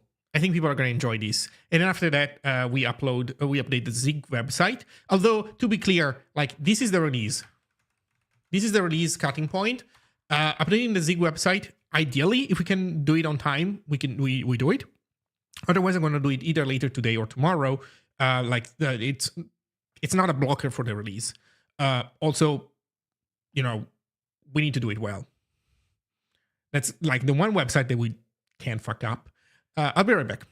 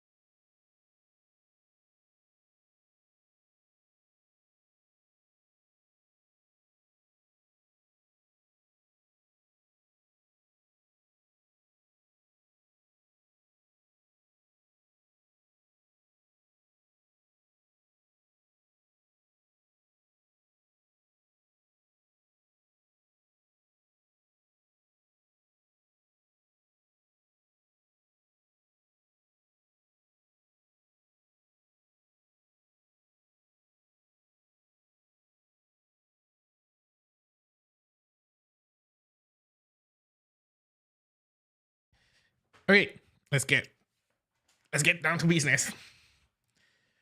Okay, fixes. Yeah, there's one thing I wanted to do here.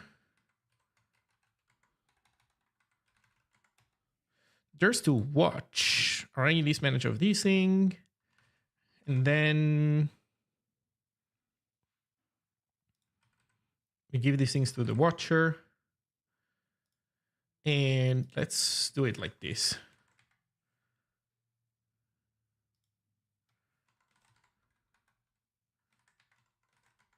You know what? No, okay, never mind. This might be a change that we are not going to be able to test quickly. So I'm going to try not to introduce type errors at random at this point. Although we do have CI.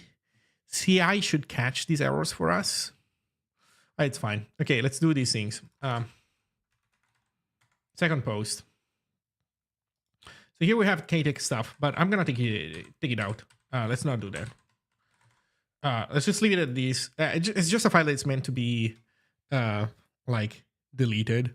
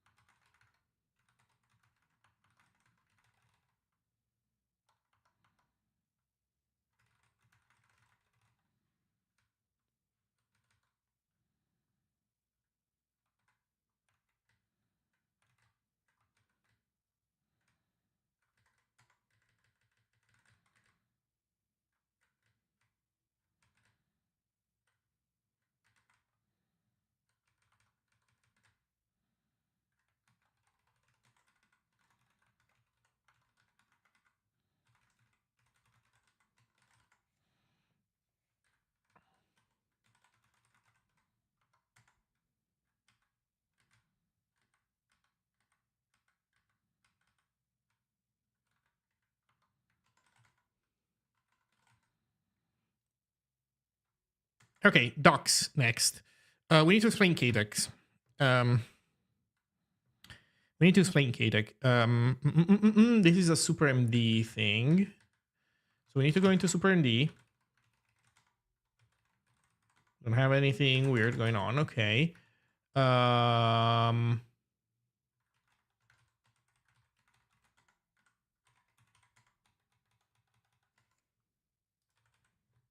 right. KTech. Man, this X that is supposed to be pronounced like a K fucking sucks. Okay, let's reread what we wrote here.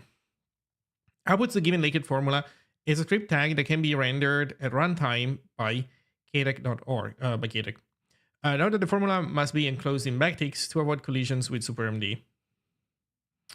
To render my formula separate blocks, use the syntax. So one point that the Xeon Racer mentioned is that this stuff isn't really specific to KDEC at all. It's just, it really is a math/tech. Case in point, there's a second library out there that is able to render this stuff, and it's not just KDEC. KDEC appears to be the most popular one, but there's also MathJax. There's also another one that I forget the name of. So there's at least a couple.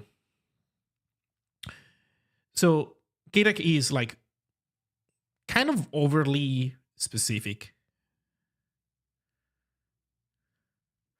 And this could very well just be tech.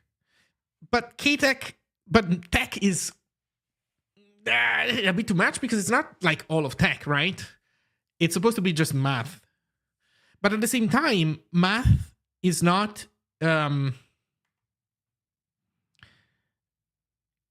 is not just LaTeX syntax. So why should LaTeX syntax take over everything, every way of expressing math? So I would say $math can't happen. $tech could happen, but also I would say it's still a little bit misleading.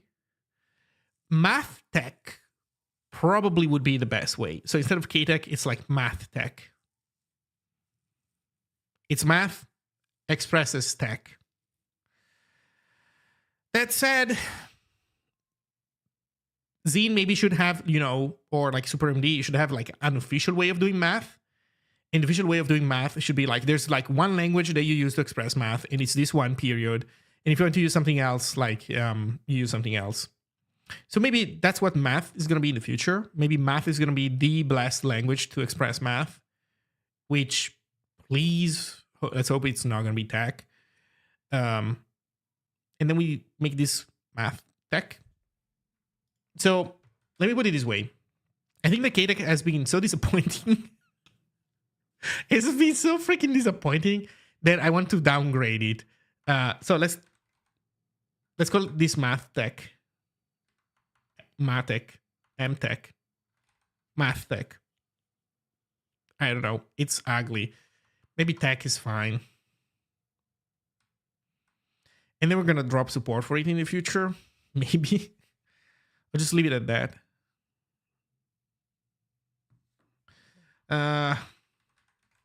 Math tech it is, I think.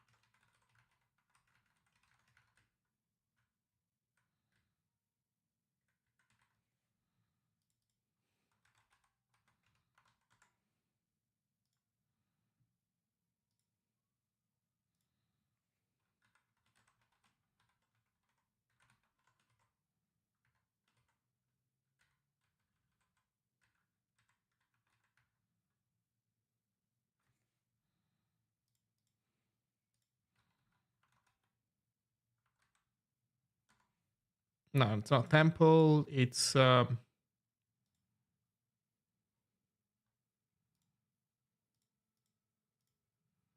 is every single discussion visible here now? What happened? Why am I seeing all of them?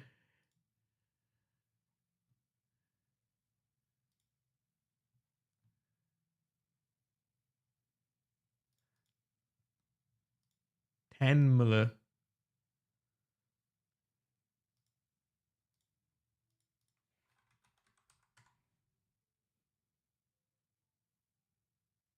Temple.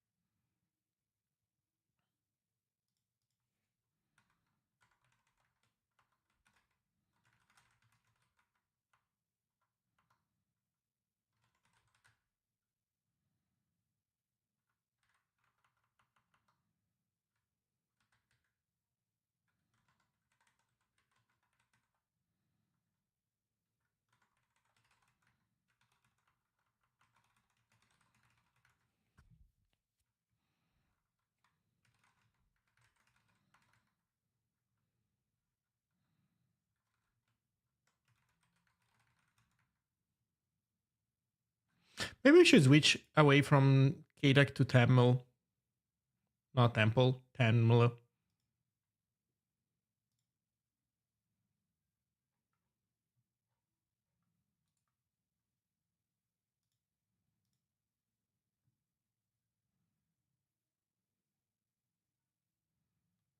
Let's see also how big this stuff is.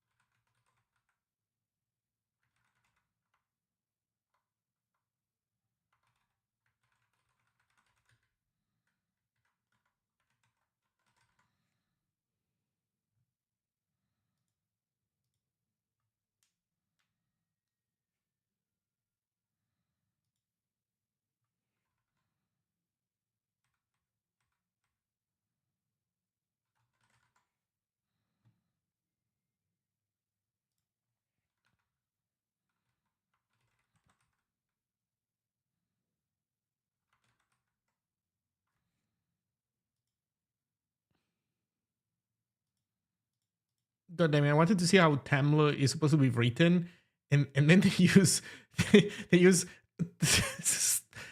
this font that only has uppercase letters. God damn it, man. But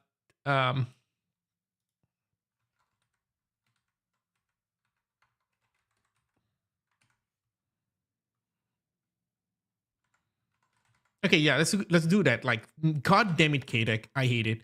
So let's go fix this. So Zine website.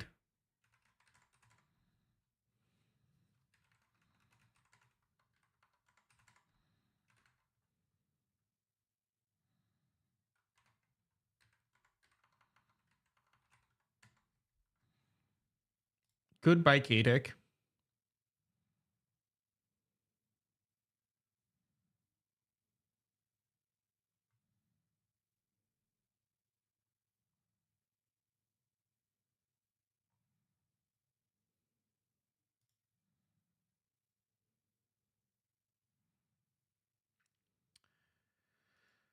Um,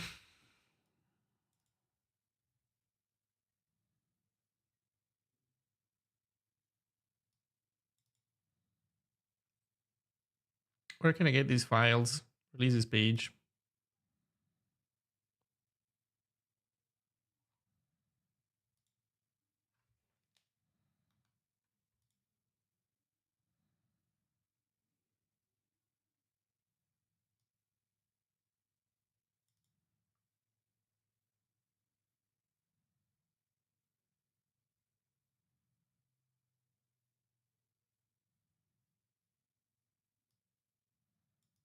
Ten kilobyte.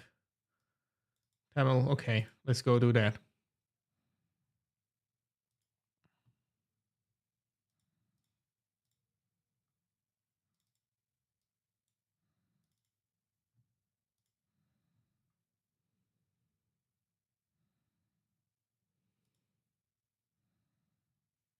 Tamil mean JS. Tam Wolf. So these two guys.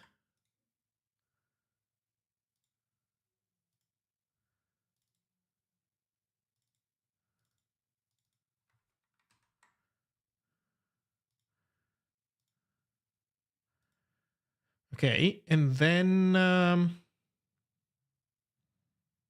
what even was the CSS that they wanted me to have?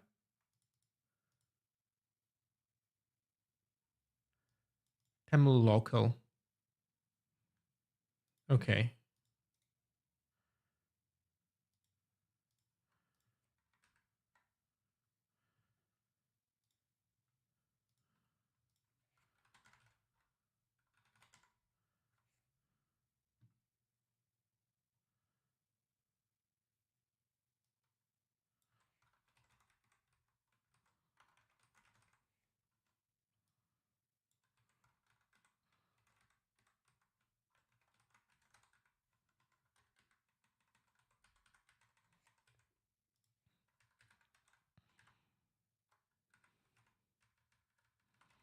Is it lowercase t?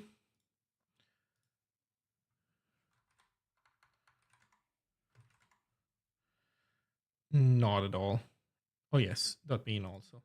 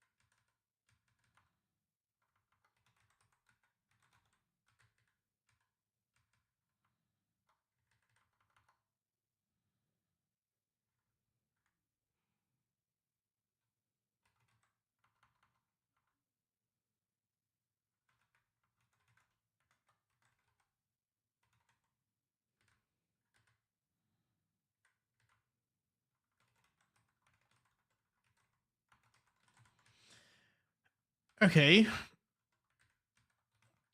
So we want to call this render math deck.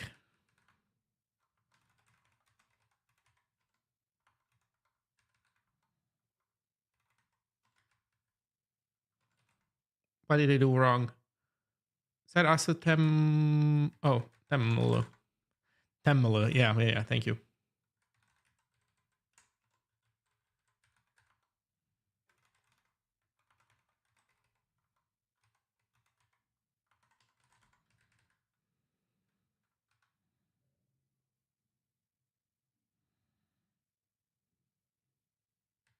Yeah, file not found. That is fair.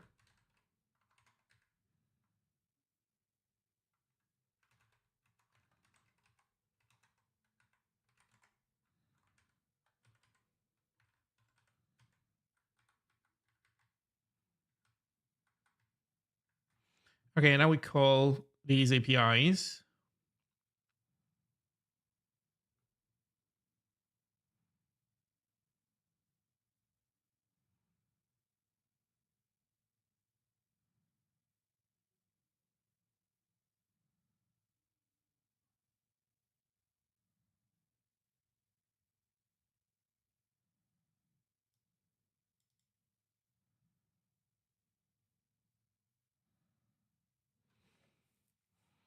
Maybe I'm too optimistic.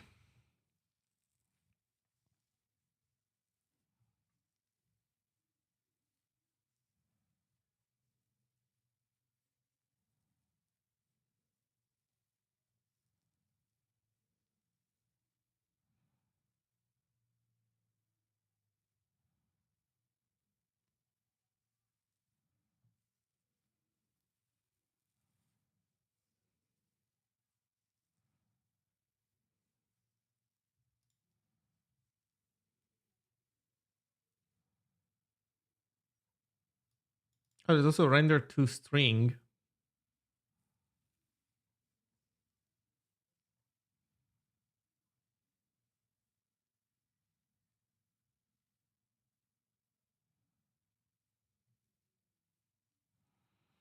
Okay, we want render to string then.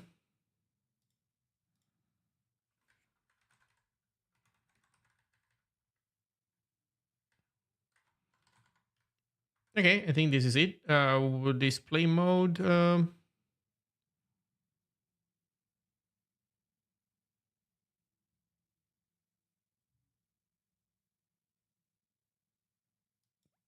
mode true. It's the same freaking API. Cool. Okay, let's see how it works.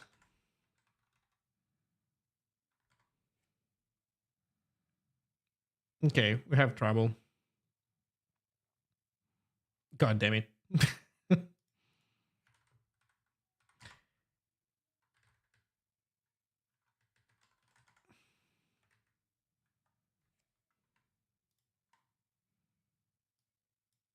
Okay, so now it's fine. Oh, freak. I deleted all the stuff. Um,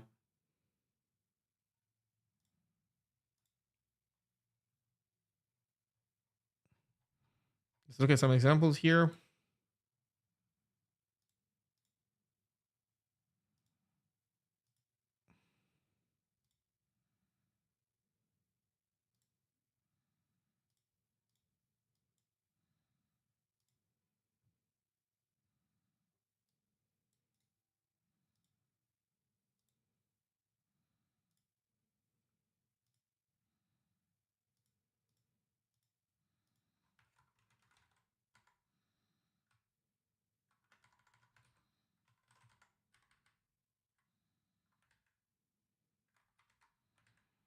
So we have not rebuilt, I think, Zine.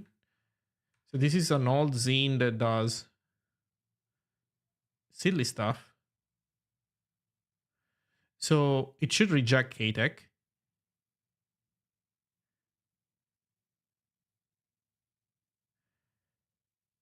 Not only that, but okay. So SuperMD, we have made these changes. So um,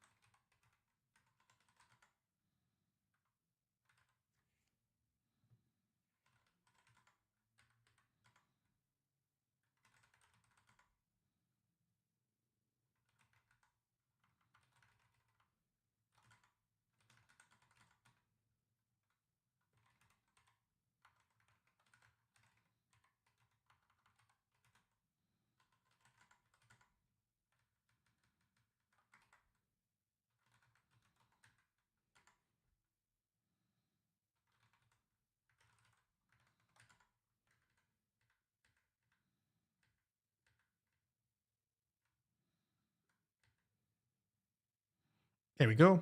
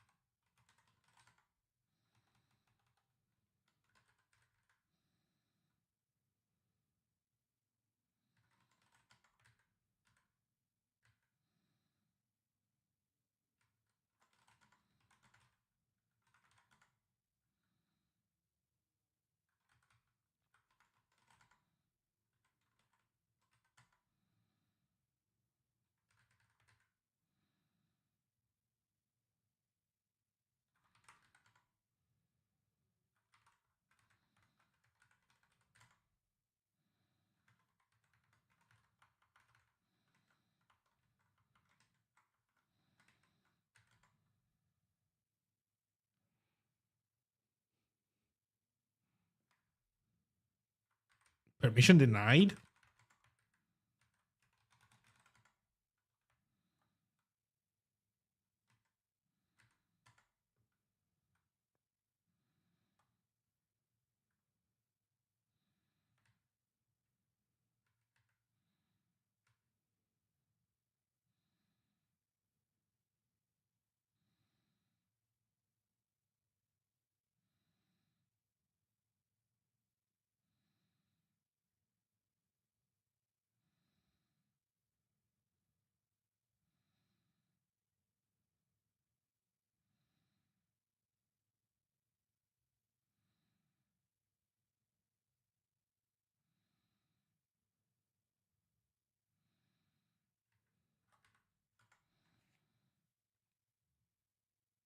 There we go. Field out found.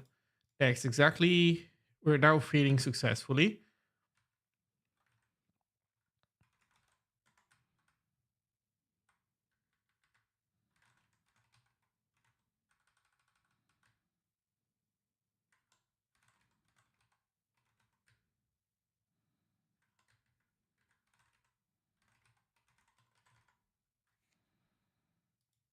And now we're succeeding. We're missing the base. We're missing the font import. How the heck do you import the font? You don't. You put it in your static files.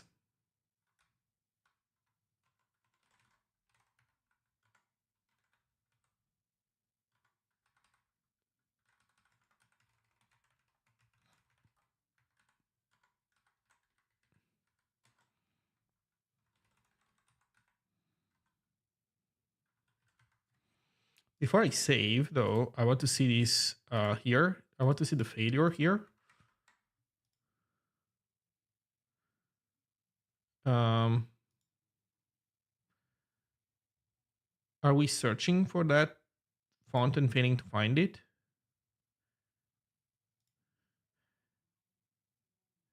It's not listed here. Console doesn't say anything. Sources.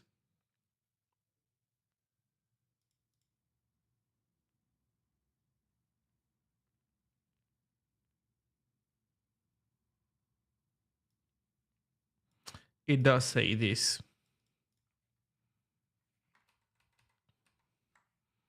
I don't know. Is it gonna make a difference? I'm not sure.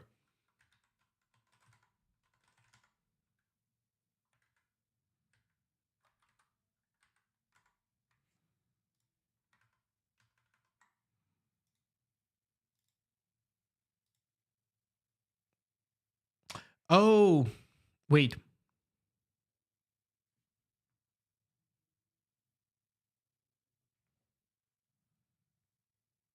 No, actually, I'm not sure what's going on.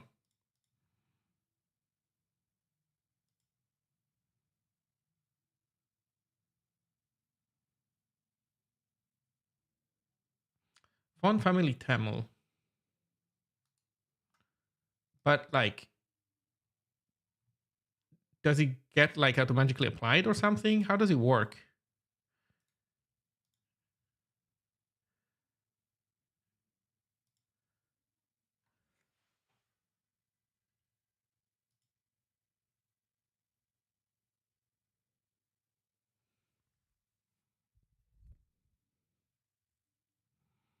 Okay. Canberra Math. Then why is it saying Canberra Math as the first option and not the wolf style? I'm confused about the relationship of that thing with the rest of the stuff.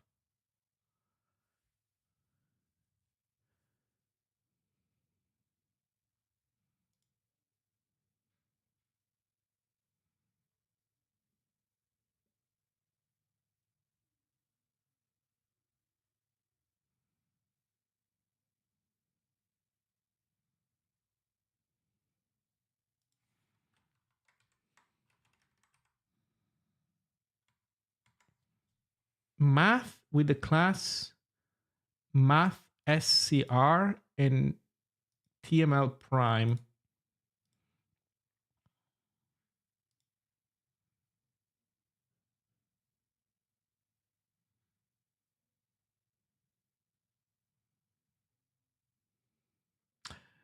Okay, this is something that we can, I guess, dive deeper in the future about. So we have moved from KDEC to this stuff. Let's do one last test in super cool. Reset everything. Zine init. We got Tamil stuff. Zine release.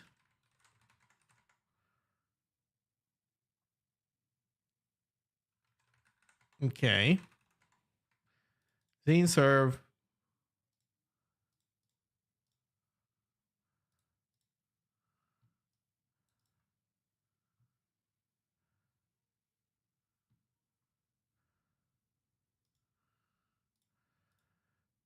Okay, so here's what I'm going to do, I think. I'm going to create it like a hybrid at this point.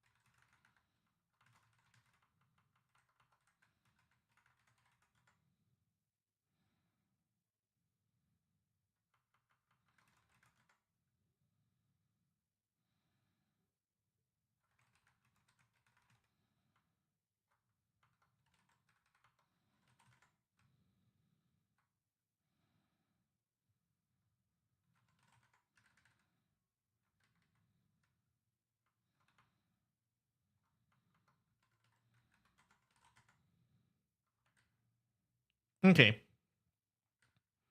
So let's double check the docs for math tech.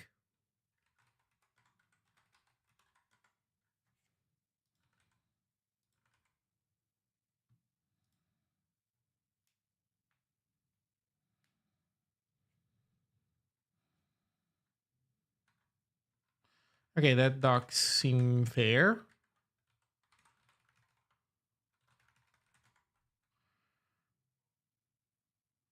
Tons of changes. I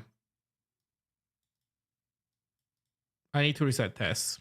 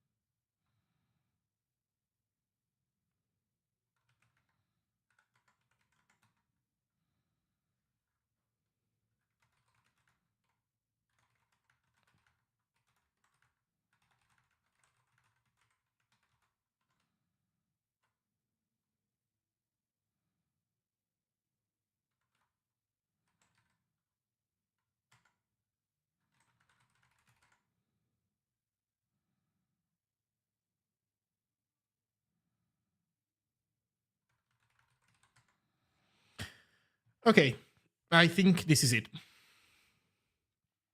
We have half an hour to make the release, and then I have to go do the meeting.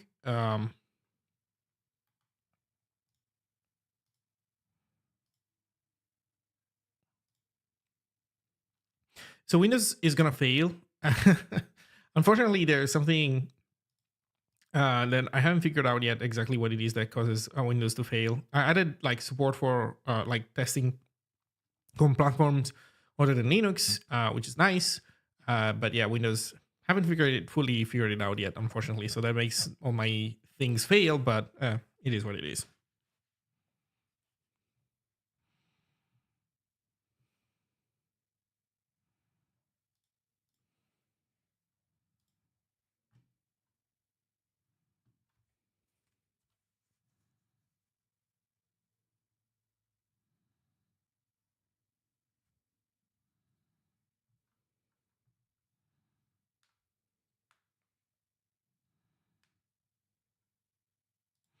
Okay, well that runs.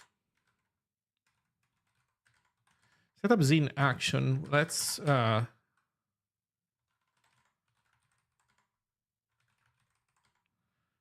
Zine.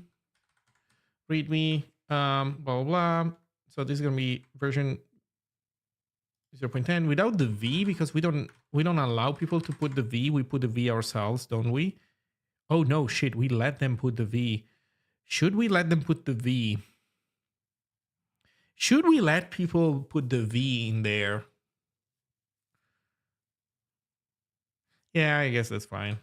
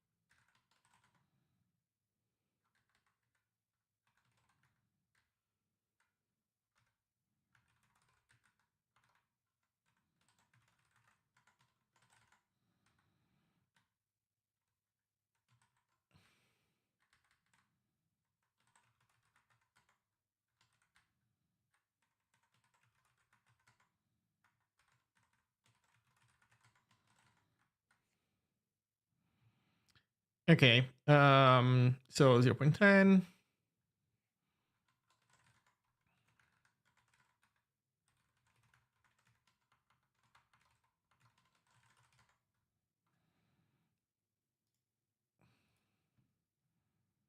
Okay.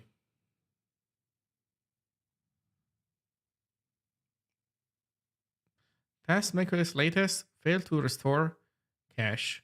Service responded with 422. Oh.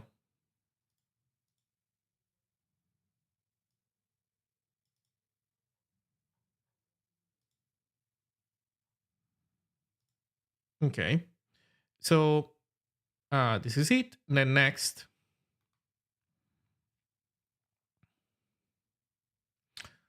Is to make the actual release, I think, at this point. So we tag.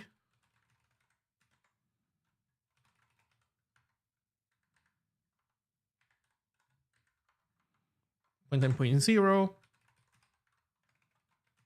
Push tags. And then Zig. Oh, right. There's this stuff that we can finally restore.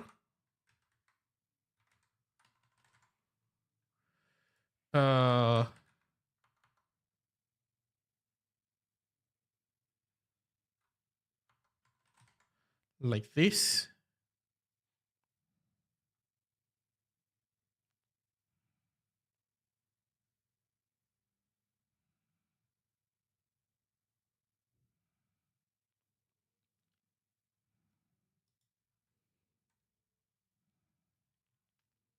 I don't think we can expect 3, so take this out.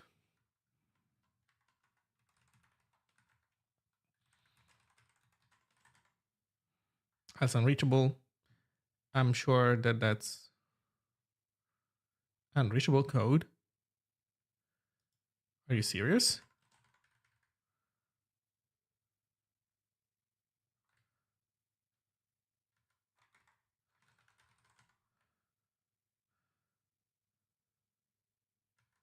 Oh, right. It's because there's a return above, of course. Yeah. Okay, so with this, let's do release. Also, wait.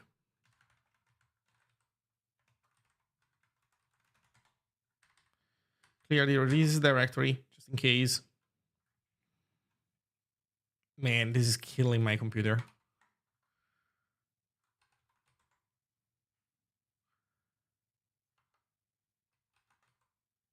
Oh no. The letters were getting there out of order. Oh my fucking god.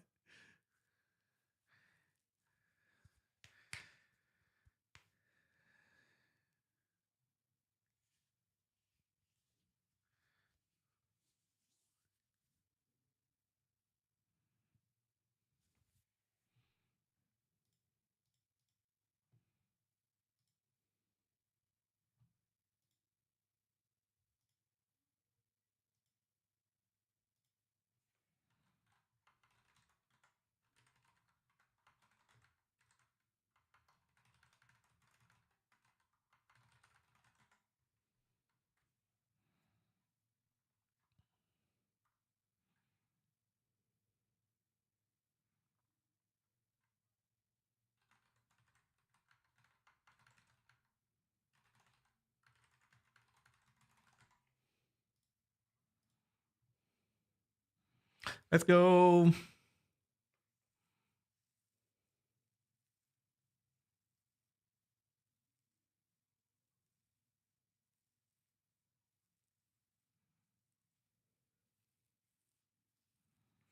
Let's see. Recently, oh no, we're fading.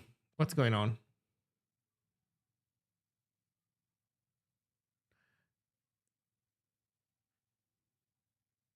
No module name moves available within module root. Huh? Oh shit! I'm dumb. So right, release has a different flow.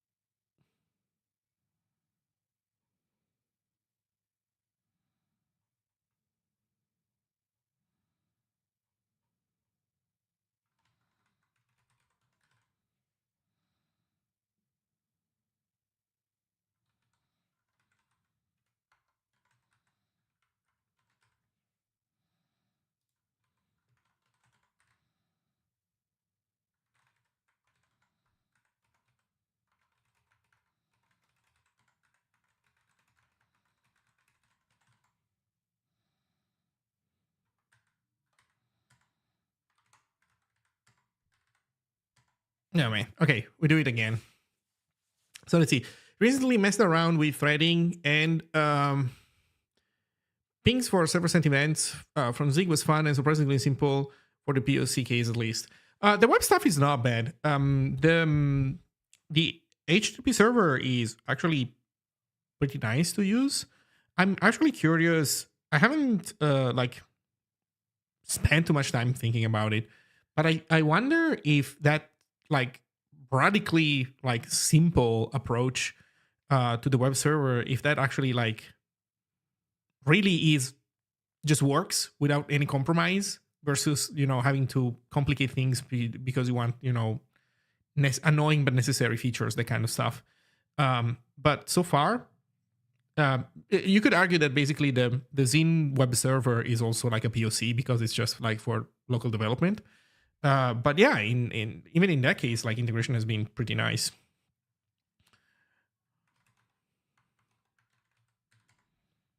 Okay, so we have our releases here.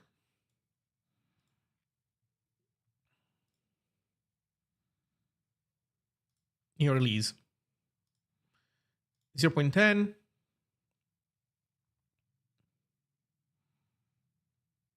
Need to put the artifacts there.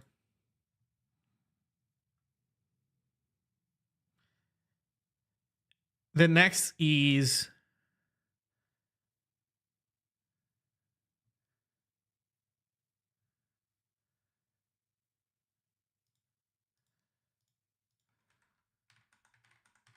can I save this as a draft? Save draft. I wonder if I save a draft if I'm gonna able to use the saved draft.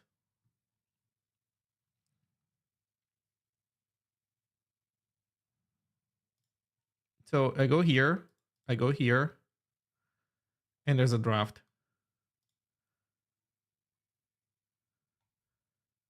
Can I see this even if I'm not myself?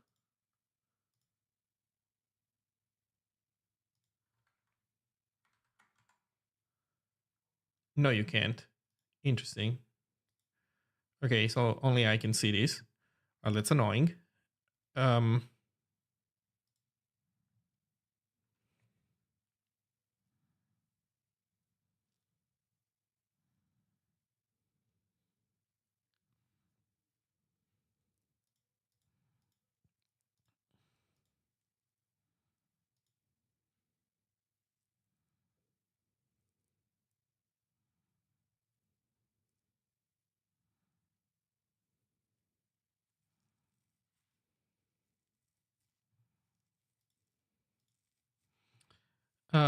let's see, how do we do that next? I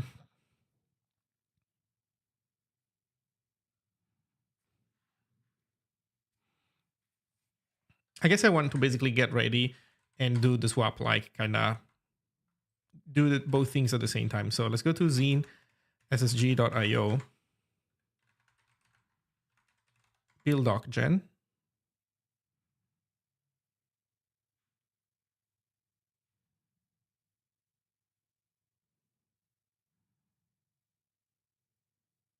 Okay.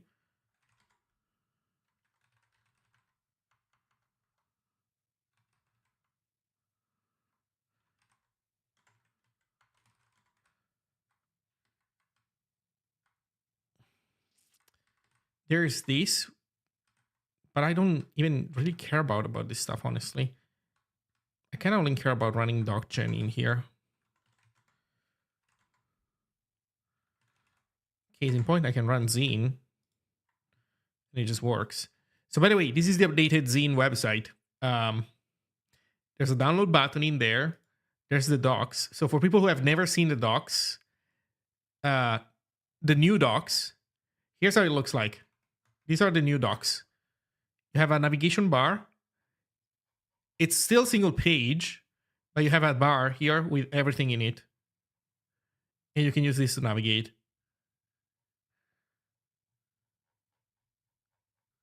Yeah, also style scroll bar. Let's go. Because we have a bunch of those now. So they've been styled. And now we need to put a new entry in the devlog.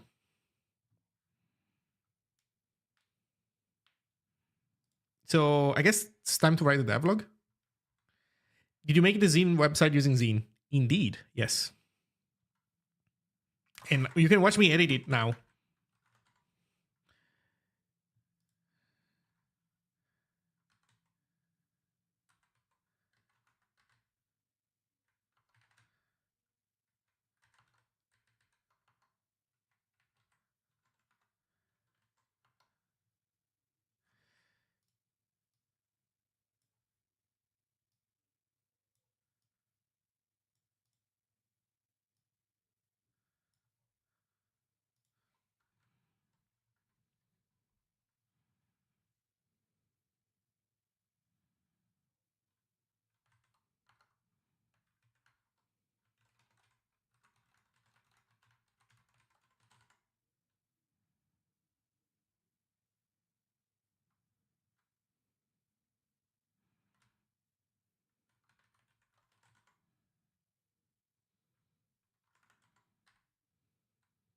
So standalone Zine is here.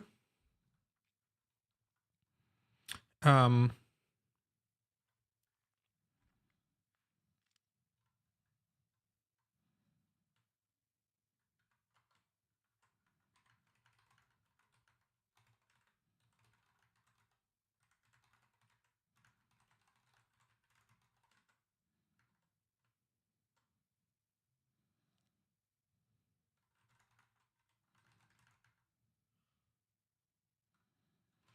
this is boring. Okay, so the top menu.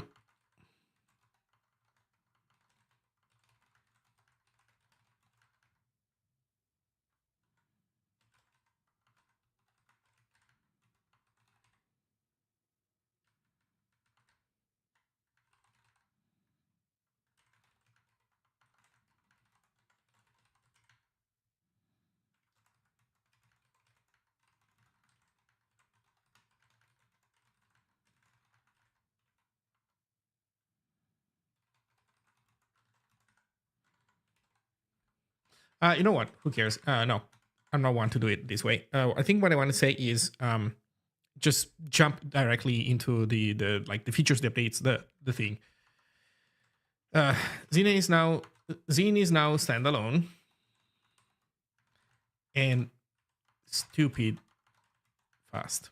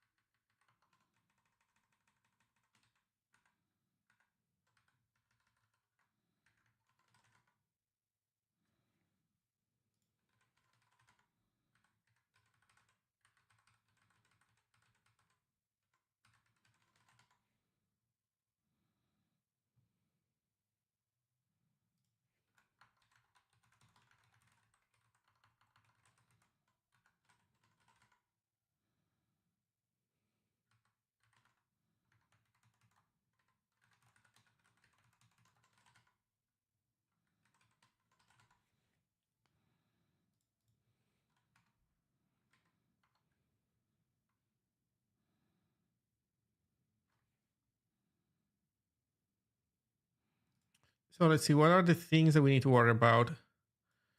No, this one has been fixed. Absolute paths in alternatives, asset paths are absolute.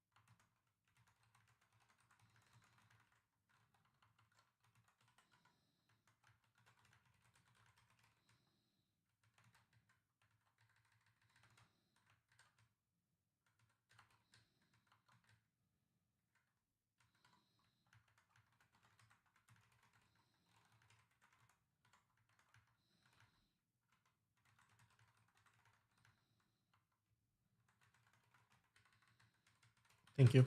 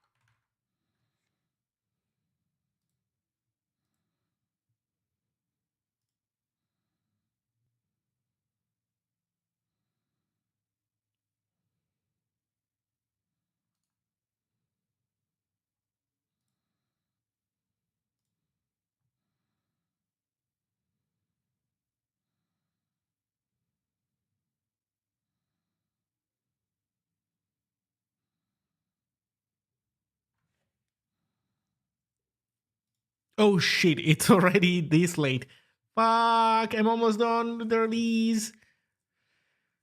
Yeah, you're right. I was hoping to be done before the meeting. Man. Uh, I'll be there in 5 minutes.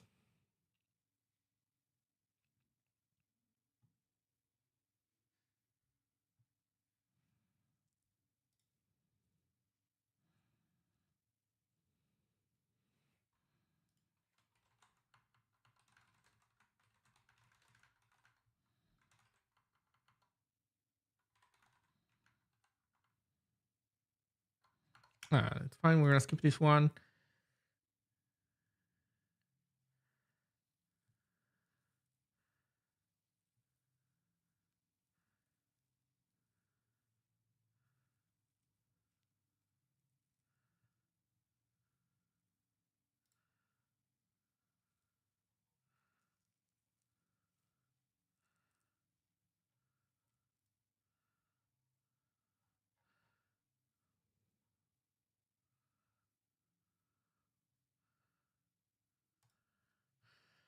Okay, I think this is the only one that I'm gonna mention.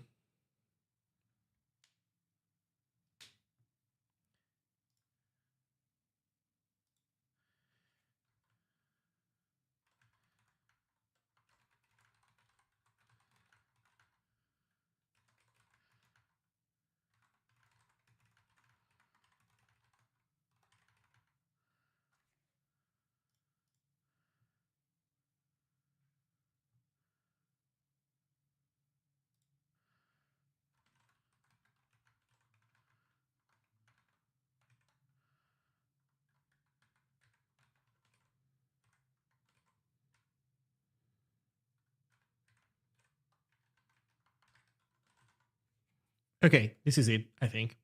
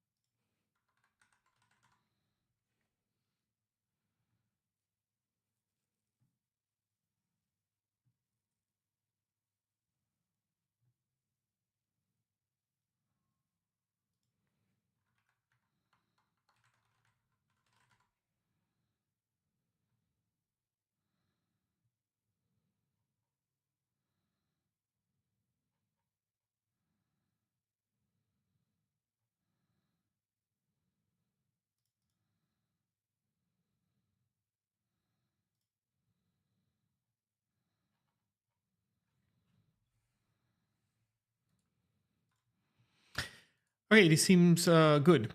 So basically, I'm gonna publish this now, except that I need to look at DCI script.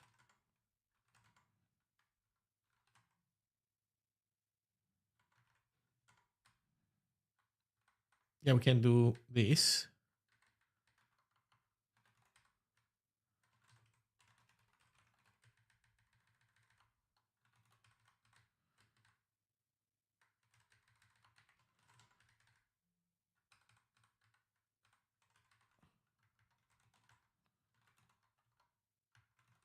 Oh man, I'm doing all this work, but I actually need to copy paste this stuff here.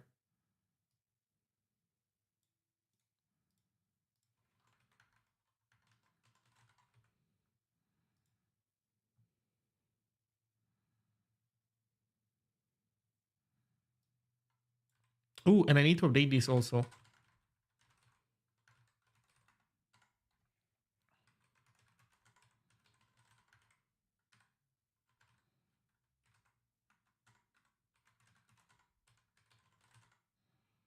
Okay.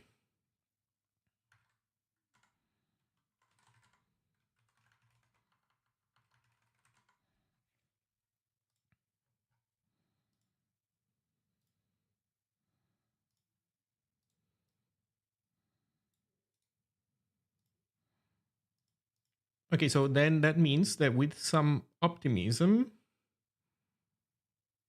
I'm gonna go here. I'm gonna modify this. I'm gonna stay this.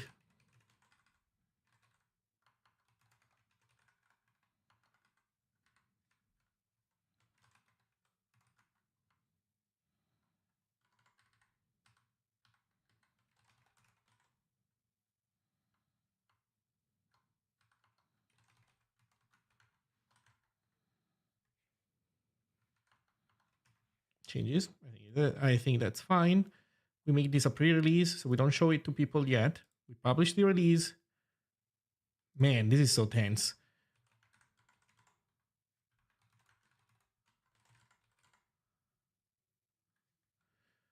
Oh, and now we git switch main.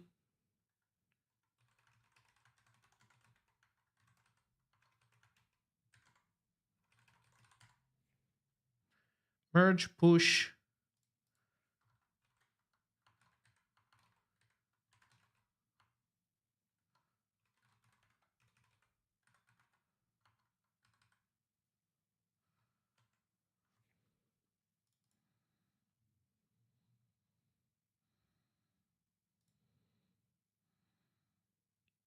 Of course, we fail.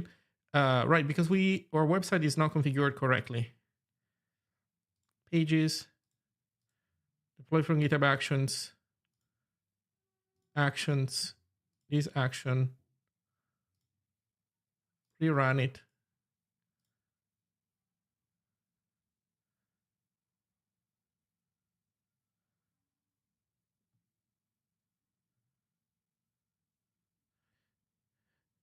Yeah, I think you're right. They do show. Okay, it seems like you're going super. Oh, never mind. I was about to say it's going super well. No, not really. The fuck? Setup Zine failed? I'm missing the V. God damn it.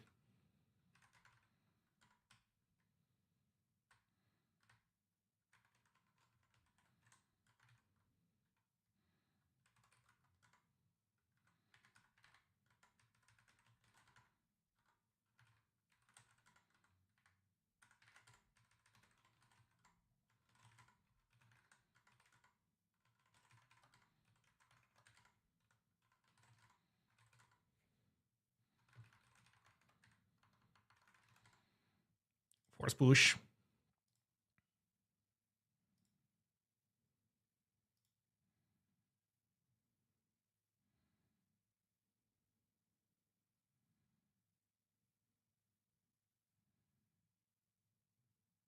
Okay. So here we're good to go. So in